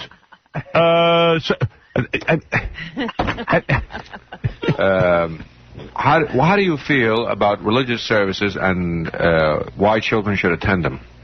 It was just like this. I swear to you, he hasn't changed one bit. The guy's 81 years old. Still questioning. He'll go, did you see... I'm trying to think of what his big thing was. He goes... He's sitting there, he goes, do you know, I had a dream the other night, and I can name all the dictators of the 20th century. And do you know there was a dictator in Hungary named blah, blah, blah? And I'm like, who's he talking to? He can name all the dictators, or is that his dream? We got to call him later. I think that's more fun than Boggle. Yeah, but let me tell you, there's no real conversation There's with my nothing dad. you can say in that conversation. Yeah, it's all him. Yeah. And the other thing he does is quote Seinfeld. He's obsessed with because he never watched Seinfeld when it was on the air. It's a new show to him. He sees it at 11 o'clock in reruns. He'll go, and he still calls him Steinfeld. He goes, in the words of Steinfeld. Did you see that episode when Steinfeld says... Oh, dear. I mean, you got it's unbelievable. So he gets a hold of Beth, you know. And I hear him over, you know. My mother will be talking to her about something, and then my father will go, My mother gave Beth a scarf, which was very, very nice. You know, to say thanks for the meal and all this stuff and working so hard and being nice and everything. My son, who's a real dick. Okay. Now, so... So anyway... She didn't bring you anything? No. So... No, she did. She brought me figs. She knows I like figs. All right. So... And then you hear my father, all of a sudden he'll pipe in. The story behind this scarf is... that somehow Sting is involved because when people buy this scarf, a percentage goes to, and when we bought it, we didn't know Sting was involved, and... And you're trying to make words at the bottom? I'm trying to make words at the boggle table, and I'm listening to this steam coming out of my head. Oh, Because I'm like, oy vey. No wonder you're not making words. Man, there's no... You try and make words. Unbelievable, this boggle. You don't want to play it. Dude. What? You should have taped it. I should have taped it. That's the reality show. Oh, I'd watch that. Yeah, Thanksgiving with Stern. I can't watch that. How is he with your kids? Is he affectionate with them? Like, No. He's the same way, you know. Yeah. Do you know... It's great. He says it even to the kids. Did you read?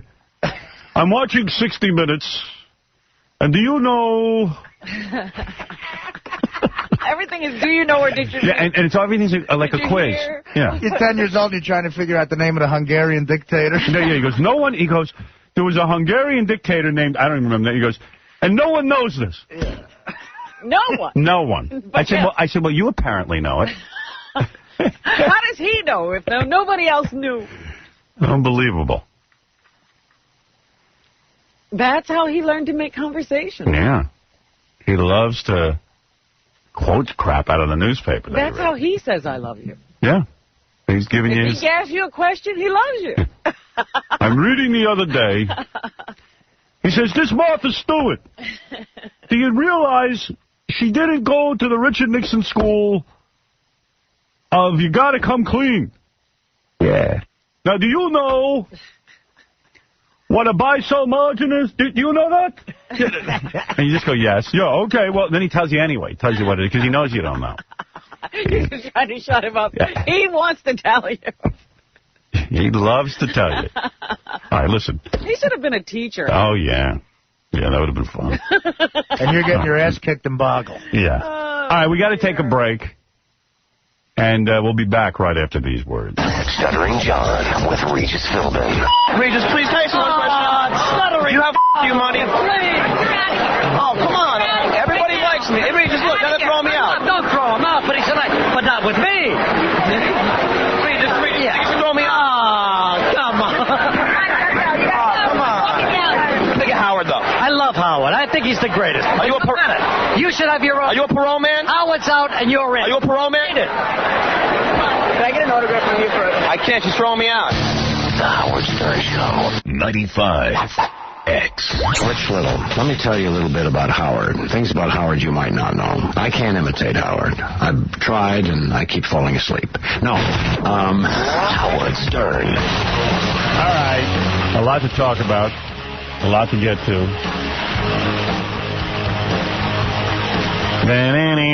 Let me give you, first of all, what's going on. I'll give you an update because we had 2 weeks of football picks. There's $25,000 on the line. Yeah, I was wondering what happened over the last 2 weeks. I wondered if the guys got their picks in this week. They did. All right.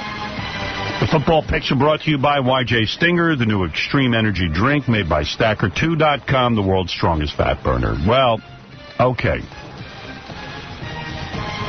Let me see what I have.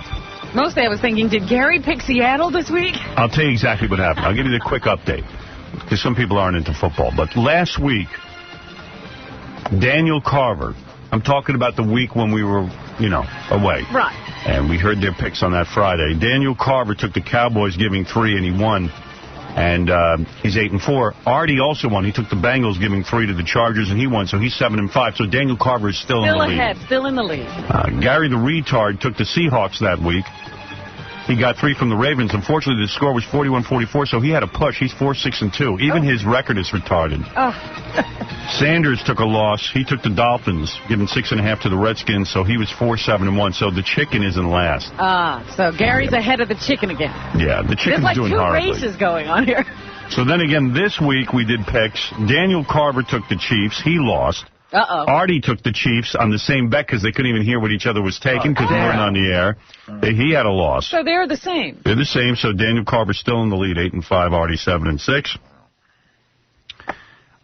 Gary the Retard won with the Seahawks. I was going to say, if he took the Seahawks yesterday, he had to win. Yeah, they won 34-7 against the Browns. They were covering any spread. Sanders the Chicken took the Colts, giving 4 to the Patriots, and unfortunately... Hey, isn't that a push, you guys?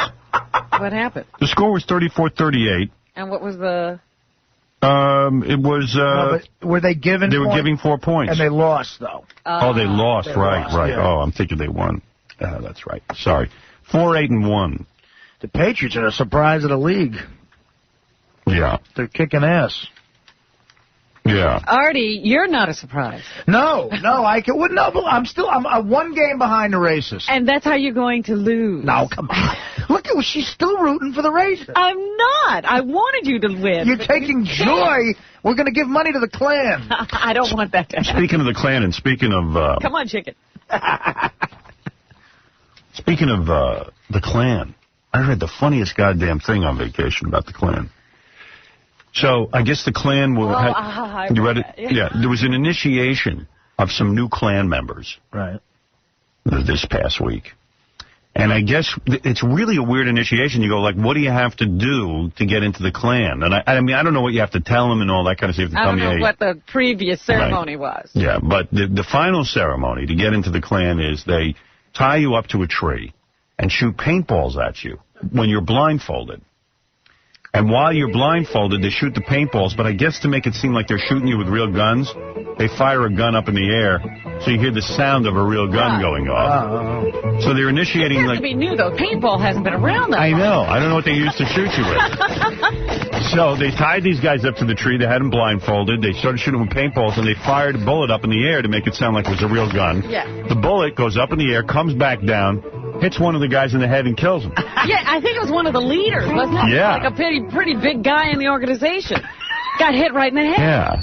I mean, what kind of, I'm always amazed, even when I watch old Westerns, how the bad guys would fire bullets up in the air to scare everyone, but those bullets have to come down. Well, I wonder about that, too, because in some communities, it's part of, like 4th of July or whatever. Whenever they're celebrating, they shoot guns up in the air. Yeah, I mean, that's crazy. Don't you know they don't keep going, those balls. Yeah, at some point, they return. So one guy died, one guy was injured. Yeah, they really were... They had their best shooting. Yeah, it was... Damn bullet hit me in the head! Unbelievable. Without even trying. Well, they got to rethink that whole process now. I read the saddest story, too, while we were away. Animal stories really get me for some reason, and I don't know the psychological reason why. Because they're not... They're defenseless. Vicious. They're just, they're just innocent, I suppose. Like children. So I'm reading in Spain, there's a zoo there, and they have an ape, a gorilla. Oh, we were reading the same paper. Yeah, well, it's, I was in London, though. That's what They had this gorilla named Snowflake, and the reason his name was Snowflake, he was one of the few albino gorillas in captivity. I remember when that gorilla was born because he made the cover of Life magazine. Yeah, it was a big deal, and because an albino gorilla is a very rare thing. In fact, this gorilla had 21 children. None of them were albinos. They were hoping for another albino gorilla. And this gorilla was so beloved by the children of Spain, and they'd go to the zoo. They'd see him. Very popular. Very popular. Snowflake, 40 years old, and they had to kill him because he got skin cancer. I guess being an albino made him susceptible to the sun's rays. But the sad part of it is that not only did they kill him, but they opened up the zoo for free so all the children of Spain could come and say goodbye to him. Mm. And that gets me, man. That just killed me. I don't know. That just makes me so sad. Does that get you? Does it give you the chills? No? For some reason, that just... What is wrong? I mean, I think that's nice, but what's the big deal? Maybe saying goodbye is hard for me. I guess. I'm sick of these Spanish kids getting all the good fun. So, Snowflake wasn't aware, was he? Oh, come on. You're a hard ass. No, you pretend you have a thick skin, but you don't. Here we go now, again. I was reading a study. They have now determined that some animals actually have awareness of their thought. Yeah. But I don't think they're aware that they die, and I think that's a great thing about animals. Yeah, well, okay. I'm not analyzing it from that. It's just sad all the children... personalizing it. It's right. All the children of Spain came to say goodbye to Snowflake, and then they had to go kill him. And, Adios, Snowflake. Would you have rather Snowflake stay alive and suffer? Oh, no. Don't ruin this for me. Don't ruin it for me. How old was it, Howard? He was 40 years old. Is that an average? They live much longer than that? Yeah, they do. Oh, okay. They can live longer than that. It's just, it was the end of them. Yeah. I don't understand your sadness. It's sad to see Snowflake die. Stop it. And you know it is. Oh, okay. You know it's sad. Don't act like it's not. It's just sad. I'm sorry. You should be. I think it's, sad, but not that sad. You're a Vulcan. There's underlying racism here. It's just as sad when a black gorilla dies. Hey, Bruce, go ahead. You're on the air. Bruce? Hello? Oh, you're going to have to talk up, dude. Sorry, can you hear me now? A little bit.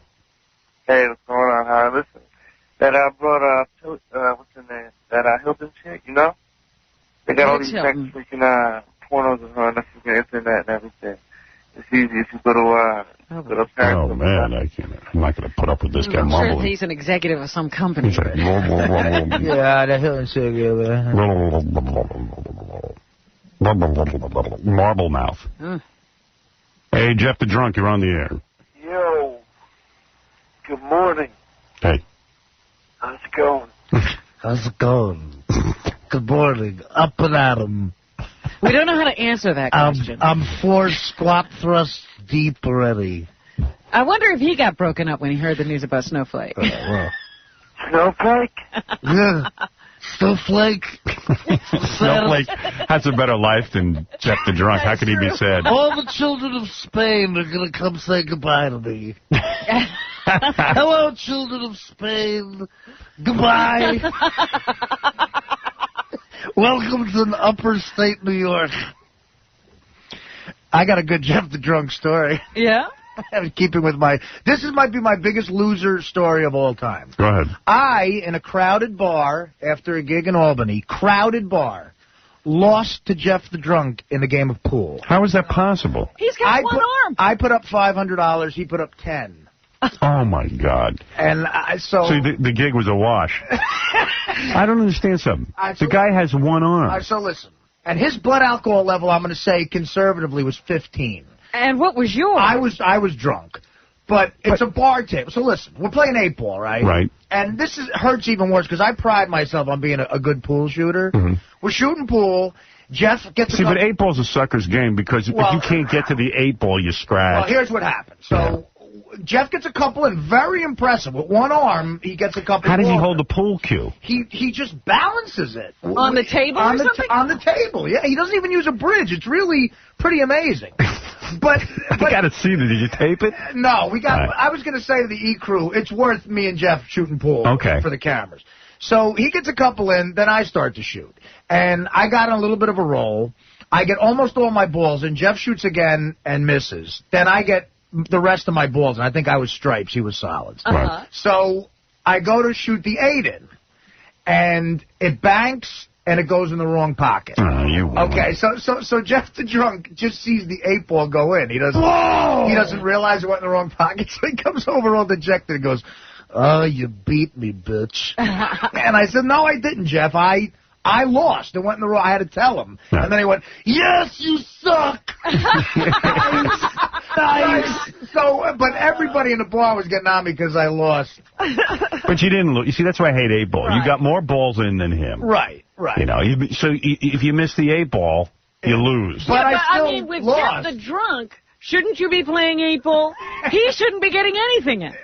That's true. Let me ask you something. Can he take that gimp arm of his and lay it down on the table and like just use it as like a piece of wood? It's completely useless. And I broke him up, didn't get anything in, and he went first, and he got 2 in. He's impressive. Hey, Jeff.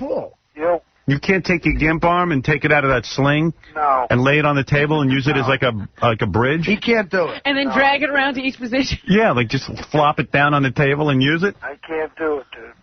That's what I would do if I was you. You were good, Jeff. Thank you, Artie. Does that arm have any sensation in it? No. Nothing. Thank you, buddy. It's just dead? Why don't you carve it into the shape of a pool bridge? Then you'd be great. I will now play the 4-ball in the corner pocket. Does your hand move at all? No. So, like, can't you just flop it? Is it in the shape of a fist, your hand? Can you put it in a fist? What's that? Can you put the gimpy hand in a fist? No. No, you can't do it. What if you close it up with your other hand? It won't stay? It's permanently open? Yeah. Is it stiff? It's just dead. Couldn't you use one of the knuckles as a bridge? No, I can't. He can't. I don't need a bridge. Wow. I can kick anybody's butt. Yeah. How do you steady your pool cue, though? I have it. It's hit me. He hits it like a I baseball was going bat. to say, how does he steady anything? I mean, he's always a little rickety. Did he fall down during the game? He almost fell a couple times. Yeah, because he loses his balance. But so did I. Yeah. It was crowded. It was one of those crowded bar tables where you had to ask people to move. Oh, I hate that. So it was like difficult. I'm in Vermont playing pool. Beth and I were playing pool. We were having a couple of drinks. Right. And there were 4 people in the whole goddamn bar. And they're all around you. And I'm saying to this dude, could you move? Like, in other words, the place was huge. Yeah. Stand anywhere. The guy's got to stand right on top of the pool table so I can't shoot. And he's talking to some chick. And I'm like, dude. That's the worst. Just move. Go. I'm playing They're pool. not interested in the pool. They're not. No, they're not even paying attention to it. Stand in there. Yeah, just give me some room. You got a whole goddamn bar. People are weird like that. People are like dogs. They all stay on top of each other. Right. It's a pack mentality, Yeah. I always say. There's a whole empty bar. Go stand down there. I was watching at the airport yesterday. It was a whole crowd. It was so crowded because American Airlines computer system went down completely, the whole thing. So everybody was backed up. Oh, God. You couldn't even get into the terminal, and everybody kept trying to go to the same door. I said, there's a couple of other doors down there where there's nobody standing, but the people kept trying to come through the same door. Where were you for the week? In London. What? Oh, he thought I was asking him where he was. I just stayed home. We know where you were. You're in Albany. I was at my front porch in Albany. But I started the vacation up at MIT in Boston. You went to visit your nephew? That we went up there to see what he thought of the school. Right. So, he took a few classes up there. They have this program called Splash, where kids who are thinking of going to the school can go, and students and other graduate students teach courses on the weekend so they can see what it's like to be there. That's something I never had to do when I was choosing a university. I love how this kid is... Nobody wanted you to try out anything. No, nobody invited me to try it. In fact, I never even went to see the school because I only got into one. This kid's interviewing MIT. Yeah, this kid's seeing if he likes the classes. He's interviewing the MIT. That's nice. It was pretty amazing to be, like on a Sunday morning, students are, like studying. That kid's going to the library. That kid's got to be in demand. First of all, he's black. That's number one. Number two, he's a genius. He's a black genius. Yeah. That kid's got his ticket written. He's already on his way. Well, let's hope he's got his ticket written. I know. He's going to be a zillionaire. Unbelievable.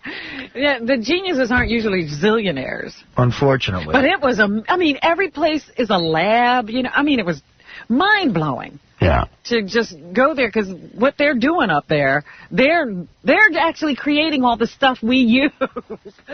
And you walk into turn a corner, and there's a whole jet engine just sitting in the hallway. Were they kissing his ass when he was up there? No, it wasn't like that. It wasn't like he was, he was just going to class. Yeah, but they had to be I'm talking Everybody's like that. about admissions has to be salivating, no, because they want black guys. Well, he's already, I wasn't a part of that. He met somebody from MIT down in Baltimore, actually, and he's already sent in his application and everything. You know what I would do if I was him? My application would be this: black genius. That's what I'd write on it. I think you do have to back that up with something. Yeah, I'm backing up nothing. Enough said. I'm a black genius. That's it, buddy. And you know what? That's good enough for anyone else. And if you're lucky, I'll go there. Damn right. I saw all kinds of kids there. I saw Indian kids, black kids. Indians are a dime a dozen. You've got to have a black genius. Chinese kids, white kids. It was just a real amazing place to be. And Indians don't cause trouble. Like a black guy is going to say, hey, MIT, where are the black students around here? Excuse me, I don't think so. Absolutely. You got to have some blacks. You can't just have an all-white school. You got to let some blacks in Somebody there. who may not have been a genius might Really, have man. that. Right. I'm telling you, I'm black. Look at me. Look at me. I'm blacker than you. This is not a wig. I am blacker than this black genius. Those are ordinary people concerns. I am the blackiest. Expressing. I am the blackest genius. I am the blackiest, most genius. He wasn't walking around with his hat screwed on backwards and big baggy pants going, yo, right. Where's the lab? Yo, homie, let me in your school.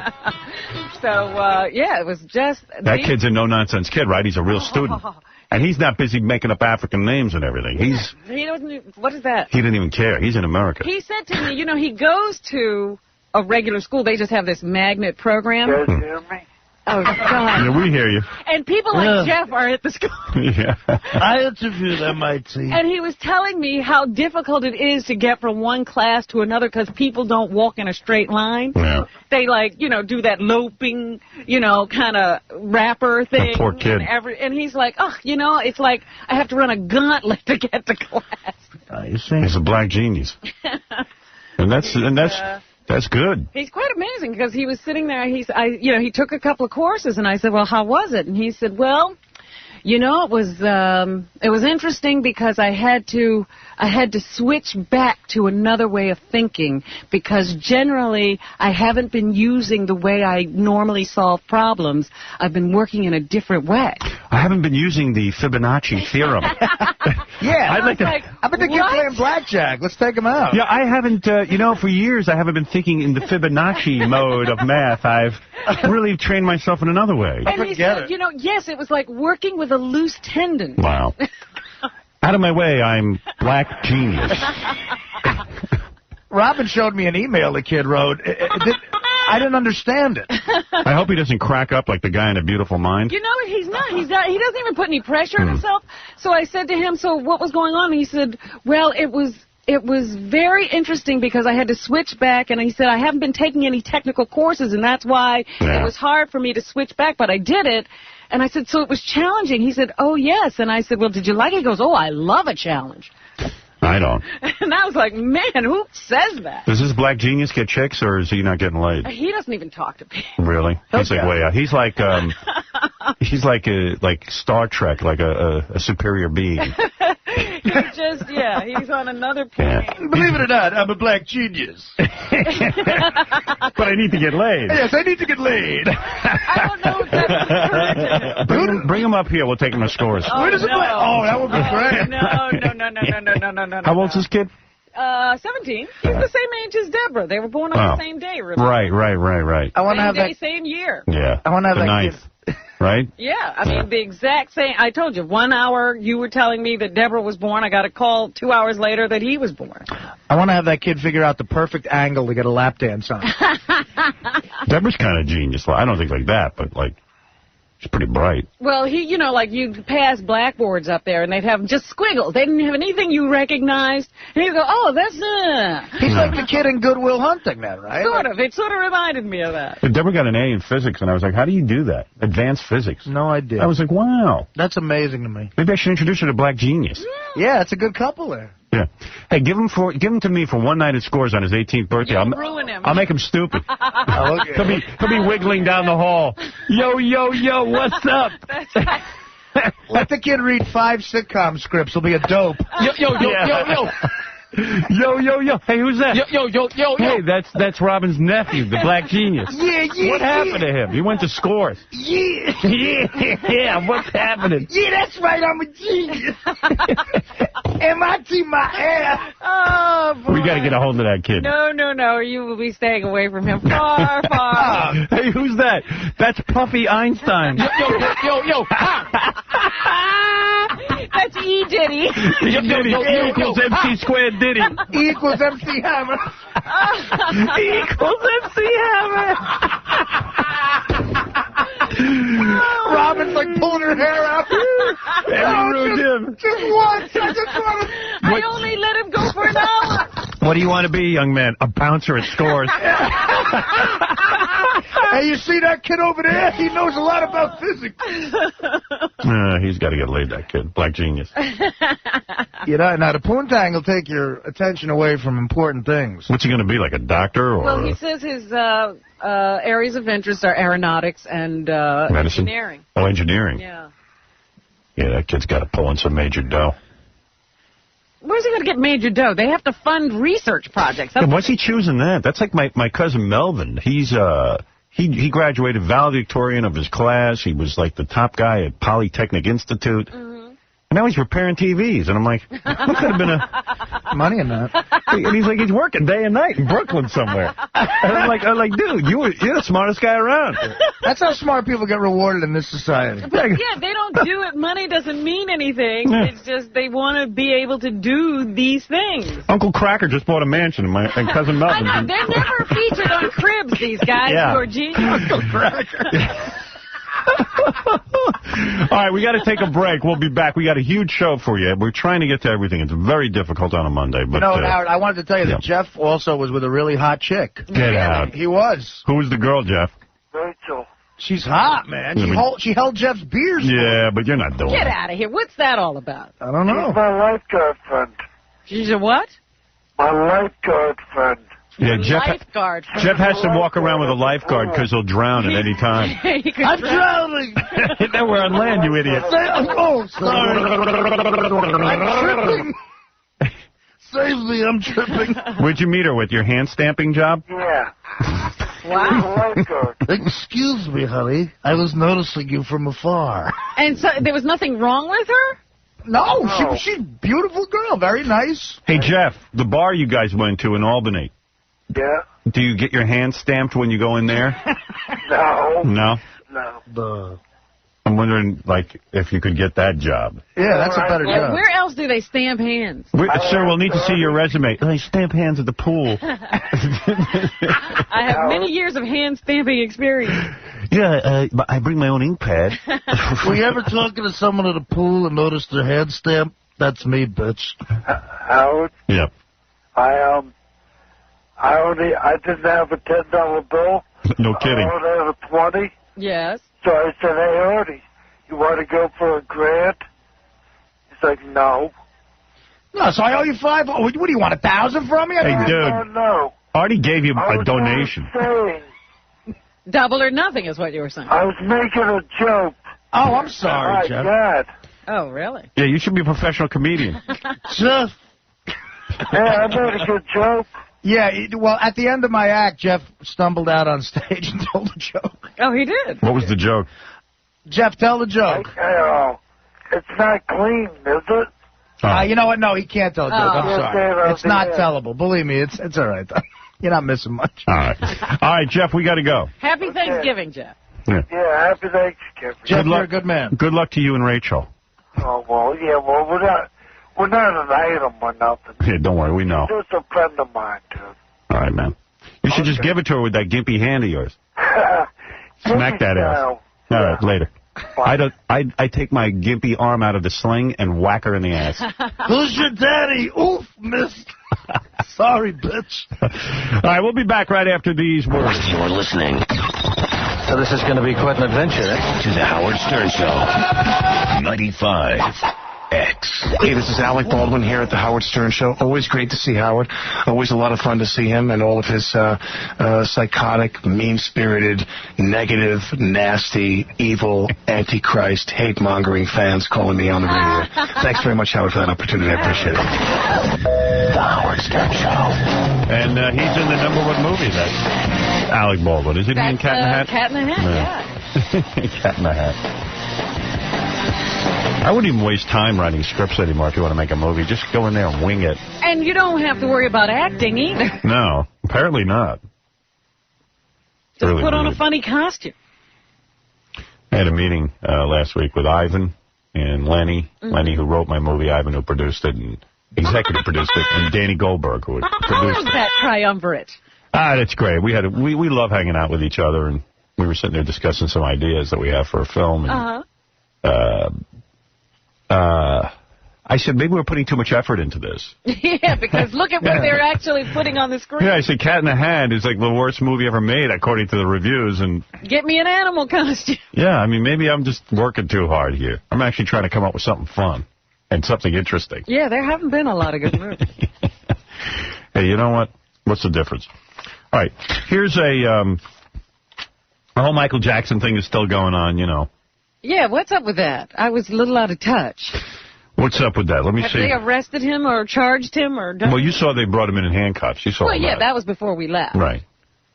And right now, his lawyer is, you know, screaming about the fact that there was something weird that happened last week. Michael Jackson, when he flew from Las Vegas to turn himself in, somebody had a hidden camera on board. I didn't understand it. Now, the plane had cameras on it? Something like that. I don't even understand it either. I kind of wasn't around for that either. But there's a videotape, and then, of course, the lawyers are talking about how he's being victimized and Michael Jackson is being ruined. And Oh, my God. Can't he even hire a plane without it being controversial? What's wrong with it? But this was good for them because it made it seem like he was getting, you know, it kind of made you forget for a second that he's a Sympathetic to pedophile. him, yeah. Or he could be a pedophile. By the way, this was not bad for him in Europe. They said his latest album, was on its way to #1 in England. But he can't sell 3 copies here in the U.S. Right. I mean, but everywhere else, I guess, it's going to do okay. It seems to work out for him, this kind of controversy.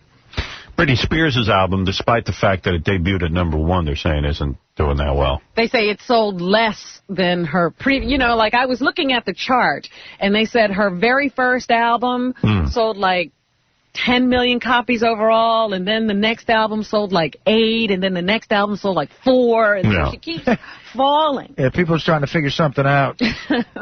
Something's going on. I still like the banger. Oh, yeah. Yeah. They're saying it's not as popular as Justin's album has been. So. Yeah, Justin Timberlake. Oh, my. So Michael Jackson, they say he celebrated Thanksgiving by stuffing a 12-year-old. Beer can indirect A beer canned kid? You put a beer can in the ass and then you just grill him. Yeah. You give it about 4 or 5 hours, depending on the weight. And I guess in the Inquirer there were pictures of Michael Jackson shooting his latest video. Oh, that one he was working on in L.A. that they interrupted, or in Las Vegas that they interrupted. Yeah, he went back to Vegas after all that to shoot a video. Yeah, that nobody's going to see. He hired a lot of extras for the video, and according to the story, a lot of them were young boys, of course. A surprise. Well, that's like, believe it or not. And then there was a whole story about how he rented suites for him and all the young boys. And he wouldn't let anyone in except for the kids, and like even the hotel staff had to leave the food outside the door. And didn't he like take over a whole section or something? And there's all these reports, and then like supposedly there was cigarettes and booze up there. Or wait something. a minute, hold it. These are kids. Yeah, who knows though? I don't know. You know, this was at the Mirage. That's where Siegfried and Roy did their act.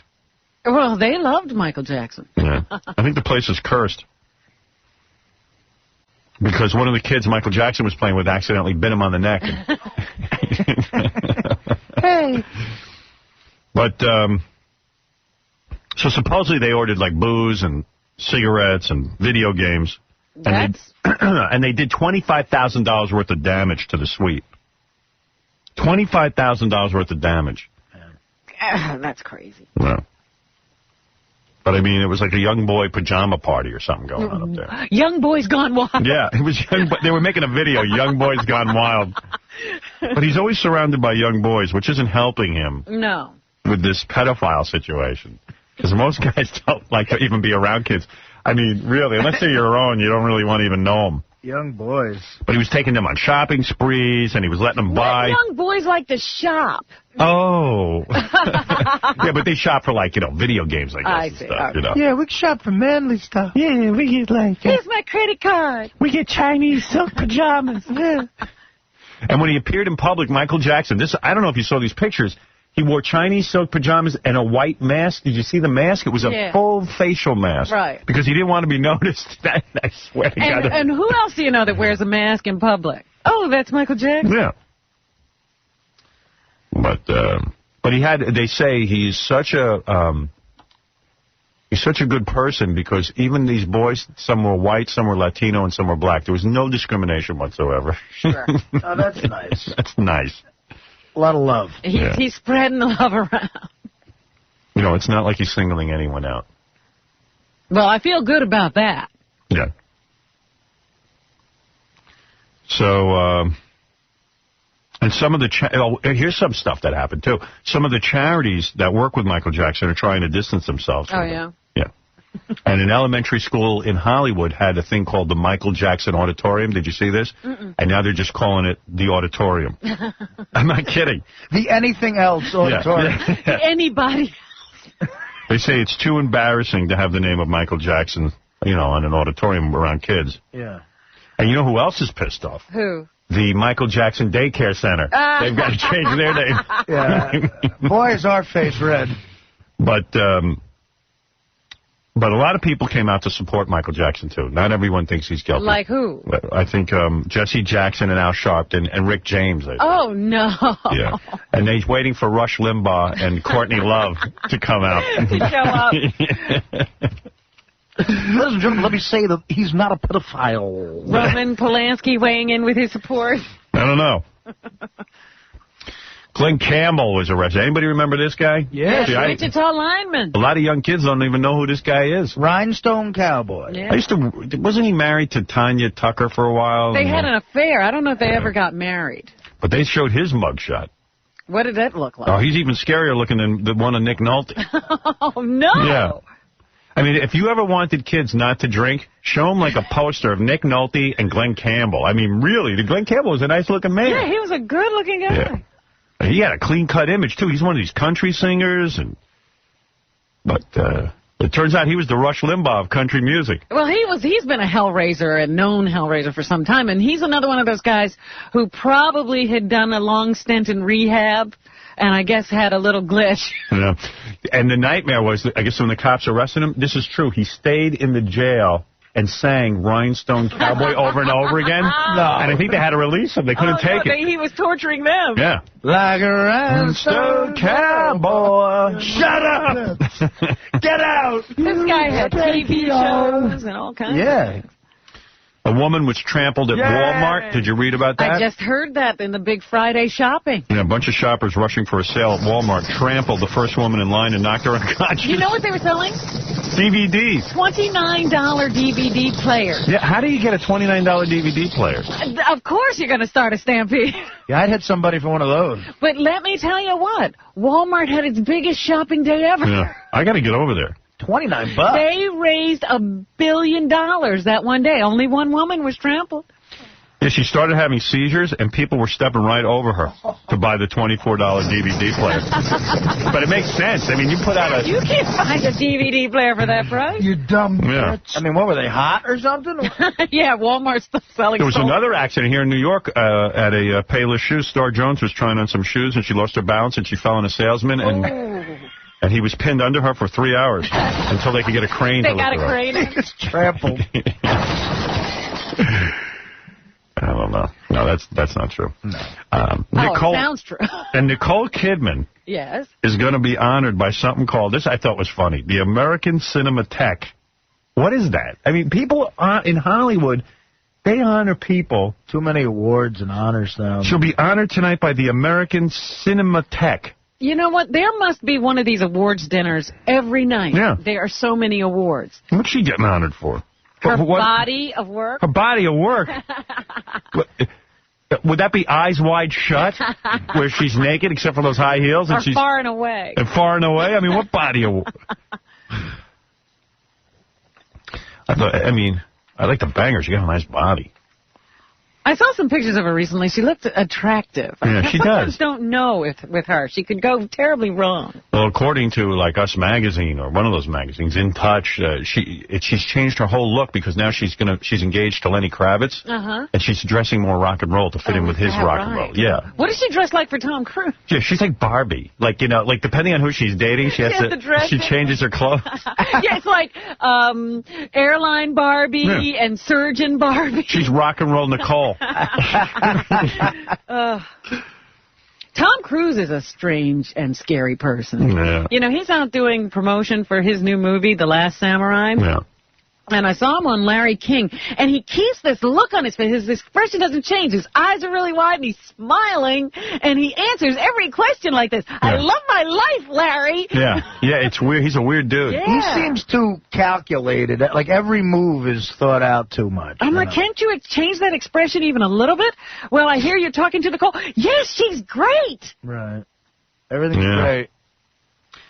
Now she's, Nicole completely changed up her life. She's got a black kid. I see the kid with her all the time. Well, she always had the black kid. Yeah, and then she's going to have a black husband, Lenny. Well, he needed some African or African-American influence, I guess. I hear Renee Zellweger's going to start banging old dirty bastard. It's the new thing. Julia Roberts is going to dump her husband and go with Lil Bow Wow, who is now Bow Wow, by the way. He's grown up. Drop the little. Yeah, that's good. It's time to drop the little when your voice is that deep. But, I don't know. Imagine your two dads, though, are Lenny Kravitz and Tom Cruise. Those kids are going to be more confused than anything. Cause those guys have scored some major checks. I mean, I hope they're good-looking kids. I think they are. I actually saw pictures of them because she's been going around everywhere being photographed with them. Yeah, the black kid, the son, looks a little bit like young Michael Jackson. Yeah, Before, he does. yeah. You know, you're right. Before all the surgery and the lightning and everything else he went through. ABC, it's easy. 1, 2, 3, ABC. That's how easy life can be. Check it out. God, Come on. I miss those Michael Jackson days. That's the one that made you cry. Yeah. I'll tell you the most amazing thing about Michael Jackson. Forget all this kid stuff. How the hell does he do that moonwalk?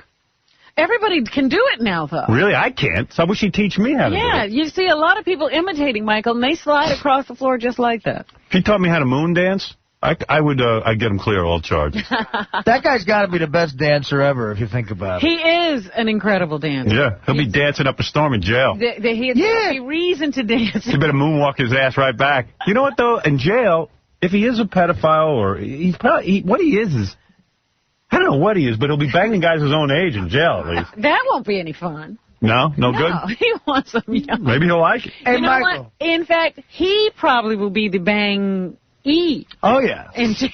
Hey, Michael, why don't you moonwalk into my penis? And I do see Tom Cruise all over the place trying to get recognized for his movie Samurai Warrior. Samurai, I think it's called. Yeah. Or something like that. He better kill a lot of people in that movie, because Uma Thurman killed like 100 people the first 5 minutes of Kill Bill with a samurai sword. Yeah, that raised the bar. Yeah. And I wonder if, you think Tom Cruise is upset that his ex-wife is banging a black guy? No, because Larry King asked, about it, and he was the one, because Nicole Kidman has never admitted she's with Lenny Kravitz. It was Tom who said she's with Lenny. Yeah. You think it's bad that your wife's banging a black? How about the Schwartz? What about that? If only Larry had put it that way. No, I don't know. Some guys are upset about that. But Larry danced around and got Tom to just say it. Yeah. Lawrence Taylor, who's coming on our show this week. Did you see him on 60 Minutes last night? I didn't see it, but I read about it, and he claims that what he would do is send hookers over to the opposing team the night before to wear him out. Yeah, he said it was done to him once, and that's how he knew how to do it. There's a guy who's dedicated to the sport. Beautiful. Yeah. He said he spent thousands of dollars a day on crack and hookers. Yeah, and then they started testing his pee, you know? So he started buying fake pee. Well, the other players would just give him Yeah, and then some guy gave him fake pee, but he was on crack. Yeah, he was dirty. He got busted with the other guy's pee. There was a rumor that, I don't know if this is true, there was a rumor that the Giants kept this guy, Phil McConkey, on the team just to pee. Oh, for Lawrence stop Taylor. that. That's what I heard. Oh, stop. I believe it. Phil McConkey wasn't any good? Is that what you're saying? He wasn't, he was all right. But Lawrence Taylor was the Michael Jordan of basketball. Wow. Well, you know what's really funny? Because now he's telling all these stories, and once I happened to be standing behind him in Atlantic City, and I heard him approach a couple of guys from the hotel we were at to get him hookers. Wow. And the guy looked at him and said, Lawrence, I am not a pimp. You know, because he was like, yeah, man, get me some women. Wow, he'd send women over to the other team. That's brilliant. That's a good idea. But he cried on 60 Minutes last night. That's what I heard. Oh, wait, I got a tape of that. LT cried? Yeah. How come he cries here? What was Mike Walker? No, Mike Wallace. Wallace read what his son said at the induction to the Hall of Fame, and he just got up and ran from the camera. And Mike, wanting the tears, said, come back and the cry. last part of this, because he continued to read it knowing that LT was breaking up. He spent 2 months in rehab, and when he got out in 1999, clean and vowing to stay that way, he finally was voted into the Football Hall of Fame. And this big, tough, intimidating ball player turned soft when I read to him what his 17-year-old son, TJ, had said about him at his Hall of Fame induction. I love my father. I'd do anything for him just as well as he would anything for me or my sisters Whitney, Tanisha, Paula. If I pick anybody to be my father, I'd pick Lawrence Taylor. Every time. That's LT running. Get back here. Lawrence, sit down just for this last part. Oh, God. Got a little more. Here's what you said. No matter how many times it knocks you down, no matter how many times you think you can't go forward, no matter how many times things just don't go right, a Hall of Famer never quits. Hall of Famer realizes the crime is not being knocked down. The crime is not getting up again. I don't know, my kids, you know, I thank God for them. I've come a long way, and you know, it's so easy for me, you know, for them to have my friends and my kids just let me go by the wayside, but they was there. LT became a mess. Hey, do me a favor. Yeah. Get a transcript of that. I'll read it. We have to get that transcript, and we have to read it here, too. LT, I'm going to read what your son said about you at the Hall of Fame dinner. He said, I would choose LT as my father every single time. Let's bring your son in live to read it. You know what the best part was? CBS during the football game yesterday ran the clip of LT crying as a promo probably 100 times, and they go, kidding. What did Mike Wallace do to make LT cry? And they go, watch tonight at 7. Wow. He's so sorry he gave them that. That's great. Hey, by the way, you know, this Paris Hilton show debuts on Fox this week on Tuesday. This the week? Oh, wonderful. And I got to tell you, this is going to be the most highly rated show in the history of television. It's going to be their new Joe Millionaire. It is. Yeah, it's going to be big. First of all, it's getting good reviews. Any reviewer who has seen it, no one sent it to me, but any reviewer who's seen it has said it's great. Yeah, you know, it's fun. They can't take their eyes off it. Yeah. And I think she's hot as hell. I do. I like the pictures of her almost naked. Yeah, the whole posing thing she does with the skirts and dresses that are all ripped up. Belly shirts. They had the freakiest picture. I think it was in the Post or the Daily News over the weekend of Paris Hilton and her mother, when Paris Hilton was like a little girl, and the mother's in a bathing suit on some runway, like at a charity event or a show. Oh, really? She did the modeling thing, too? Well, not modeling, but I guess it was something. Like a charity. Yeah. The rich women modeling the clothes. Yeah, rich women modeling clothes. And who's on stage with Paris Hilton in a skimpy, like 5 years old, in a skimpy little outfit? Oh, so... It started then. Yeah. They started this themselves. But they say in the reviews that the Paris Hilton's fun to watch because she's so stupid.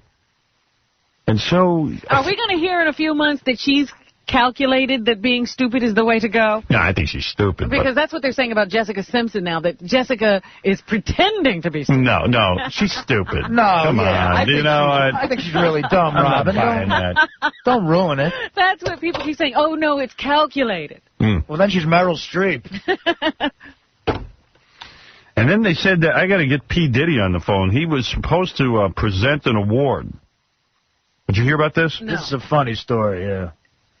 He was supposed to present an award at some award show. And when he got there, he said, I thought I was receiving an award. So he started yelling and screaming. He got upset? So they had to give him an award. So they made up an award on the spot called the Maverick Award. And it's presented once a year to rappers who threaten people. I don't know what it was for, but they gave him a Maverick Award. Threaten people if they don't get an award. This award is for the person who threatened us the most to get an award. The Maverick Award. So, wow, who gave him, who made that up?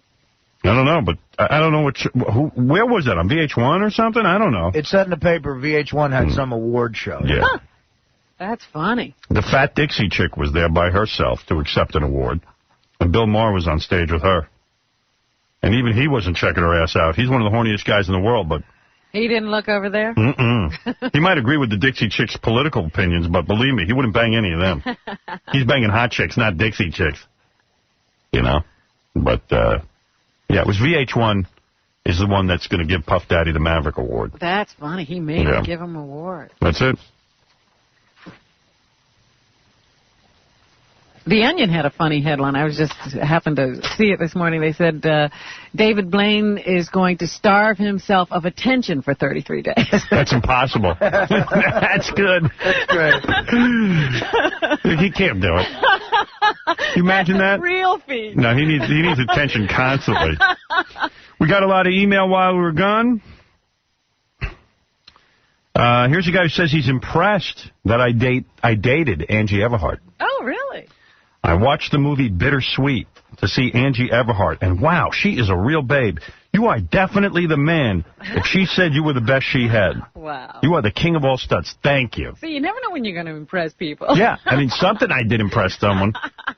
That's impressive. It is a fact. She says I was the best sex she ever had. I was here and I heard it. Yep. Sean, you have a question? Yeah, can I ask Angie a question? Go ahead. Angie, was Howard great in a sack? Is that what you're implying? Can I answer that now? Yes. Yeah. Oh, wait. Oh. You can't see the F-word. You heard it here, ladies and gentlemen. You're still smiling. Look at you. You love that. You're thinking about me giving it to you, right? No. Hey, Howard Stern. The best she ever had. You know what? That's a personal thing. Sometimes somebody who's good with one person is not good with another. It's true, because I can think in my short sex life how many women were very disappointed in me sexually. I know it makes no sense. Some women I can hold out with and give it to them good. Uh-huh. And Angie was one of those people. But some it's so fast and it's over. I don't know what it is. Some people I cannot perform for. It's it. It's gone. You never know which line you're going to be in. Yeah. Here's someone who says, Vinny Favali is a dick. Why? Tell Vinny to stop relying on you for nighttime ratings. They're already rerunning your Letterman appearance. Oh. They're running it tonight. Vinny is a dick. And as soon as Debbie leaves his ass... Hello, my Debbie. I was married to a CBS executive. Dial a date for Vinny. F. Vinny. I love you. I love you, Bambino. Here's a guy who says, jump the shark when it came out with its own dopey calendar. I was waiting for that. Here's a guy who thinks Baba Booey is a fag. I just watched the show The Wheel of Benji. All of a sudden, Tot Toothy sprints into the room and attempts to squirt whipped cream onto Benji's package, and it appeared that he made physical contact. Hello. This was probably the gayest thing I've ever seen since Elephant Boy painted high pitch with green paint. Hello. Hello. Hello. Hello. For those of you who are fans of Wheel of Benji Part 2 with 2 hot porno chicks, and I mean it. Tonight, Benji spins and lands on naked leapfrog, and then Benji puts his toe in one of the girls? No. No. Oh, remember where he put the... Yeah, right. Ooh. Yes. Look, Benji's beaming over here. Yeah, I'm so proud. Very proud. Good for you, Benji. Thank you. It's outrageous. It's gross. It's the Wheel of Benji Part 2 tonight on E. And those chicks were hot. I'll tell you what, Wheel of Benji Part 1 was, I think, one of the top 10 highest-rated shows on E of all time. Yes, it broke some record. People couldn't believe it. People could not believe it. Wheel of Benji 2. Wheel of Benji 2. A lot of people don't like Underdog Lady. They don't want her on the air ever again. She's boring and depressing. Oh, come on. My God, please don't put her on the show anymore. How could you not like Underdog? I don't know. Stern. Here's a guy who has a problem with Artie. I saw the Shannon Doherty interview on the E! Show, and that fat slob Artie was just sitting there falling asleep at his desk. Tell that fat tub of goo to wake up during the interviews. If that slob can't wake up for a hot piece like Shannon, then what does he do in bed for his girlfriend? Tell Artie to start drinking during the show. He's a lot funnier. I was very much awake for the Shannon Doherty interview. That's what I heard. I heard you were awake. Yeah, a lot of people were talking about that. I really enjoyed it. Yeah. All right, let's get to a couple of phone calls. A lot of people have been calling in and wanting to get on the air, and let's just try and get to these quickly. Wow. Wayne, you're on the air. Go ahead. Welcome. Hey, how's it going, Howard? First-time caller from Memphis. Fred, play the sound effect for first-time caller. Okay. Hold on a second. There you go. All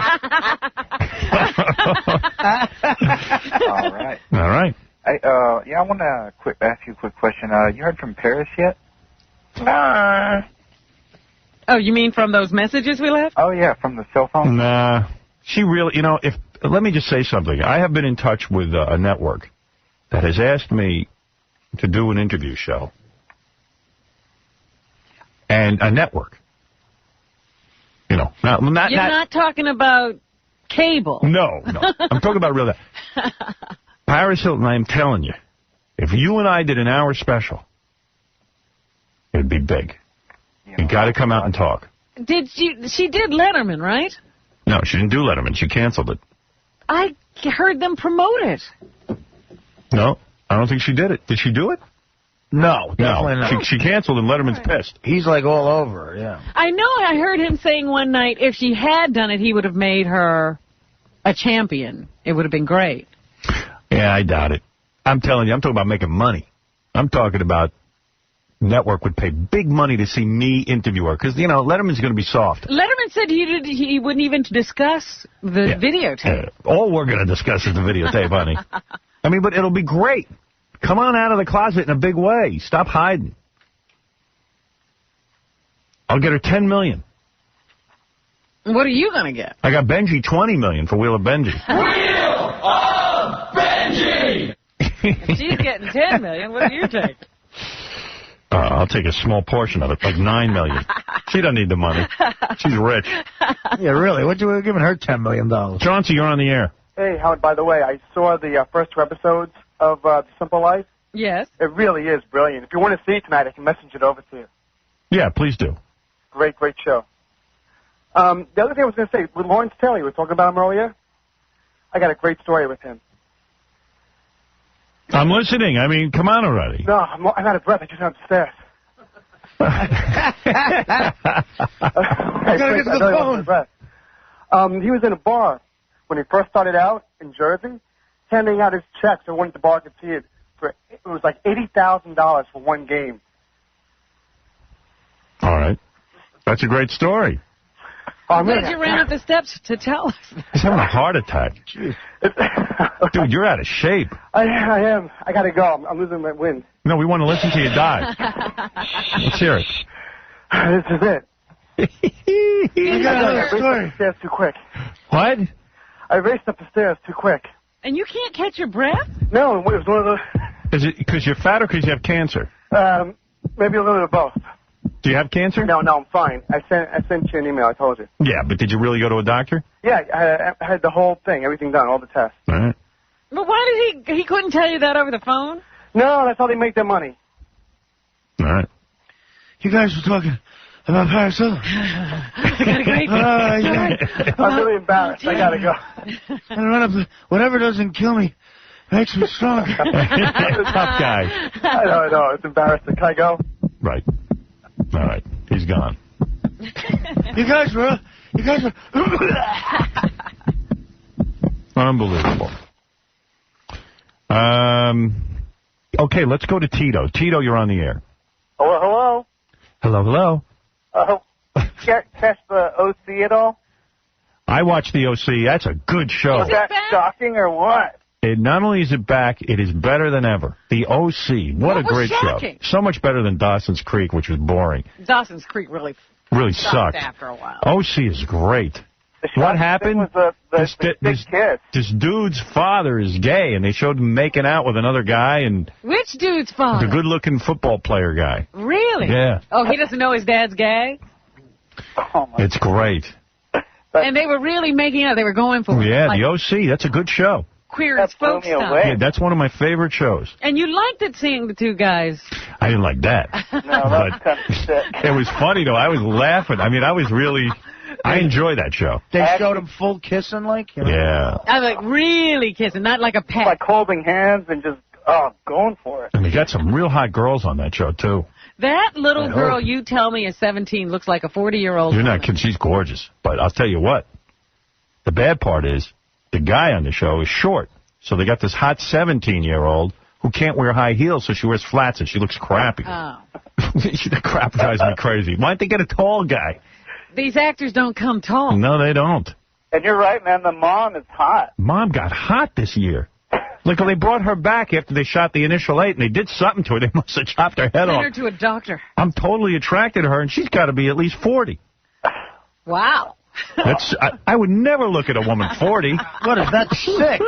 40? I'd bang her hard. That's sick. The most attractive woman on the show is a woman close to my own age. That's impossible. I'm usually lusting after 20-year-olds. All right, thank you. All right, take care. Yeah, that's a great show, man. OC. What's that stand for, OC? Orange County, I learned. The OC. The OC. I thought it meant Oxycontin. And the announcer comes on like it's a serious show. He goes, "We'll be back with the OC." Really? And meanwhile, it's like this dumb teenage show. Right, it's a stupid teenage show. You think something important was going on. Ladies and gentlemen, we'll be It's back. certainly not the West Wing. Yeah, there's nothing important going on. It's a bunch of nonsense. Yeah. When the mom goes in and does exercises with all the other ladies, they do yoga lattes. Hey now. God. It's Pilates and yoga. Yoga lattes. That sounds like a Starbucks drink. Tonight on the OC, a 40-year-old you want to bang. Hello, hello. Hello, hello. Hello, hello. Some guy did a funny song. Where's that song of Gary? Hello, hello. Oh, This is great. This is we found a tape of KC. He did a videotape to his lover. Oh. It's me, KC. You know, I had a lot of things I wanted to say to you on the phone, but I figured I'd make this videotape and tell you how I feel. You know, Frank, me and you, we've been through a lot, and it really hurt me the other day when you wouldn't come out of the car and come down into the locker room and see me. I mean, what's up with that, man? That really hurt. You know, I'd drop every guy that I'm going out with in a second just to make love to you one more time, Frank. You know, maybe if things worked out, we could even go to Vermont and get married. Nice. That's Rich Christie, the guy who always calls up and busts Casey's balls. Oh, that's great. All right, we got to take a break. We'll be back right after these words. Be very conscious of it. Feel the presence of it. Check this out. The Howard Stern Show. 95 X. This is the Howard Stern Show. 95 story. Hello. Wheel of Benji tonight. 2 hot porno chicks. Wheel of Benji 2. Wheel of Benji! Everybody loves it. There was a screwed up story in the paper today, boy, I'll tell you. But, you know, hey, these things happen. What? About all the, there's a couple of firemen who were at 9/11, you know, they were at the World Trade Center, and they've been, you know, a lot of the women who lost their husbands. Well, there's a number of widows, yes. There's a number of widows from the World Trade Center disaster, the horror of that. But and I guess they assign firemen to look after the families of the guys who are gone. Yeah, and then these guys end up banging the wives and running off with them. They say they think there's like a dozen situations where the guy has left his wife for the widow. They know of one for sure, and that woman's saying, this is ridiculous. She's just disgusted by the whole thing. Yeah. But how can you have a guy going to watch a widow? Yeah, I don't understand why firemen are watching widows. How do you set up that program? Why are we not watching some widows? Oh, my goodness. You know that's a recipe for disaster. You'd never send guys to watch after somebody. You've always said that. I'll watch after your wife because you want to bang her. But describe to me, and I say, hey, you know, that's really nice of the fire department to actually provide guys. No, it's not. Oh. New dad. You know, you're going to break up one family to create another one. Yeah, I guess so. There's give and take with everything, Robin. Is there really a formal, like after, because most fire guys, I thought, just put out fires. I didn't know they actually do follow-up. Well, I think in this particular case, there were so many, and it was such a high-profile thing. They said, you know, here we are. We have these guys who died as heroes. We want to watch over their families. So let's assign guys to, you know, follow up or keep track of the families that have lost firemen. Let's see. No one should be surprised that married firemen assigned to console 9/11 widows are actually falling in love with them, too. It's all part of their rescue fantasy, a top shrink says. See, a shrink will always explain stuff to you. It looks to me like it's just the same old thing. It's not a fantasy. A guy's with a vulnerable woman. A vulnerable hot woman. Let me see if there's a formal program where firemen are assigned to the families. On September 12th, firefighter Jerry Koenig and his wife Mary were slated to start a new life. They were to sign papers to buy a 14-acre spread upstate and plan to build their dream home there. Wow. Boy, firemen are doing well. 14 acres, a state. A lot of firemen have other gigs, too, so they can do all right. And there's tons of overtime. Yeah, I guess some of them are hosting Millionaire. And, yeah, they get those guest shots on Hollywood Squares. 14-acre estate, man. That's nice. Yeah, but, I mean, it's way, way up north. But the day before the unthinkable happened, my husband rushed to ground zero, and he basically never came home, Mary said. He was a 9/11 survivor, but our family died. Koenig, who began acting as a liaison for the family of his fallen buddy, John Bergen, began spending all of his time with John's widow, Madeline. Yeah, and what can your wife say? You know, she can't be a bitch and go, she can't yell. You can't spend time with him, with her, with someone. It's 9/11, you go. Hey, it's 9/11. Hey, she's all broken up. She lost her husband. Yeah, what are you being selfish? You know I'll come back to you. Are you heartless, Honey, woman? I can't say no to her. She's calling again. The Bergens and Koenigs have been friends with Jerry, helping John build the new deck on his house. That's the worst, though. Because they were best friends. Yeah, and the guy's probably got a hot wife, and you're like, man, he's got a hot wife. And then you have to wonder, the wife has to wonder, was he hot for her the whole time we were hanging out, the four of us together? Oh, yeah. The answer is yes. Yeah. But that doesn't help the situation. He asked John to look after Mary if he died. So Jerry promised John the same thing. One night after September 11th, when everything started falling apart, he confessed he promised John he'd never leave Madeline, and then he cried himself to sleep. The days following the WCT attacks, Koenig's firehouse mates noted changes in his behavior. Oh, so how did this guy... No, this sounded like something that was between the two of those guys. Yeah, this doesn't sound like he was assigned. But they said there was at least a dozen of these kind of stories. All right, let's see. It's the fire department's dirty little secret. At least a dozen of New York's bravest, some of them assigned to look after September 11th widows, have left their wives for the spouses of their comrades. Wow. It's heartbreaking. Man, Yeah, that's kind of cool. I wish this station would assign me to some families. Yeah, you didn't get a widow. God damn it, I want a widow. I'd like to be a widow. I get a sign. Why do we never get How cool? do I get my widow? That kind of charity work I'm down for. Listen, I'm putting an APB out. Any women out there who are widowed, who are really hot. And they need somebody to visit them and listen to them. They need a man to listen to them. That would be me. I'm available. Send your picture. You're available to all, or you want just one? Yeah. I'll listen to you, and of course, by listen, I mean bang. Well, you're talking, I'll be banging. Yeah, as long as my penis is being touched in some way, I'm pretty sure I could listen to you. Oh, it's so much fun listening to you. Yeah. Oh, boy. Wow. Well, it's a screwed up world. Well, I was like, how would you not think that's going to happen? Hey, Nigel. Hey, how you doing, Howard? Hey, now. I know. Why don't they just send single firemen to these wives? That would make sense. Why not send single firemen? Well, I think the guy didn't want the guy banging his wife. That's why he picked a married guy. Yeah. But I mean, if they end up banging them, they get married, bring family together. You're providing a new father. FDNY spokesman David Billig would not comment on the figure. Another FDNY official told the Post it's a very sensitive topic. I guess there's a bunch of guys doing this. But I don't understand. The one I read was the family sort of said, I'll look after you if you die. But does the fire department ever set you up with a family? I don't know. That's what I'm trying to find out. You think there should be, like, a registry. Yeah. And you just go down and sign up for your widow. I guess what they do is they assign some firefighters to help out other firefighters' families. Right. Yeah, I get it now. I see. So, like, if a fireman died at the World Trade Center, they'd say to one of the other firemen, listen, why don't you go look in on the family. Yeah. Well, that's my dad. Hold on. Hey, Dad. Is that my dad for real? Yeah. Hey. I'm always for real. I hope so. What's up? Well, I was talking to Gary about those concert tickets.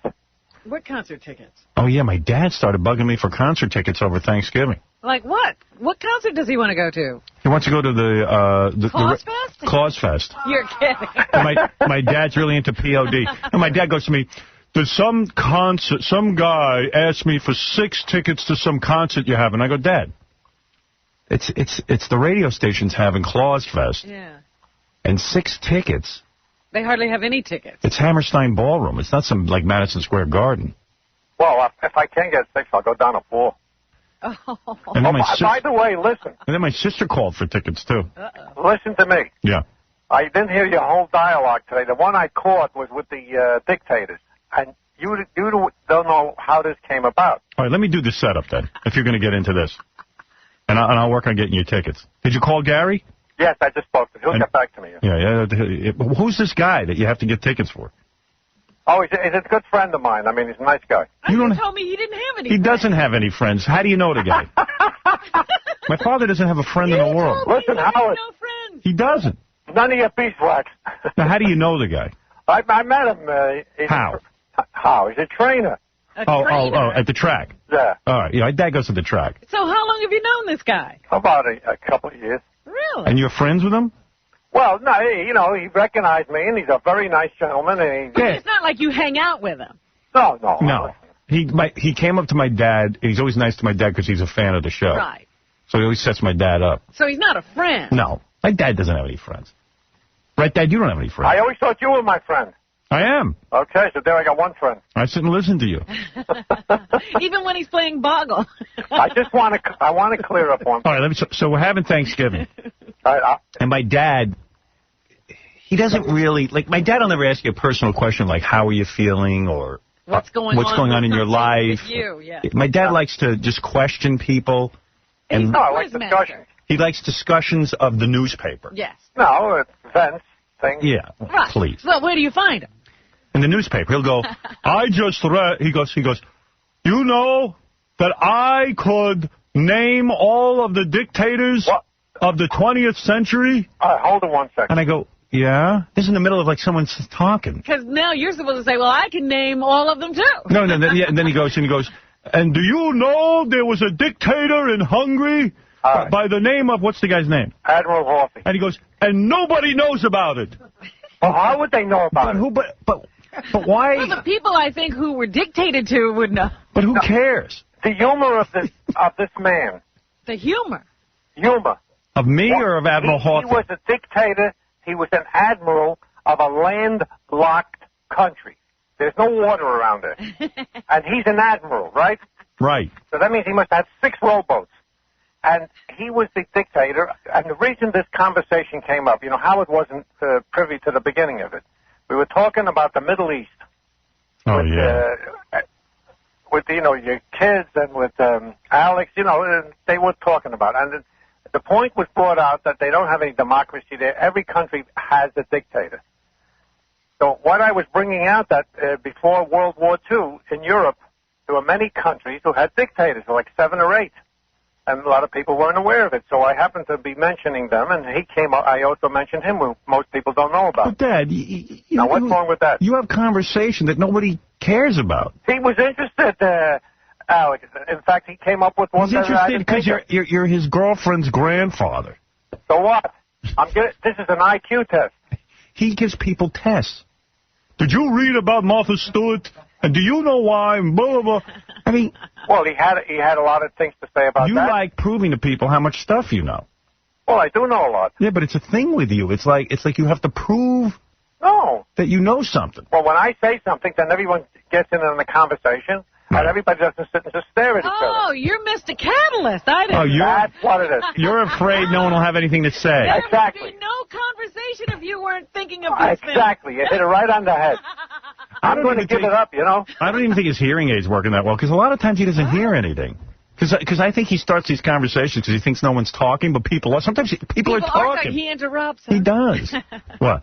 Hi. You know your father called here on Thanksgiving Day looking for... Not Thanksgiving Day. Yes, it was. It was Thursday. Scott the engineer was here. Yeah. And what did he want? He spoke to Brian Cullen, who was running Best Of, and he wanted the tickets. He said, is Gary there? I need tickets. Thanksgiving Because if somebody asks my dad for something, he wants to take care of it right away. I know him. He's like neurotic. But he would know that... The concert is Friday. There ain't that much time left. But he would know that Gary wouldn't be here on Thanksgiving Day. I didn't call on Thanksgiving Day. He did, Scott? I was here, yeah. On Thursday? Yeah, I was here. You were fabricating a story. Okay. We caught you. If my dad says he didn't call that day, he didn't. Maybe it was... Was it Friday? I called... Wednesday? Listen to me. Tuesday? I called Wednesday afternoon. No. Listen to me. Okay, you're right. Wednesday after was the first call I made. And I got an intern. Uh-oh. And no one was around. So I said, that's out because then Thursday is Thanksgiving, and Friday, he said, they probably won't be coming in. So I said, if he does come in, he can call me. He didn't come in, he didn't call me. So now this is Monday, 5 days later, and I got him. Right, yeah, I told you. I'm going to work. Okay. And then my sister called. She's looking for tickets to Claus Fest, and I'm like... This must be the biggest concert in the world. It's not. But I don't know the first thing about it. I'm going. You should get your dad tickets. He didn't know about it. Why don't you go with me? My father, too, I spent all day making this turkey. Literally, I grilled the turkey for Thanksgiving. How was the turkey? The turkey was outstanding. Yeah, it was a delicious meal I cooked. And the white meat, usually white meat is dry. Right. This was so succulent and wet. It was good. I was eating white. I usually only like the dark, but it was good. All I Great know way is to make turkey. I was carving the turkey, and I had to leave the room for a second. I said, nobody touch the turkey. I come back. My father never helps out anyway. Well, we're going to help you. So now he decides to help me. He takes the turkey, I see him wrestling with it. It's ripping it off the turkey. Pulling it apart? And he pulled all the skin off the turkey. Oh, get out. You did. Don't touch it. Were you going to bring the beautiful bird to the what? I was in the middle of carving it. Oh, you weren't going to do the whole presentation. Yeah. Why don't you talk about how nice I carved that bread? Yeah, that he did. Beth baked the bread. Uh-huh. Like a real, like not store-bought. It was really nice. Howard, think of all the positive things I do. My dad's got it down to a science. He has my mom hopping, too, every minute. He's served. He never, ever even gets his own food. She makes his plate. She does everything for him. They got a great setup. You could never get Maybe that's why my marriage went wrong. I could never get that. I was envious. Literally, she takes care of him like a baby. Because as your parents get older, you have to take care of them. Like my dad, my dad. Your dad doesn't know how to make a plate of food. No, my dad's like having another kid around. Like my dad will come up. Somebody's got to watch. I got a room for my dad, right? So he goes, downstairs. I noticed there's a clock on the table there in the room that is flashing. I go, oh, Dad, probably the power went out some point, and that's why the clock's flashing. Well, I'll just sleep with it like that. So I go, why don't you just pull out the plug? Well, no, I'll go down and pull out the plug for you. Now, anybody can pull a plug out of a wall. I can't understand why you... Don't be a wise guy. So I run down. Now I'm pulling the plug out of his wall. Then I see he's got the blinds up. I said, I'll lower your blinds. You have to turn down his room like he's at a hotel. Yeah. I'm like, I don't have enough to do? My dad's like a kid. You're like a maid. My mom makes his plate. He's got the life. Dad doesn't do anything but read the newspaper. You picked the right woman. You're a wise guy. You came down and you couldn't even figure out how to get that clock to work correctly. Yeah, I don't work that clock. Neither could you. So what did I do? I pulled out the plug. That's what I told you to do. Oh, so you pull it out and then you put it in. That's a hell of a way to run a piece of equipment. No, I pulled it out. Well, why don't you do it? That's brilliant. You had nothing to do all day. I tried. I couldn't get the damn thing to stop. I mean, it's not my fault. You got defective equipment in the house. Oh. Defective. Why didn't you come up to the 20th century? Unbelievable. My dad. But he knows stuff about the New York Times, and he loves that. And Seinfeld, he quotes Jerry Seinfeld. By the way, what's the guy's name again? What? The guy you watch. What's his name? What show you talking about? Jerry.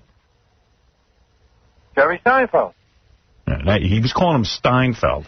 Seinfeld, that's not Stein. Seinfeld. Right. And I got a speech impediment. And every minute he goes, on Steinfeld, every minute was Steinfeld. Well, every time you listen to a conversation, you could equate it to some show that he did. I mean, that's the kind of program it is. Look at the other day. I said, do you read that article about obesity? Did you read it? Oh, yeah, I did. And then my father goes, the New York Times has an article on obesity. Did you read it? I go, Dad, what have I been doing all day? I've been cooking. When do I have time to read the paper? Then 10 minutes later, he comes upstairs and goes, did you read the article on obesity yet? You're still cooking. You want to know something? So I'm thinking, this must be... The reason I mentioned it's a pathetic story about this poor guy.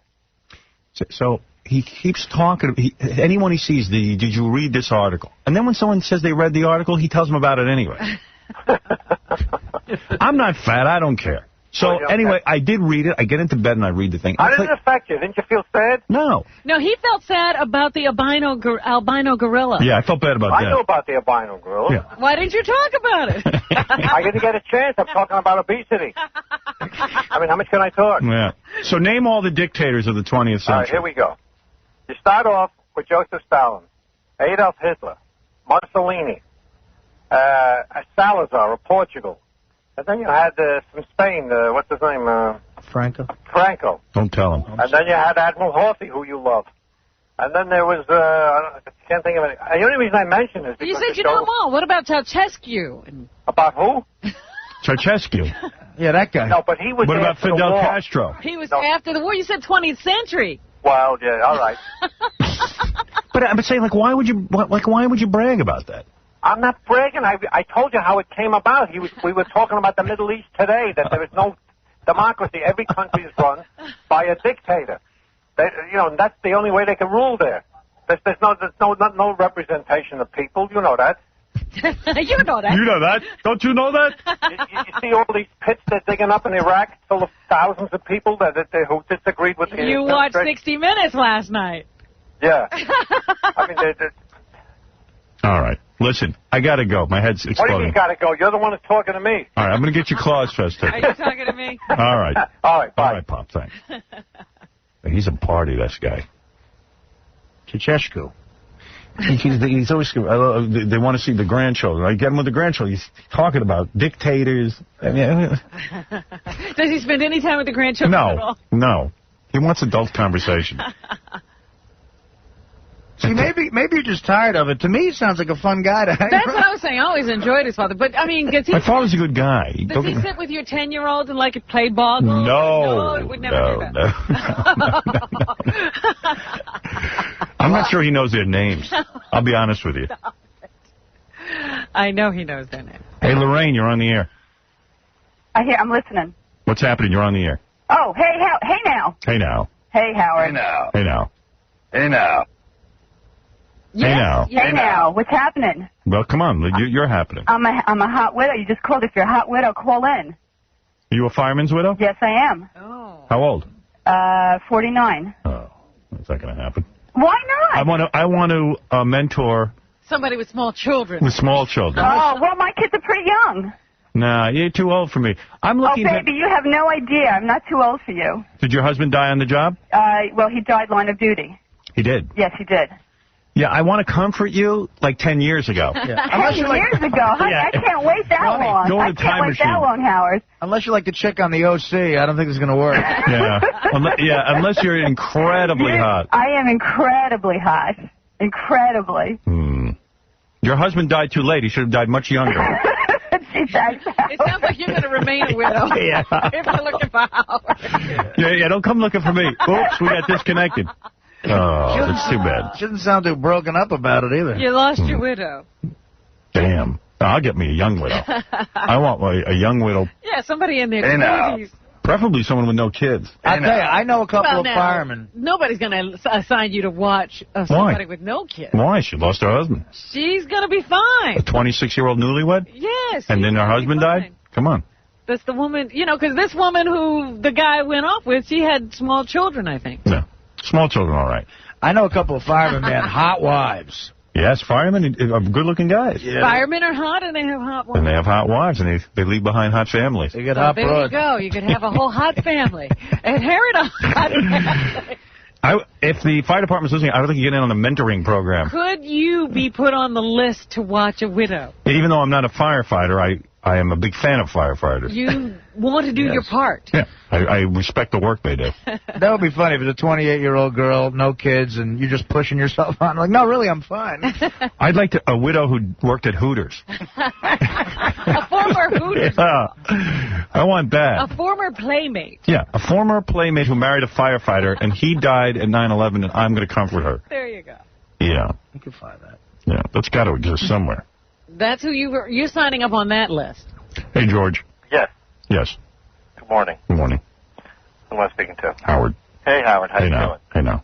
Hey now. So listen, your dad, the know-it-all, just a minor point, but Horthy, who was the regent of Hungary during the war, was actually an admiral of the Austro-Hungarian Imperial Navy, which was the third or fourth largest navy in the world. And it's just that Hungary was part of Austro-Hungary. Thank you for doing that. I mean, anytime you can prove my father wrong, I love it. Hey, no problem. He'll be calling back in a moment. If I only had some facts to back up some knowledge, I would Well, listen, correct him too. anytime you can call me. And also, listen, one other thing. I'm a sailor. I'm down in the Caribbean a lot, and I seem to follow you around, or you follow me around, or something. Next time you want to go to the Caribbean, I got a great spot for you in Tortola. It's a private 8-acre estate called Steel Point. Let's go. Ultimate spot. You come down, we'll hang out. Okay? All right, brother. Thank you. All right, take care. Love it. Love that Caribbean, especially this time of year, man. I can't believe you didn't go. No one's looking for me. I was in Vermont. It was kind of warm in Vermont. Yeah. It was nice. But usually you try to find the sun at this time. Yeah, I'm giving up on that. Really? Yeah, I don't care about the sun. You don't care about the sun anymore. No, I don't. Giving up on the sun, Yeah. giving up on the grilling. Everything. Had it. We got to take a break, unfortunately, because we're having a lot of fun here. We learned a lot this segment. Boy, this has been a very educational show. Yeah, I'm not sure what kind of show this has been. I got a whole bunch of tapes and stuff, but I'll try to get some more phone calls. I see everyone's, calling in. Yeah, we haven't talked to anybody in a week. Yep. All right, we'll be back right after these words. Pat Cooper, the world's angriest man. Howard, I am a genius of myself. I'm your biggest fan. I will not allow you or anyone to take my dignity or my pride away. My father couldn't do it. My father couldn't do it, and not son. You're a stranger next to my mother. Father can't do it. And I'm sick of this crap because you know something? What? You gotta be in A company. Don't put me in B company. The Howard Stern Show, where the stars always shine. 95 X. Hey-o. Howard. Yes. I love you, Howard. I love you. You make me break.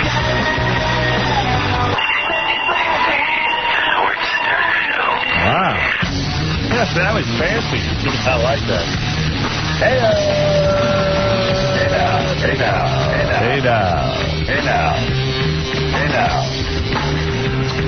Hey, now. So some dude sent me an email, and he said, go to this web address, and you can look at Casey's poster. Casey has a poster for sale. Yes, he was supposed to bring it in. For $12.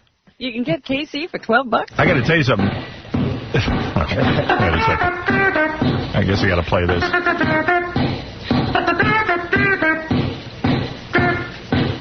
If you're feeling gay, wanna roll in the hay, who you gonna call? Casey Armstrong. When you need some butt, wanna bust a nut, who can you call? Casey Armstrong. All right. Anyway, yeah, so I go on the website, and this dude, Casey, there's no way they didn't airbrush this, or there's no way. The guy's huge. What? And ripped. You're not talking about his... No, first of all, he's got his pants unbuttoned in a very... You did something to that picture, dude. There's no way. Swear on the life of your mother. I swear on the life of my mother that they did not do anything. Really? Yeah. Your shoulders are that big? Yeah, dude. I was show it right I was training for that, actually. Trying to do like... Six-pack, man, dude. Yeah, we saw him with his shirt off. He definitely has a six-pack. You got to say, wait. Before I took it, I didn't even like eat for like 3 days. Oh, is that right? Yeah, so you get to, take how come when I don't eat, all I get is skinny? You get a flab of skin. Well, you take all the water out of you, too, and you'll look good. Yeah, get the water out of me. How are you going to do that? Do you not run or anything? Is it just that you... Because, like, you're a big guy. How could I get big like that? You run. Yeah, well, I don't do a lot of cardio. Is it because you're just naturally big? I guess I was always doing that stuff, but... How come I can't get any size like that? I mean... You gotta eat more protein. You eat too good. Do I? I don't eat enough. I eat tons of protein. I don't think you do, man. You got to eat some crap every once in a while too. Really? I do. I eat crap. You go heavy with the weights. You go heavy, right? No, I mean heavy. He gave up heavy. Not like you. No, cut that running crap out, and then and do some heavy stuff. Here, look at Casey's picture. This is his poster. $12. Meanwhile, he shows his pubes. Oh, no, there's no pubes. Oh my in there. God! I don't believe it. Does look like they put his head on another body. Yeah.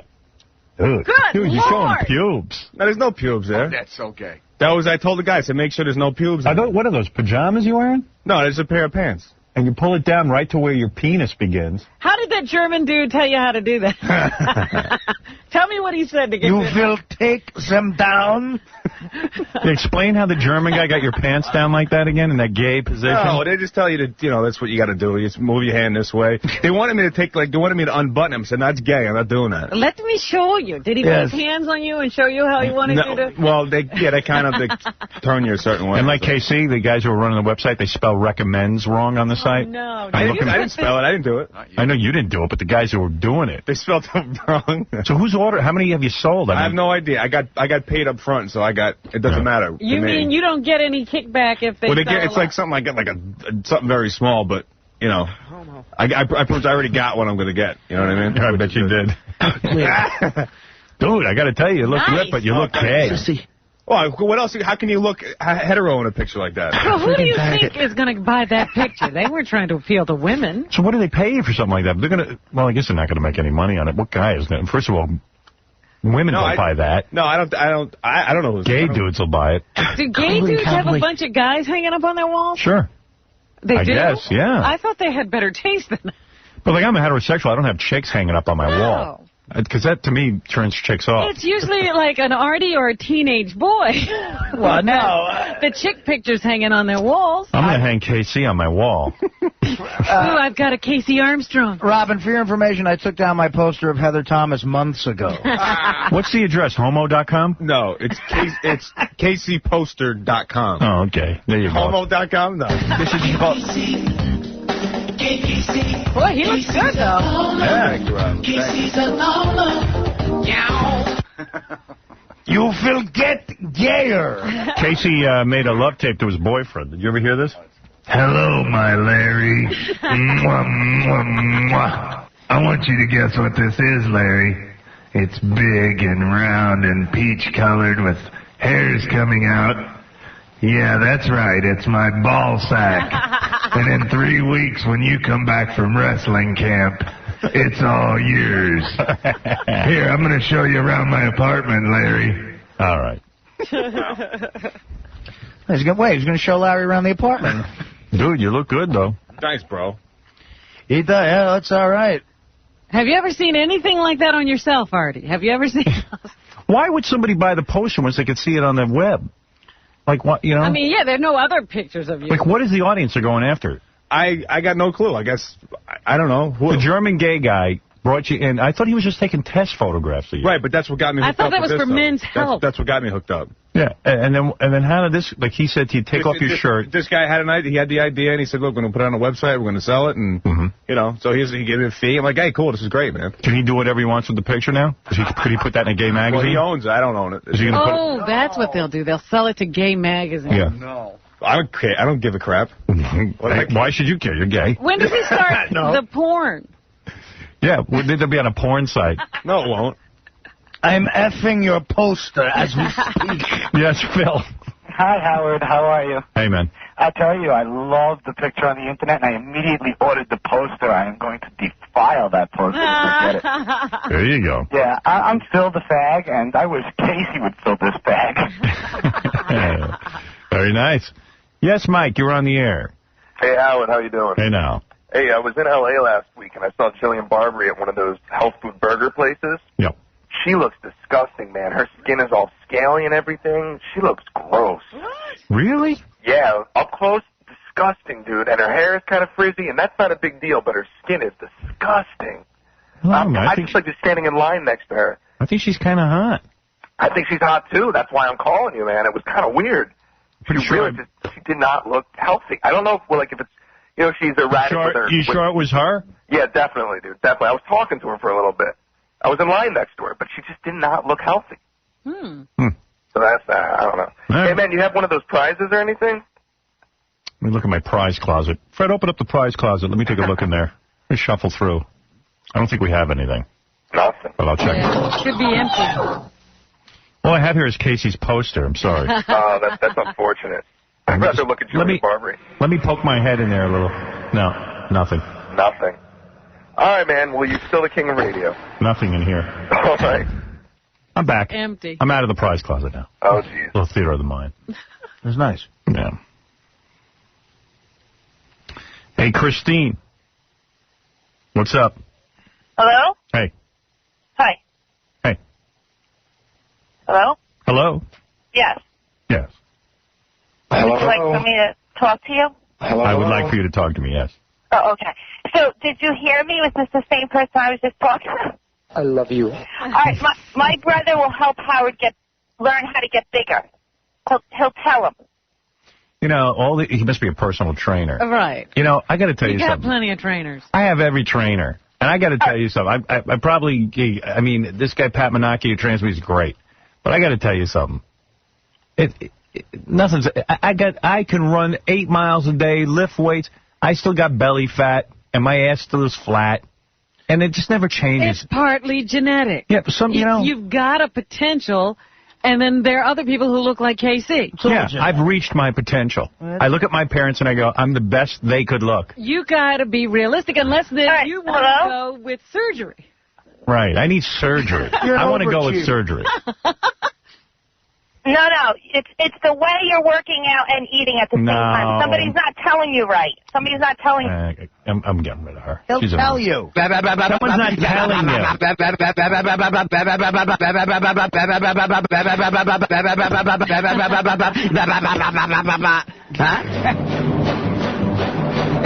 Get bigger, my brother. My brother, tell you. My brother. I tell you. Get bigger. Eating wrong, not right. It's genetic. Lift weight, genetic. Flat ass. You need more weight. Not enough protein. Listen to me. Me. My brother. All right. But do you think, Casey takes, some supplements and stuff. Do you think that you should do that? Yeah, I'm going to do that. You ain't going to look like that. No kidding. What are you going to do? I've proven that to myself. Have a sandwich.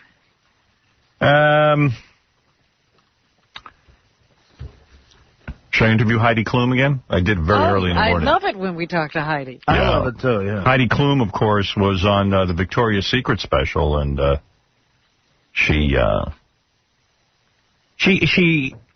she's coming in to just talk to us for a few minutes. Yeah. Come on in, Heidi. How are you? Come on in. Beautiful. You look hot as hell, honey. You look so good. God, she's hot. Look at that outfit. Are you wearing panties? What? Hi. Sometimes I pleasure myself when I'm watching Alan. He's a very sexy man, but why does he call himself Alan? I thought Alan was a woman's name. Nah, I didn't ask you that, but all right. Just offering that Heidi up. has her own agenda. I got to tell you, Heidi, I like a guest who can just kind of talk about stuff, and you don't have to ask him all kind of questions. Just say whatever's on your mind. Is it just me, or does Robin look fat? Wow. It's just you, Heidi. Well, she's a model. I'm not happy dieting until I can see my tampon through my skin. Wow. What about you? Extreme. Have you ever gotten so thin you could see your tampon through your skin? Never. Callista Flockhart is a fat bitch. No wonder I look fat. Yeah, you look fat. A fat bitch. So what else is going on? What are your thoughts? Eating is for pussies. Right. Eating is for pussies. Call me a pussy. I haven't made a duty in 3 months and counting. Is that good? Are you proud of that? My last duty looked like a spaghetti noodle. Boy, what an artist. Proud. You are proud. I don't want to be a model forever, but I'm too good looking to do anything else. Right. I agree with that. Yeah, they're forcing her to model. Kate Moss is a little itty-bitty bitch. Yeah. I've made bigger turds than her. Oh. You're into turd stuff, aren't you? I dropped out of school in the 3rd grade. Why? Because beautiful girls do not need to know anything. That's right. Right. She learned that early. Pizza is my favorite food to watch other people eat. What a life. You are one of the most famous models, Heidi so Klum. beautiful. And so beautiful. Only ugly people think that I'm a bitch. If they were good looking, they would like me. I'm so tired of having men like Ross look at me and yell, "How are you?" It makes me want to vomit. Wow. Vomit. Any chick ever vomit when she was with you? Maybe. No. I think that the French have every right in the world to hate Jews. Oh, where did that come from? Hey. You have to We were explain talking that. about duty. How do we get into that? I used to be married to old men with money. But now I date young men with a big, fat, healthy yum yum. No cursing. Wow. Don't say the C word for a man's genitalia. Yum, yum. Yum, yum. But she really is opening up. Yeah, you're opening up. I like that. How does Robin look so thin? Is she sticking her feet down her throat too? Feet? You Yeah. stick your feet? She's limber. When you're a model, you got to stick anything down your throat to make you throw up. Wow. I'm so thin, I don't have period. I have been using the same tampon for 6 years. Wow. That's thin. It's a money saver. Do you know that black women don't get head lice? That's true. That is true. I do know that. Well, she must have gone back to school. She's learning things. Tell you what, Cindy Crawford is never this fascinating. I think Sting is a big fairy. She's funny. Yeah, you're funny. I like to eat so much candy and then throw it up. Then I like to take spoon and eat again. Oh. Then it tastes like a hot fudge vomit sundae. Oh. Sometimes she can be so disgusting. A vomit Sunday. A vomit. I like to take my boogers, save them, and make a big booger cookie. Well, you're a nice lady to come in here. You're a big star. I didn't know she was so funny. You're funny. I think Naomi Campbell is a big black bitch. Come on. Don't you like any of the girls? Sometimes I pleasure myself when I'm watching Ellen. Okay, enough of that. Enough like with Ellen. Every minute with Ellen. A booger All right. cookie. I know you have to go, so goodbye. There she goes. Wow, you got a nice ass. Look at that. Not her, you, Artie. There she goes. La la la la la. Tonight on E, Wheel of Benji with 2 hot porno chicks. It's good. Wheel of Benji 2. Wheel of Benji! Hey, Rick, you're on the air. Hi, Howard. Hey, now. Can I ask you a question? I'm calling about Michael Jackson. Hey, now. I got some more information over the weekend. Who are you? Well, I called in on Friday. Hi, Robin. Oh, you called in on Friday. Well, that makes you a Michael Jackson expert. Yeah. All I know is Chauncey. I called in. I had information on Friday. Chauncey emails Beth. Uh-huh. And he was on some TV show last week, like Fox News. Asked Chauncey to come on as a Michael Jackson expert. No wonder Michael's upset. Yeah, and like Chauncey was like, "What? How am I a Michael Jackson expert?" You know, but he went on. He was a Michael Jackson expert. They just get anybody. Like, why not have me on as a Michael Jackson expert? Well, that's what Michael was screaming, that they have these people on, and his family was screaming they have these people on who don't know Michael at all. I know. Never been near him. Michael Jackson expert. At least you've actually met him. Yeah, you have some credential. Oh, yes. Anyway, okay, so you're a Michael Jackson expert. Well, no. I just have information. I just have, hi, Artie. I have a little bit of information. I talked to, I don't know if you remember, but I met the family. You met a guy who drove the family. No, I didn't. But right, you know the kid. You were the guy who called in that Friday that knows the family of the kid who was accusing Michael Jackson of being in it.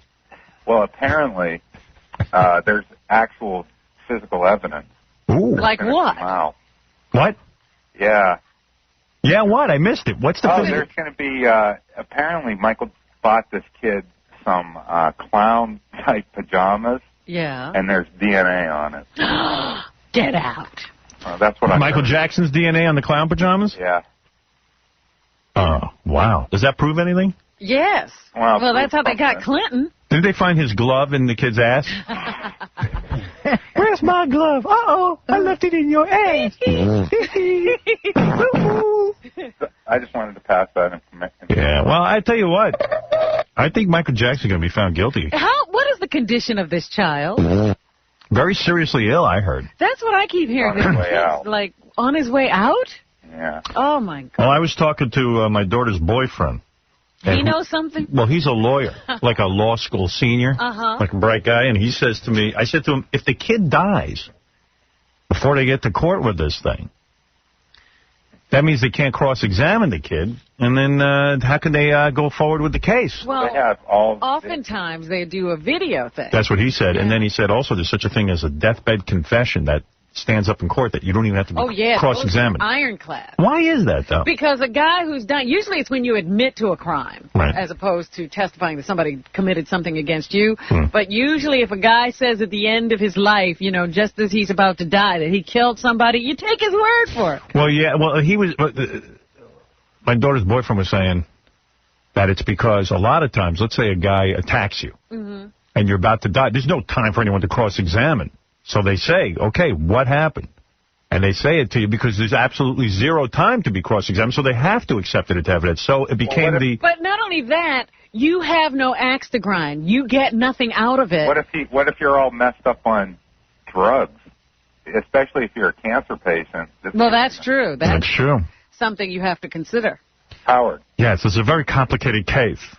Can I change the subject? Can I ask you a question? All right. Well, you're always on the Israeli side in the Palestinian-Israeli conflict. Of course. Well, I'm curious. I guess I just don't totally understand, but when I read about it, it looks to me like the Israelis keep moving into the Palestinian states and kind of keep the... Well, of course they do. Do you know why that is? I mean, do you understand what's going on? If people keep coming into your country and blowing... Listen, you want the answer? Yeah. People keep coming into your country and blowing up things. So would that stop if the Israelis stopped moving? No, they didn't start moving until they got attacked. Oh, dude, you got to read the history of this. There was no such thing as there's no such thing as Palestine. There was no country known as Palestine. This is a concerted effort to just get Israel out of that part of the world. This has nothing to... There are so many Arab countries that could absorb anybody who lives in the so-called Palestine. But why do the Israelis keep moving the border further? I just told you why. I just told you why. So they're not open to attack. You ever see the size of Israel? It's the size of a peanut. You know what, sir? You always come down on the side of the United States, as opposed to the Indians. Well, I just don't, I guess I don't, because the United States is always against aggressors. No, I mean, we did the same thing here. You know, there used to be Indians in this country, but they never really declared a state or put their hands down on anything. They used to roam around. So we took the country. Well, how can we back Israel if they're taking over land that wasn't given to them? You don't hear me. Because they're being attacked. What part of this is? What part of this? Are you hearing our part of the discussion? Yes. Well, I just told you why. Keep asking the same question. They can't survive if they're constantly attacked. So you have to expand your border so that you can actually defend yourself. You need natural defenses. Why would you want to keep the people who are attacking you close by? Well, I guess he doesn't know. This is so silly. Who cares? We're not experts. Call a news station. He just wants to be on the other side, is what he wants to be, because he has no answers. He just keeps asking questions. Oh, my God. But the same sort of thing happened here, if you think about it. Yeah, to my people. Except we took over a country that was actually populated. I mean, Israel wasn't popular. Look at Israel. Israel's a desert. The Indians were nomadic people here. They didn't have places where they stayed and had, farms and stuff like that. So farmers came and started farming the land, and when they came back, they said, no, you can't come here and set up your tents anymore. We all get it. Everybody gets it. That's a part of the world that's completely, it's the only part of the world that I know of that believes in going backwards instead of forward. Actually, the government and the religion says, don't have any progress. Women can't vote. Women stay home. Women can't do anything without a man. Let's get rid of pencils and pens even. In Afghanistan, women went to school. They were killed. Then you got over in all these countries are run by. In Iraq, we're doomed for one reason. They don't even know. They don't even want freedom. Well, there's certain people who do, and then there's a whole bunch of others who don't. They don't even know what to do with it. They're so backward. They've rather be different tribes. That are trying to unite. Where do you hear tribes? There's no more tribes. You go to Paris and see a tribe, or you go to Germany. Saddam Hussein was a member of a tribe. A tribe. This is a huge problem. We're dealing with people who set up a government. They don't even know what we're talking about. They need a George Washington over there. I'll tell you who they ought to get to run Iraq. You're going to be shocked by who I think they should get. Saddam Hussein. He's the only one who could tame these people. We should bring him back. Well, it is the problem of there's too many different factions over there to really have a country. Of course. It's insanity over there. Where do you see one great invention coming out of there even? It's completely backward. If a guy comes up with an invention, they attack him. He's considered an enemy. Times in these countries, they'll kill all the intellectuals. Of course. The first thing they do is kill anybody who went to school. Yeah. What did you do before today? I went to school. I'm going to kill you. You learned something. You're dead. You're dead. That's you right. You something, you're dead. These guys can't even figure out how to get their own oil out of the ground. Why do you read so much? I'm going to kill you. You wrote a book I disagree with. I killed you. It was much like the whole thing with the killing fields and all that. Remember, the doctor had to pretend he didn't know anything to keep from getting killed? Hey, Robert, you're on the air. Hey, Howard. Hey, guys. Hey. I just want to tell you, I've been listening to CNN, and they're saying that the kid doesn't have cancer. He's been sick with botulism. Michael Jackson's accused has botulism, bad meat in a can? Yeah, well, all right, get out of here. You got me. You wise guy. All right, we got to take a break. We're going to come back and do the news for you right after this. I'm going to ask everybody to be quiet for a moment. We have on the phone with us as well Robert Higgins, who lives in the neighborhood and is on the ground and can see inside the van. Mr. Higgins. Yes, how are you? Just about as tense as you are, sir. Oh, my Lord, this is quite the tensest. What can you see? Oh, what I'm looking at right now is I'm looking at the van, and I see O.J. kind of slouching down, looking very, very upset. Now, looky here, he looked very upset. I don't know what he's going to be doing. Can you see him doing anything specific? Is he merely sitting there? He is just sitting around, just looking like he'd be very nervous. Can you hear anything, Mr. Higgins? It's just too much commotion. I be in the back of a news van, so I can't really hear that good, but I can see it all. And I see O.J. man, and he looks scared. And I would be scared because there's cops all deep in this. Thank you, Mr. Higgins. And Baba Booey to y'all. The driveway of O.J. Simpson's home in Brentwood. Clearly an effort being made to have him come out of the vehicle. In the doorway of the house, his friend, Al Cowling. Peter, by the way, just for the record, this is Al Michaels. That was a totally farcical call. Lest anybody think that was somebody who was truly across the street. That was not. He said something in code at the end that's indicative of the mentioning of the name of a certain radio talk show host. Okay, thanks, Al. So he was not there. All right, we have them on every coast. Thank you very much. Not the first time nor the last time will have been had. 95X.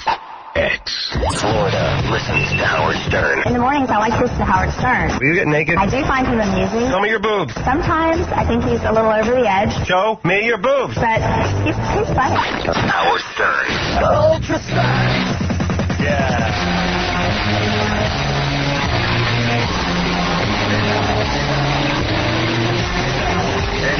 Hey now. Yeah, Paul, go ahead, and then we'll get to the news. Hi, Howard. Good morning, Marvin. Today is my birthday. I'm 27 years old, and I just got out of court with my wife, and we just got a divorce. She got everything. Of course. The laws have gone completely insane. We've been married for 5 years. I travel back and forth to work, and she wound up cheating on me. And does she work? And, yeah, she makes about $25 a year. I make about $90. We have 2 kids together, and she's getting about $3,500 a month from me. Wow. Plus, she gets to keep the condo. Wow. What do you get? Did you tell the judge she cheated? Yeah. He doesn't care. No fault. And we tried to go through a mediator first, and that was going nowhere. And then we had to go to court, and it was going on for a while. And I had to pay the whole entire time. Now, how long do you have to pay $3,500 a month? Well, that includes, like, daycare and all that stuff. Until the kids are out of college.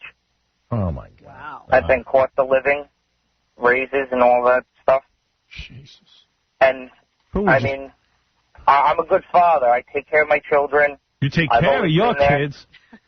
I take care of my kids. I take care of my kids. And I don't know. Well, I've got to tell you something. You are a victim. You got to laugh it off. Well, no, he doesn't. Well, what's he going to do? He's going to sit and be better the rest of his life when he writes that check every month. That's how you're going to be. No, they take it. You don't even get to write a check. Oh, they take it right out of your salary. Yeah. So, well. You don't get the money. They get the money first. So now your wife makes $90,000 a year and you make $25,000. Yes. You get your wife's salary. Well, the only thing I can hope for you is that in about 10 years, your salary has tripled or quadrupled and, you know. But then they take that too. Oh, they do? They will go back in?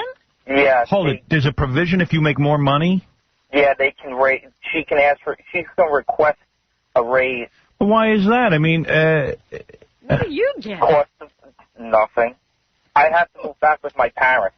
Suppose she were to hit Strike Oil or something. What do you get? I get nothing. Oh, my God. Does anyone see what's going on here? Now, we were together since I've been 18. Yeah, you so know, in other words... I didn't expect this. I worked really hard. I bought a condo before we got married. She gets to keep the condo. Oh, wait till... and then I bet a guy will move into the condo with her. Oh, you see. Well, she was cheating on me. Of course. Oh, that... Maroon. That's the worst. Oh. Can you give me some advice? Can you help me out with something? I have no advice. It's too late. A prenup. Prenup? Once again, I didn't know. When a guy makes nothing, in the grand scheme of things, how am I supposed to think of a prenup? Well, I'll tell you what, the guys who make nothing need prenups more than guys who have a lot of money, because the guy who has a lot of money doesn't really get his lifestyle affected, even though he's got to write a huge check. He's still got some money. You, on the other hand, who doesn't make, a fortune, $90,000 is great money. Don't get me wrong. But now that your wife's getting $3,500 a month, it's like getting knocked in the head for working hard. And I got to tell you something. And if I quit working... That's why you need a prenup. Quitting working doesn't do you any good. But if I quit working and I can't pay, I go to jail. There you go. Wow. There's the law for you. Can you help me out with something, Howard? No, I have nothing to help you with. You're in the same boat everyone else is in. And women wonder why men don't want to get married, hearing stories like that. No man should ever get married again. Not when it says the rest of your life you got to pay out this kind of money. And you know a lot of times getting robbed. The wife will even get in a relationship. She's got another guy paying the bills. You'll always pay for your kids. There's no problem there. No guy resents doing that. There's no problem. But you got to, you know, the $3,500 a month, more than will pay for those kids for the rest of their life, and then you take care of college or whatever. But you know that $3,500's got it covered. She can sell the condo and move back to her family's house. Of course. And she gets that on top of it. Yeah. I don't get anything. Why should she get that? Why? Because she's got a vagina? Well, why does she get that? I don't understand the law. What is that? Why does she get that? You should sell the condo and give 50-50. Nope. No, that they can't do. I get nothing. Nothing. Here's our advice, sir. Move to where men have some rights. Iraq. Right. There's no gray area. Let Saddam Hussein run this country. You're not getting the condo. Oh, you want condo? Yes. You get nothing. Oh, you have vagina, no condo. How did she have... I mean, the thing is really amazing is that the woman had the nerve to ask for all this stuff. She cheated in her marriage. The lawyers... No, she had a really, really good lawyer. Yeah, the lawyers, they have no problem asking. They have no shame whatsoever. They come right in. They open up your books. They'll even make comment, ooh, you did well. You did well. Look at this. Pat you on the back. That's a good investment. Good. We like it when you do well. Oh, there's nothing more aggravating. Well, it's just really great that it's my birthday. I saw this one guy in the news a couple of weeks ago. Some guy was outside a courthouse shooting one of the lawyers. Right, for trying to take his money. Yeah. I don't say it's right, but I understood. Thank you. Do you have a prize or something? No prize. Your prize is that woman you married. That's your prize. Well, there you go. The woman was cheating, and now he's paying. He's paying. The only country in the world you'll see that. I take care of my kids. Yeah. Wow. You're going to. Damn right you're gonna. All right, Robin. He's right. He'll go to jail if he doesn't. He'll end up in jail. You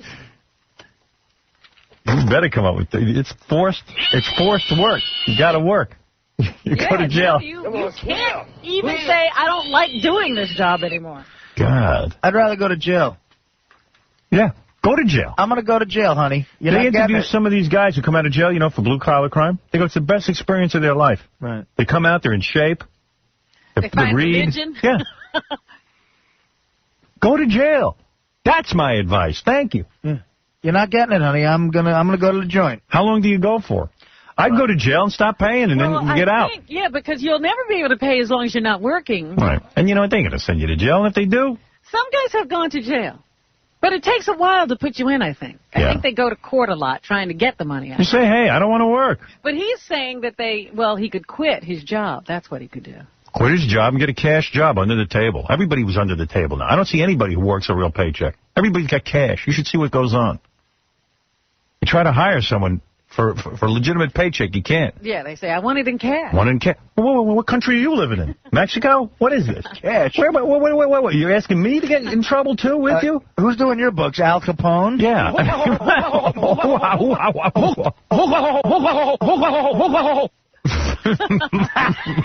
Getting crazy. Oh, it's been crazy. Yeah. Oh, by the way, you were talking earlier about you want to be on that list for the widows of firemen. Yes.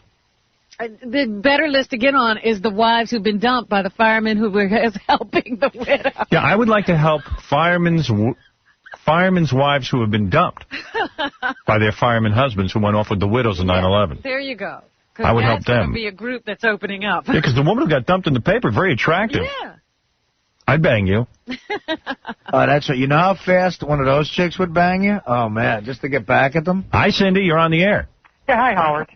Hi. I can't believe that you are sitting there talking about firemen who gave their lives, okay? You can't believe I'm talking about firemen who gave their lives? Yeah, gave their lives, and you're talking about widows, and you're sitting there making fun of it. You can laugh, and Robin can laugh about it. I see no humor in it at all. Your IQ is so low, you don't even know what we're laughing about. That's what I'm laughing at. I'm laughing at you. Whatever I caught when I drove my son to school. Well, then maybe you ought to listen closer. For 45 minutes, waiting for you to get on the radio. You don't need a distraction when you listen to the radio. You have to listen to the radio when you're alone so you can fully concentrate. Maybe when your son is in the room. Psychological no, not psychological. 10% of your brain. I got 100% of my brain. You have a low IQ. That's not a shame. Let me tell you. You have a low IQ. There's no man who has sex with you. There's no man who has sex with you. I don't believe you're married. Come on, now let's not go with the sex stuff. You don't even. First of all, you sound like a man. You sound like a man. How could I have an intelligent conversation with you if you don't even know what I'm laughing at? You're laughing at a woman who lost her husband. No, I'm not. You don't even know. I'm laughing. You want to hear? Yeah, you need, in other words, you need the show explained to you personally by me because you can't follow along with the rest of us. Oh, come on. All I hear is yucking. If I made fun of people who died in 9/11, don't you think there'd be more than you just calling in? Don't you think there'd be a huge uprising amongst the audience as to what an insensitive... So why is it out of an entire audience only you need the show explained to you personally by me? You know what? Get the Cliff Notes, you jackass! I'm a... Anyway, where were we? I was driving my son to school, and I heard you yucking, yuck, yuck, yuck. Kathleen. I only hear yucking. Well, we stopped yucking while she was on. What a dummy. I'm not going to let you make fun. They hear 9/11 right away. Firemen and 9/11. You said firemen and 9/11. And you laughed. And you laughed. How dare you? Read the paper, honey. Anyway, go ahead, Rob. Yes, well, I'll have to wait for this. No, you don't. Yes. Thank you. I was in London, so I picked up a couple of things. Good. And, I like to see what's going on in Europe that might be coming this way. And one of the things I learned was that men are now kissing men full on the lips as a greeting. No, they're not. Over in Europe. Oh, in Europe, yeah. Yes. That used to be the kiss of death. Yeah, right. I know. They say that they think it comes from TV shows like The Sopranos and the popularity of The Godfather, that now, in order to show your manliness, you go up, not even the air kissing that women do, you kiss a guy on the lips. No, let me tell you where this comes. This is older than The Sopranos. Really? Italian guys, I know for a fact, do this, and they do it in this country. Yeah. I saw a friend of mine who shall remain nameless. You wouldn't even tell us who it is because you don't want to embarrass him. I was at my gym on the exercise bike. Two of these guys kissed each other on the lips. And I did a double take. I looked. See, it is coming here. And they went, what? I didn't just see that. There must be something wrong. There's something wrong. I was like, I couldn't believe it. And I blinked. And then I said to someone, did those two guys just kiss? And they said to me, it's like an Italian thing. I go, no Italian I know does that. Mm-hmm. Nevertheless. I have some uncles I kiss on the cheek when I see them. Well, this article I was reading, the guy was saying he always used to man-kiss his father. I kiss my father on the cheek, and he kisses me on the cheek. Yeah. Never on the lips. If he makes the move to the lips, man, I'm gonna kick him in his balls. You're kneeing him in the groin. Yeah. You broke my heart. My mom always wants to kiss me on the lips. I don't let her. That's weird. I turn my head. She's into something strange. I don't know why she wants to kiss you on the lips either. Hey, maybe I'll pull my pants down, get some oral. Here, kiss me here. Hey, kiss this. You want to kiss something? But I wanted to run that by you, that this guy kissing guy thing. Benji's mom tried to lap dance him. They say man kissing is very gangsta. No, it's not. I don't see black guys doing it. They said Sean P. Diddy Combs does it. Oh, that's something else. I don't know what that is. Maybe he's got something that he wants to tell us. So just look for that. Guys, you're going to see guys who are straight kissing other guys. A lot of times I'll just grab a guy's penis. But, as a friendship thing. You don't know how to greet people anymore. Yeah. And the other thing I saw was that there are lines of cosmetics now just for men. Makeup. Cover up? It's like bronzer. Ooh. Maybe I need that. I could use that for my stretch mark. Lip gloss. Oh, my God. You got to be kidding me. I'm not kidding. Why would guys do that? Who wants to get into that? Yeah, I'm telling you. We're gaying it up. This whole country's gaying it up, man. I'm telling you. Although if I do have a zit, I might use some cover-up. So they are saying that those are the biggest sellers, is like the bronzer and the lip stuff. You can sort of get away with that. But now, like they're going to, start enhancing it, and where you'll get the cheek color and you do a little eyeliner and maybe, fill in your mustache if you want to. Boy, I got to tell you something. I never thought I'd see the day where I was carrying a purse, and I am. Look at you. I got my messenger bag. You're right in line. Maybe I'll be doing a little eyeliner. We're turning into a country of broads. You carry a purse for your makeup. Mm-hmm. I don't know, man. Yes, Chauncey. Hey, Howard. Yeah. You're going to like this story. This is a true story. In '86, I got divorced. I caught my wife cheating on me after 6 months of being married. I took a chainsaw. But you could understand that. Yeah. But I took a chainsaw, cut all the furniture in half. I cut the couch in half. I cut the dining room table in half. Put the plate. I took scissors and cut all our clothes in half. Went to court when it was the day for the divorce without an attorney. Never paid a dime for any legal consultation. And said, do what you got to do. If I have to go to jail, I'm ready to go today. And they just let me walk. No payments. No, I didn't pay one single dime. Because you didn't have kids. I didn't have kids. That helped. And you were only married 6 months. You had a good lawyer. You don't need. He's right. He walked in and he said, "Listen, I'm not paying. Send me to jail." Yeah. That's what guys got to start saying. I'll go to jail. Fine. Yeah, Chauncey had nothing to lose, though. Don't spend a dime. Yeah, no, this lawyer was trying to get a lot. He wanted money back for all the things I destroyed. Mm-hmm. He didn't get one penny from me. All right, good for you. How out of breath were you after that? Then you're saying be aggressive. Yeah, don't be intimidated. I hate being intimidated by lawyers. Then you screw yourself, though. Then you could have had half your furniture. Now you have nothing. See, that's the crazy part. Well, at least none of you are having anything. Right. I think that's what Chauncey's trying to say. She's not going to get anything either. What else is in the news, Robin? I also noticed in the British papers that an American woman who had a stroke, when she came out of the whatever she was in with the stroke, she had a British accent. Wow. Yeah. Maybe that's what happened to Madonna. That's what I was thinking. Maybe Madonna had a stroke. What are you saying? A very little known syndrome that occasionally occurs, that a person wakes up with another accent. And she said it was so embarrassing, she tried to mimic her former speech, and she was just not able to do it. She has a British accent now as a result of her stroke. Yeah, maybe all of England is just stroke victims. Yes, Danielle. Hello. Yes. Hi, I was calling. Hey, Howard, I love you. Fred, wow, you're listen great. to this Robin, you're, can I say Hooters? Honey, can you get on a phone that is connected to a wire? I am connected to a wire. Where are you calling from? Vineland, New Jersey. Man, listen to this connection. It should be the space station. I'm, like, way out here. Hi, Howard, I'm calling from the moon. Well, I am, basically. But I wanted to say, Artie, you speak for yourself. Basically, what I wanted to touch on is what you had said earlier, touching on, like, the gay thing.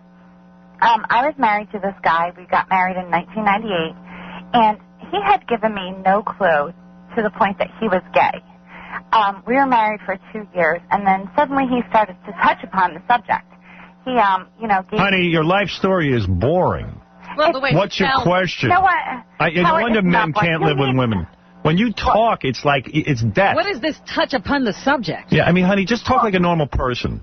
Okay, fine. You know what? Let me use the F word and fly it around here and there. But, if that were the case, then it would be a little bit more interesting. Your husband's gay, is that what you're saying? And it flies around here and there. And then, we are separated as this point continues. And as I'm this with point continues? And, he's with his boyfriend, and he's probably listening right now. We have 2 children together. And how do I handle this? I mean, do I bring this out in court and, as far as a divorce between us? Do I take this out of my pocket and say, he went gay because listening to you, if I was married to you, I would go with a man. I never thought in my life I'd say that. You know what? Listening to you would make me want a man. I would have to go be with a guy. Not. I swear to God. I've never heard anyone who speaks like you. How have you never? I'm educated, and that's, You know what? Where is KCPoster.com? I'm going on there. You know what? Go get your rocks off. That would be great. I would really you're an annoying woman, and your husband has every right to be gay. He's no longer my husband. Thank God. He's probably dancing in the... He got so happy he went gay from you. Exactly. You know, I don't know what it is. Oh, shut up, you. Yeah, are you telling me I'm way too educated? No, I'm saying the exact opposite. You're a moron. How am I a moron, Howard? Listen to yourself. You don't speak in a proper manner. you're boring. I'm from Boston, okay? Wait a second. We have a device that measures gayness. You just turned 30,000 of my listeners in Boston gay. Well, you know what? That's really great. Because, Hold it. Hold it. Look at the reports of Philadelphia. 50,000 men are gay now. That's great. Manhattan, just 10,000 men just turned gay listening to your voice. Keep going. Several guys are banging. You know, that really wasn't my... That wasn't my... Get off my phone. That wasn't my... At this time, my husband is gay. To this point. To this point in time. Touching upon it. Touching upon He it. started touching upon it. At no time did he touch upon. The fact that he was gay. And then 2 years into the marriage, he started touching upon. Touching a pond. He touched a pond? We have 2 kids together. Those poor kids. Fascinating. You're living with that woman. Dad's off having a nice relationship with somebody normal. Kids, this is your father talking. I'm going to go bang a guy. I can't take it. Anymore. Oh, we got to take a break. Okay. And we'll come back and wrap up. This is Howard. The Howard Stern Show. 95X. You're listening to the Howard Stern Show. Wow. Hey, how you doing? Hi. Joe? Yeah, how you doing, Howard? Hey, good. What's happening? I just want to say, you know, I have no problem with you speaking about the firemen and mentioning 9/11 to that obnoxious woman who has no knowledge of your show. Right. And second of all, I was in a similar situation after 9/11 where I almost got caught up with one of the widows, and it's as tempting as it was, I backed off. You're a fireman? Yeah. Well, I'll tell you what, Joe. Do you still have her number? No. I had her number, and I made sure I got rid of it just because it was just a real dangerous situation. I could see how it would have got jammed up. Yeah, listen, firemen. Who's helping that woman now? If she needs someone to help her, how is she? Is she hot? Yeah, she was really good looking. Yeah, see. She was really good looking, and you know, she was in a bad spot. And yeah, you get caught up in it, man, and she's hot, and she needs you. You're comforting her, and hey now, that's all. Nothing wrong. You're human. I'm human. We're all human. Hey now. Well, and the other thing I wanted to say is I was listening to your show on 9/11, and thanks for the coverage that day. Actually, that's how I found out about the attack, and the reason why I went down there. Yep, firemen are greatly respected on this show. Danielle, go ahead. You're on the air. Yeah, hi, Howard. I really don't appreciate the way you treated me. You know, it was really Wait ridiculous. a second. And I was going to say another bad connection. It's the same bad. Robin, what? Get a new phone. You know, I really appreciate if Robin could chime in here a little bit. She did chime in. There's no reason that I would have turned my husband gay. You know, I'm You turned your husband gay. You're annoying. I am so not annoying. You know, Howard, you really don't know me, and you know. I don't know you, but I know in a 3-second conversation I was ready to go gay. Well, you know, I had to hang up on you, so I didn't go gay. Well, you know what? If you held on from 6 to 10 o'clock, you would go gay too. Well, let me tell you something. That's your problem. I didn't tell you to hang on, but all I know is I spoke to you. I try to listen to your problem. I know, Howard. You talk in a way that is annoying. I was just a little bit obnoxious at that point because I had held on for so long. And you know what, Howard? I love you, and I'll never stop listening to you. I don't care if you know me. I don't care if you never stop listening. I'm telling you. She loves you. I listened to you for 2 seconds, and suddenly Artie looked attractive to me. Well, you know what? I love Artie, He's awesome.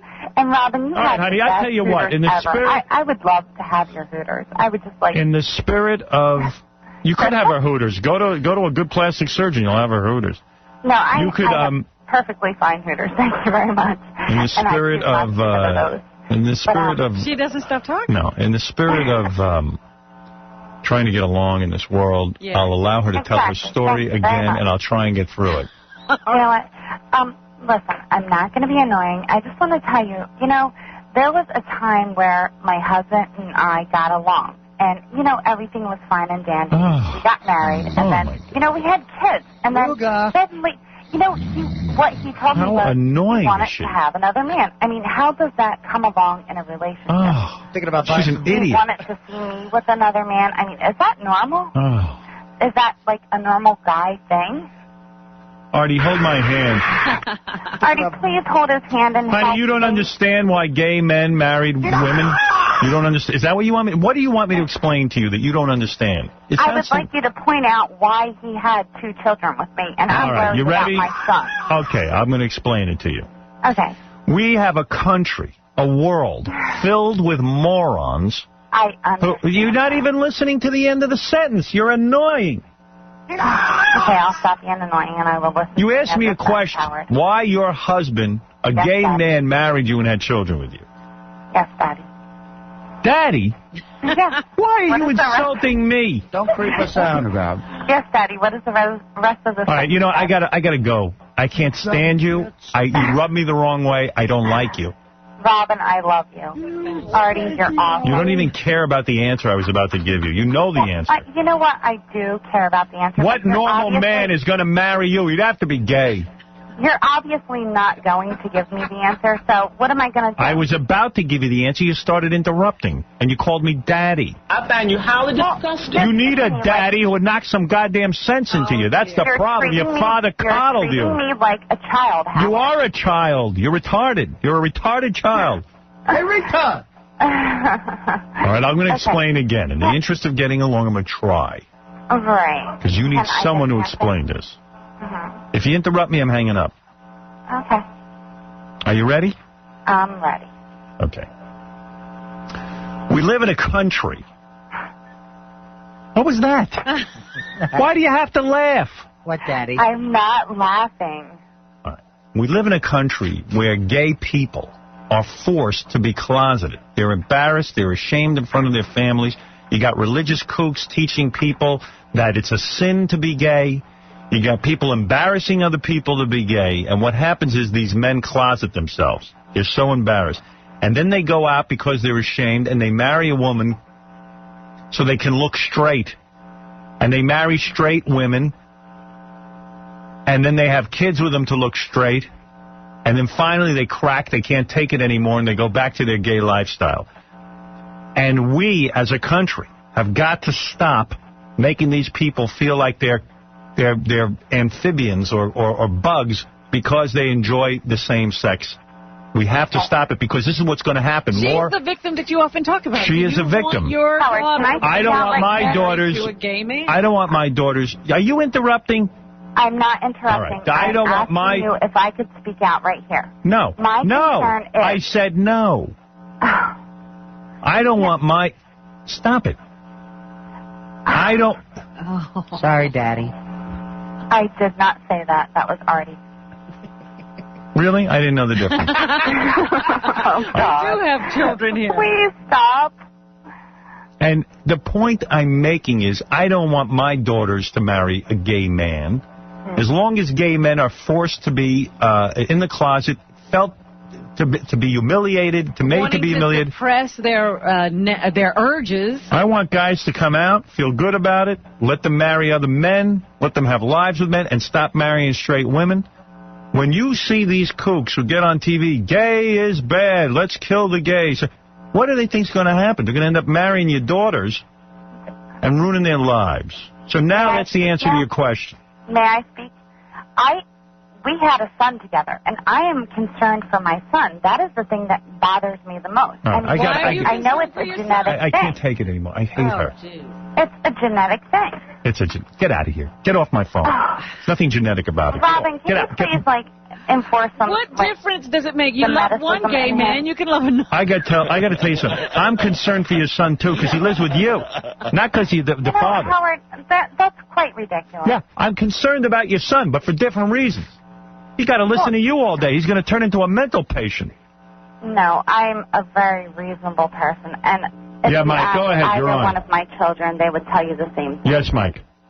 Hello. Yeah. You know, this girl over here, her voice, you know, I think you see it too, but her voice is the most nagging thing in the world. It's worse than, like, my mother. I don't know what is wrong with her. She either has, like, huge problems. Yeah, you know you're whacking it right now. No, please, honey. I mean, no one's whacking it.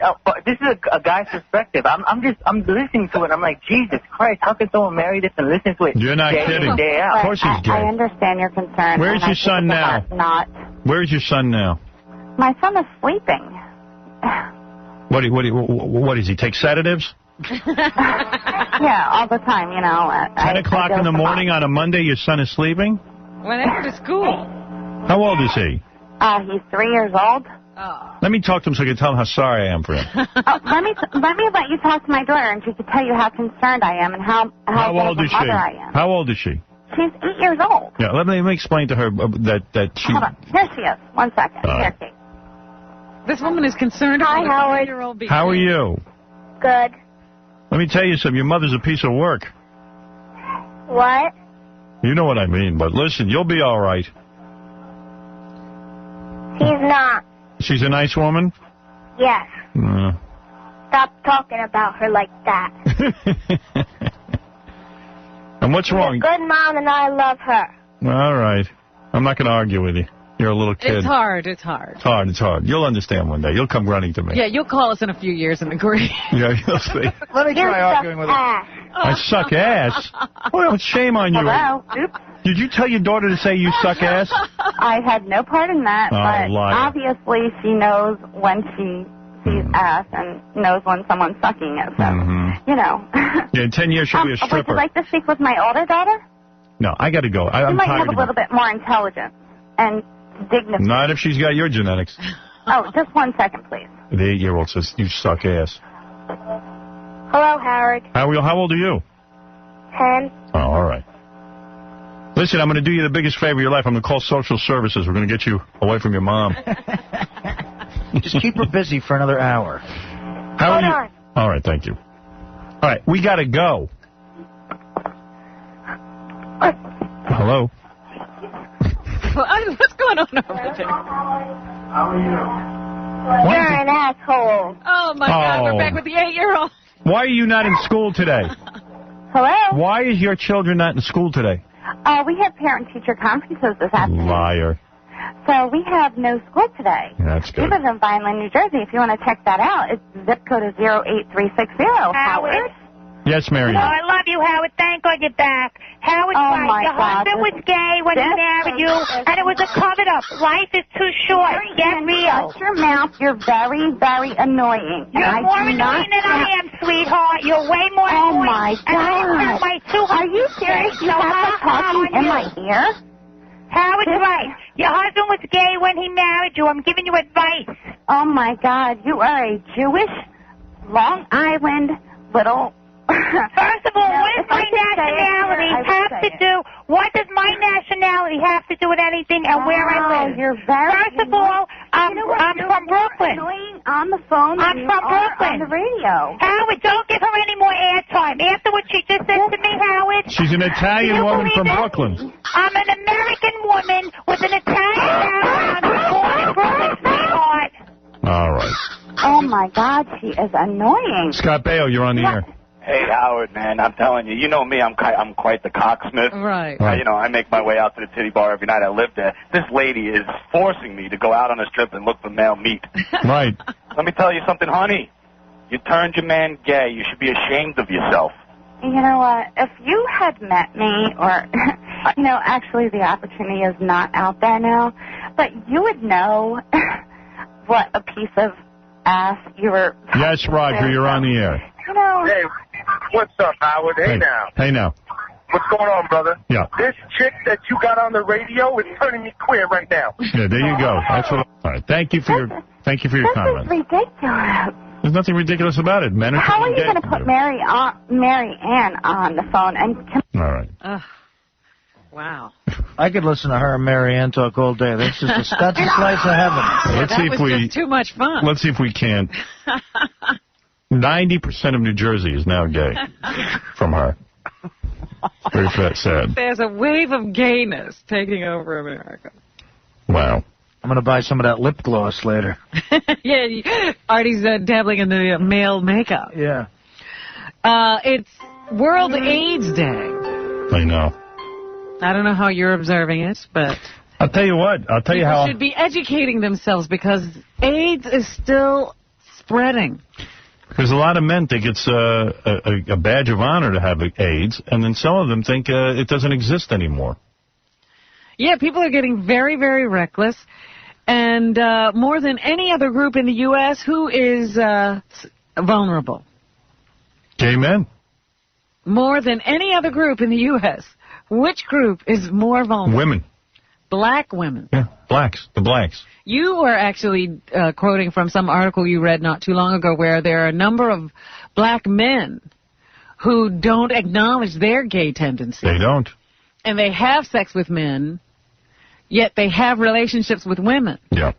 And they won't wear condoms because they don't want to recognize they're gay. Yeah, with the anonymous sex and the no condoms. And then they go home and give HIV to their female partners. But they can never give lice to their female partners. Well, I'd rather have lice, quite frankly. Mm-hmm. So here is Dr. Dr. who, Bombay? Julie Gerberding, Gerberding of the Center for Disease Control to talk about the particular risk to black women. D4. All right. We are very concerned about HIV infection among African American women. In some studies, up to 75% of the new infections are occurring in these populations.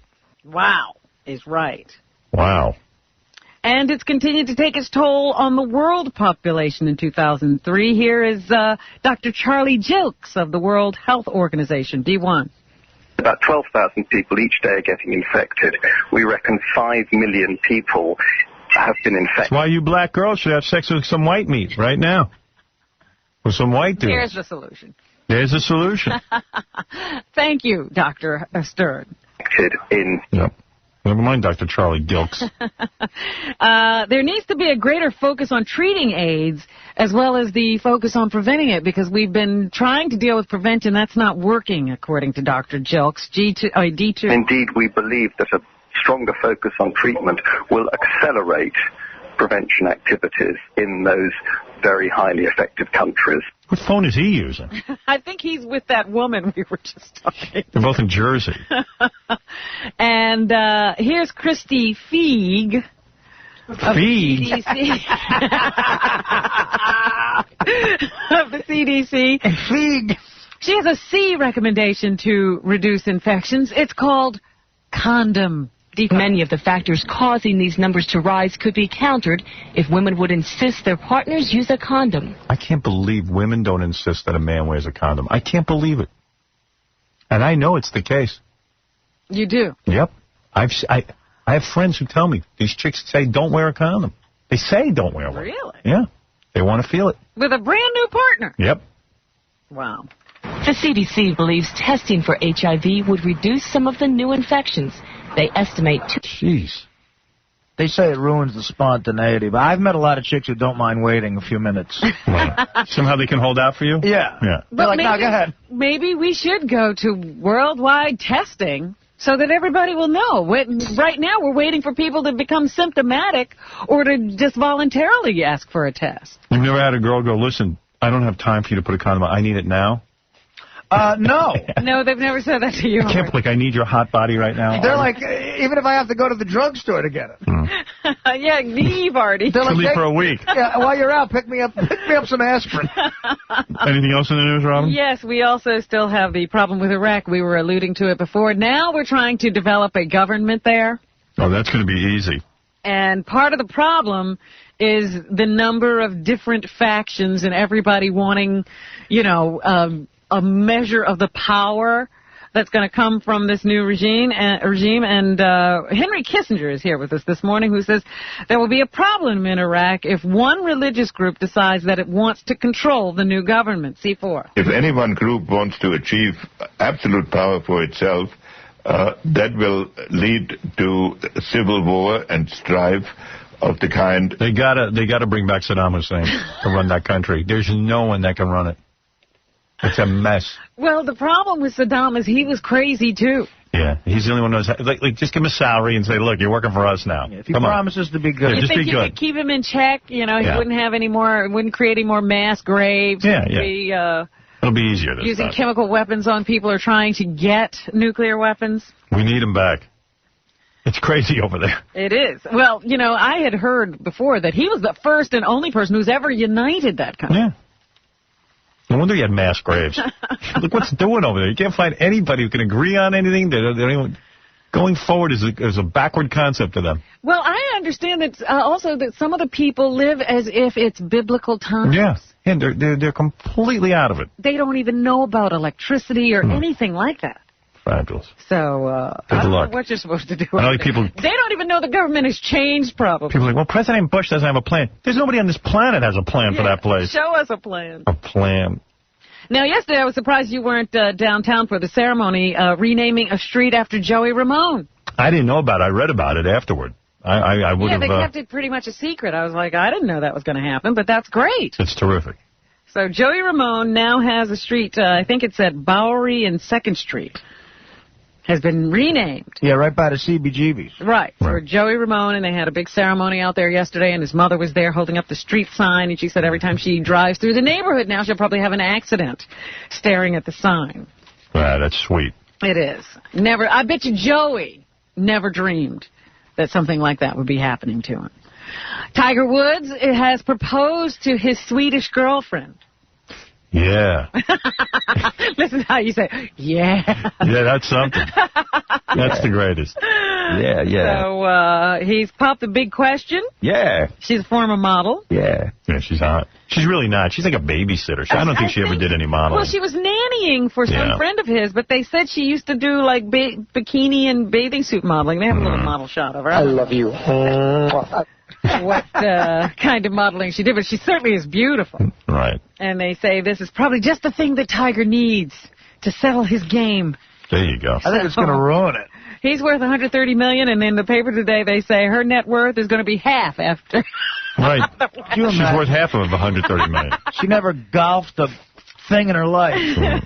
By the way, Daniel Carver of the Ku Klux Klan is dedicating a whole new catalog to that couple. Oh, is that right? That's right. Tiger Woods and his... There's the Tiger Woods section. That's right. Wake up, white people. So we wish them the best. Carmen and Dave got married. Did you see this? I was disappointed in her wedding dress. I thought it was a little too conservative. Oh, look at you. Yeah, I didn't like it. Yeah, let's see some ass. Yeah, show some boob. What, was it very conservative? I didn't see it. Yeah, I was a little disappointed. They were married on Saturday at the St. Regis Hotel in Century City, California. They already are moving cameras in for their reality show. That's right. Yeah. You can watch the couple in their upcoming MTV series, Till Death Do Us Part, which premieres in January. Yeah, that might actually keep them together for a while. It takes a look at the preparations for their wedding, and something I'm really sick of. I haven't even seen it, but the promos for Trista and Ryan's wedding is really getting on my nerves. Sickens me that I'll be watching it. Because now they're showing the bachelor party. Yeah. You know, because we've got to be in every part of their lives. Right. So I guess a series of bachelor parties are going to be filmed until they can get somebody upset. Because you see Trista in one of the promos running around looking for Ryan. He's disappeared. Where is he? Oh, I have to watch that. And they think there might have been a tragedy on The Real World. San Diego authorities are looking into the claim that a 22-year-old woman was date raped in one of the bathrooms of the latest Real World house. I mean, someone who's on the show. This was a woman who was invited to the house by one of the people who's on the show. Wow. They say the alleged victim told police that an acquaintance of the Real World San Diego castmate Randy drugged her, brought her to the domicile, and raped her on November 15th. Mm-hmm. So they're going to be, I guess, looking into that. All these reality shows, you know that something bad is going to happen eventually. Yeah. And told you about Tiger Woods getting married. Oh, Batman. Did you see this? I don't know who the next Batman is going to be. Who is it? Christian Bale or somebody like that? Heidi Klum. No. But the butler, Alfred, is going to be played by Michael Caine. That's good. Okay, I like that. Yeah. You know I what? don't know. Alfred was always like somebody you didn't know. They never actually make these movies. They just keep talking about them. Right. Well, that's become the Superman story. I mean, all we do is hear who's going to play it and then who's not going to play it and who's been cast as Lois and how the movie isn't being made. So, well, yeah, maybe they'll focus on Alfred. You got a big actor like Michael Caine. Yeah. Is there a bigger story with Alfred in the comic books? Because it seems like there is, right? Where like no, Alfred was actually in the beginning not really that that involved. Now he's like every minute he's in every frame. Oh, is he? Yeah, he's always busy with Batman, giving him advice, being a father to him. Like, hey, you're my butler. Shut up. The Reagans debuted on Showtime last night. That was that movie that CBS dropped and gave to Showtime because of all the controversy. And now they're saying it's done the miniseries a service because more people know about it.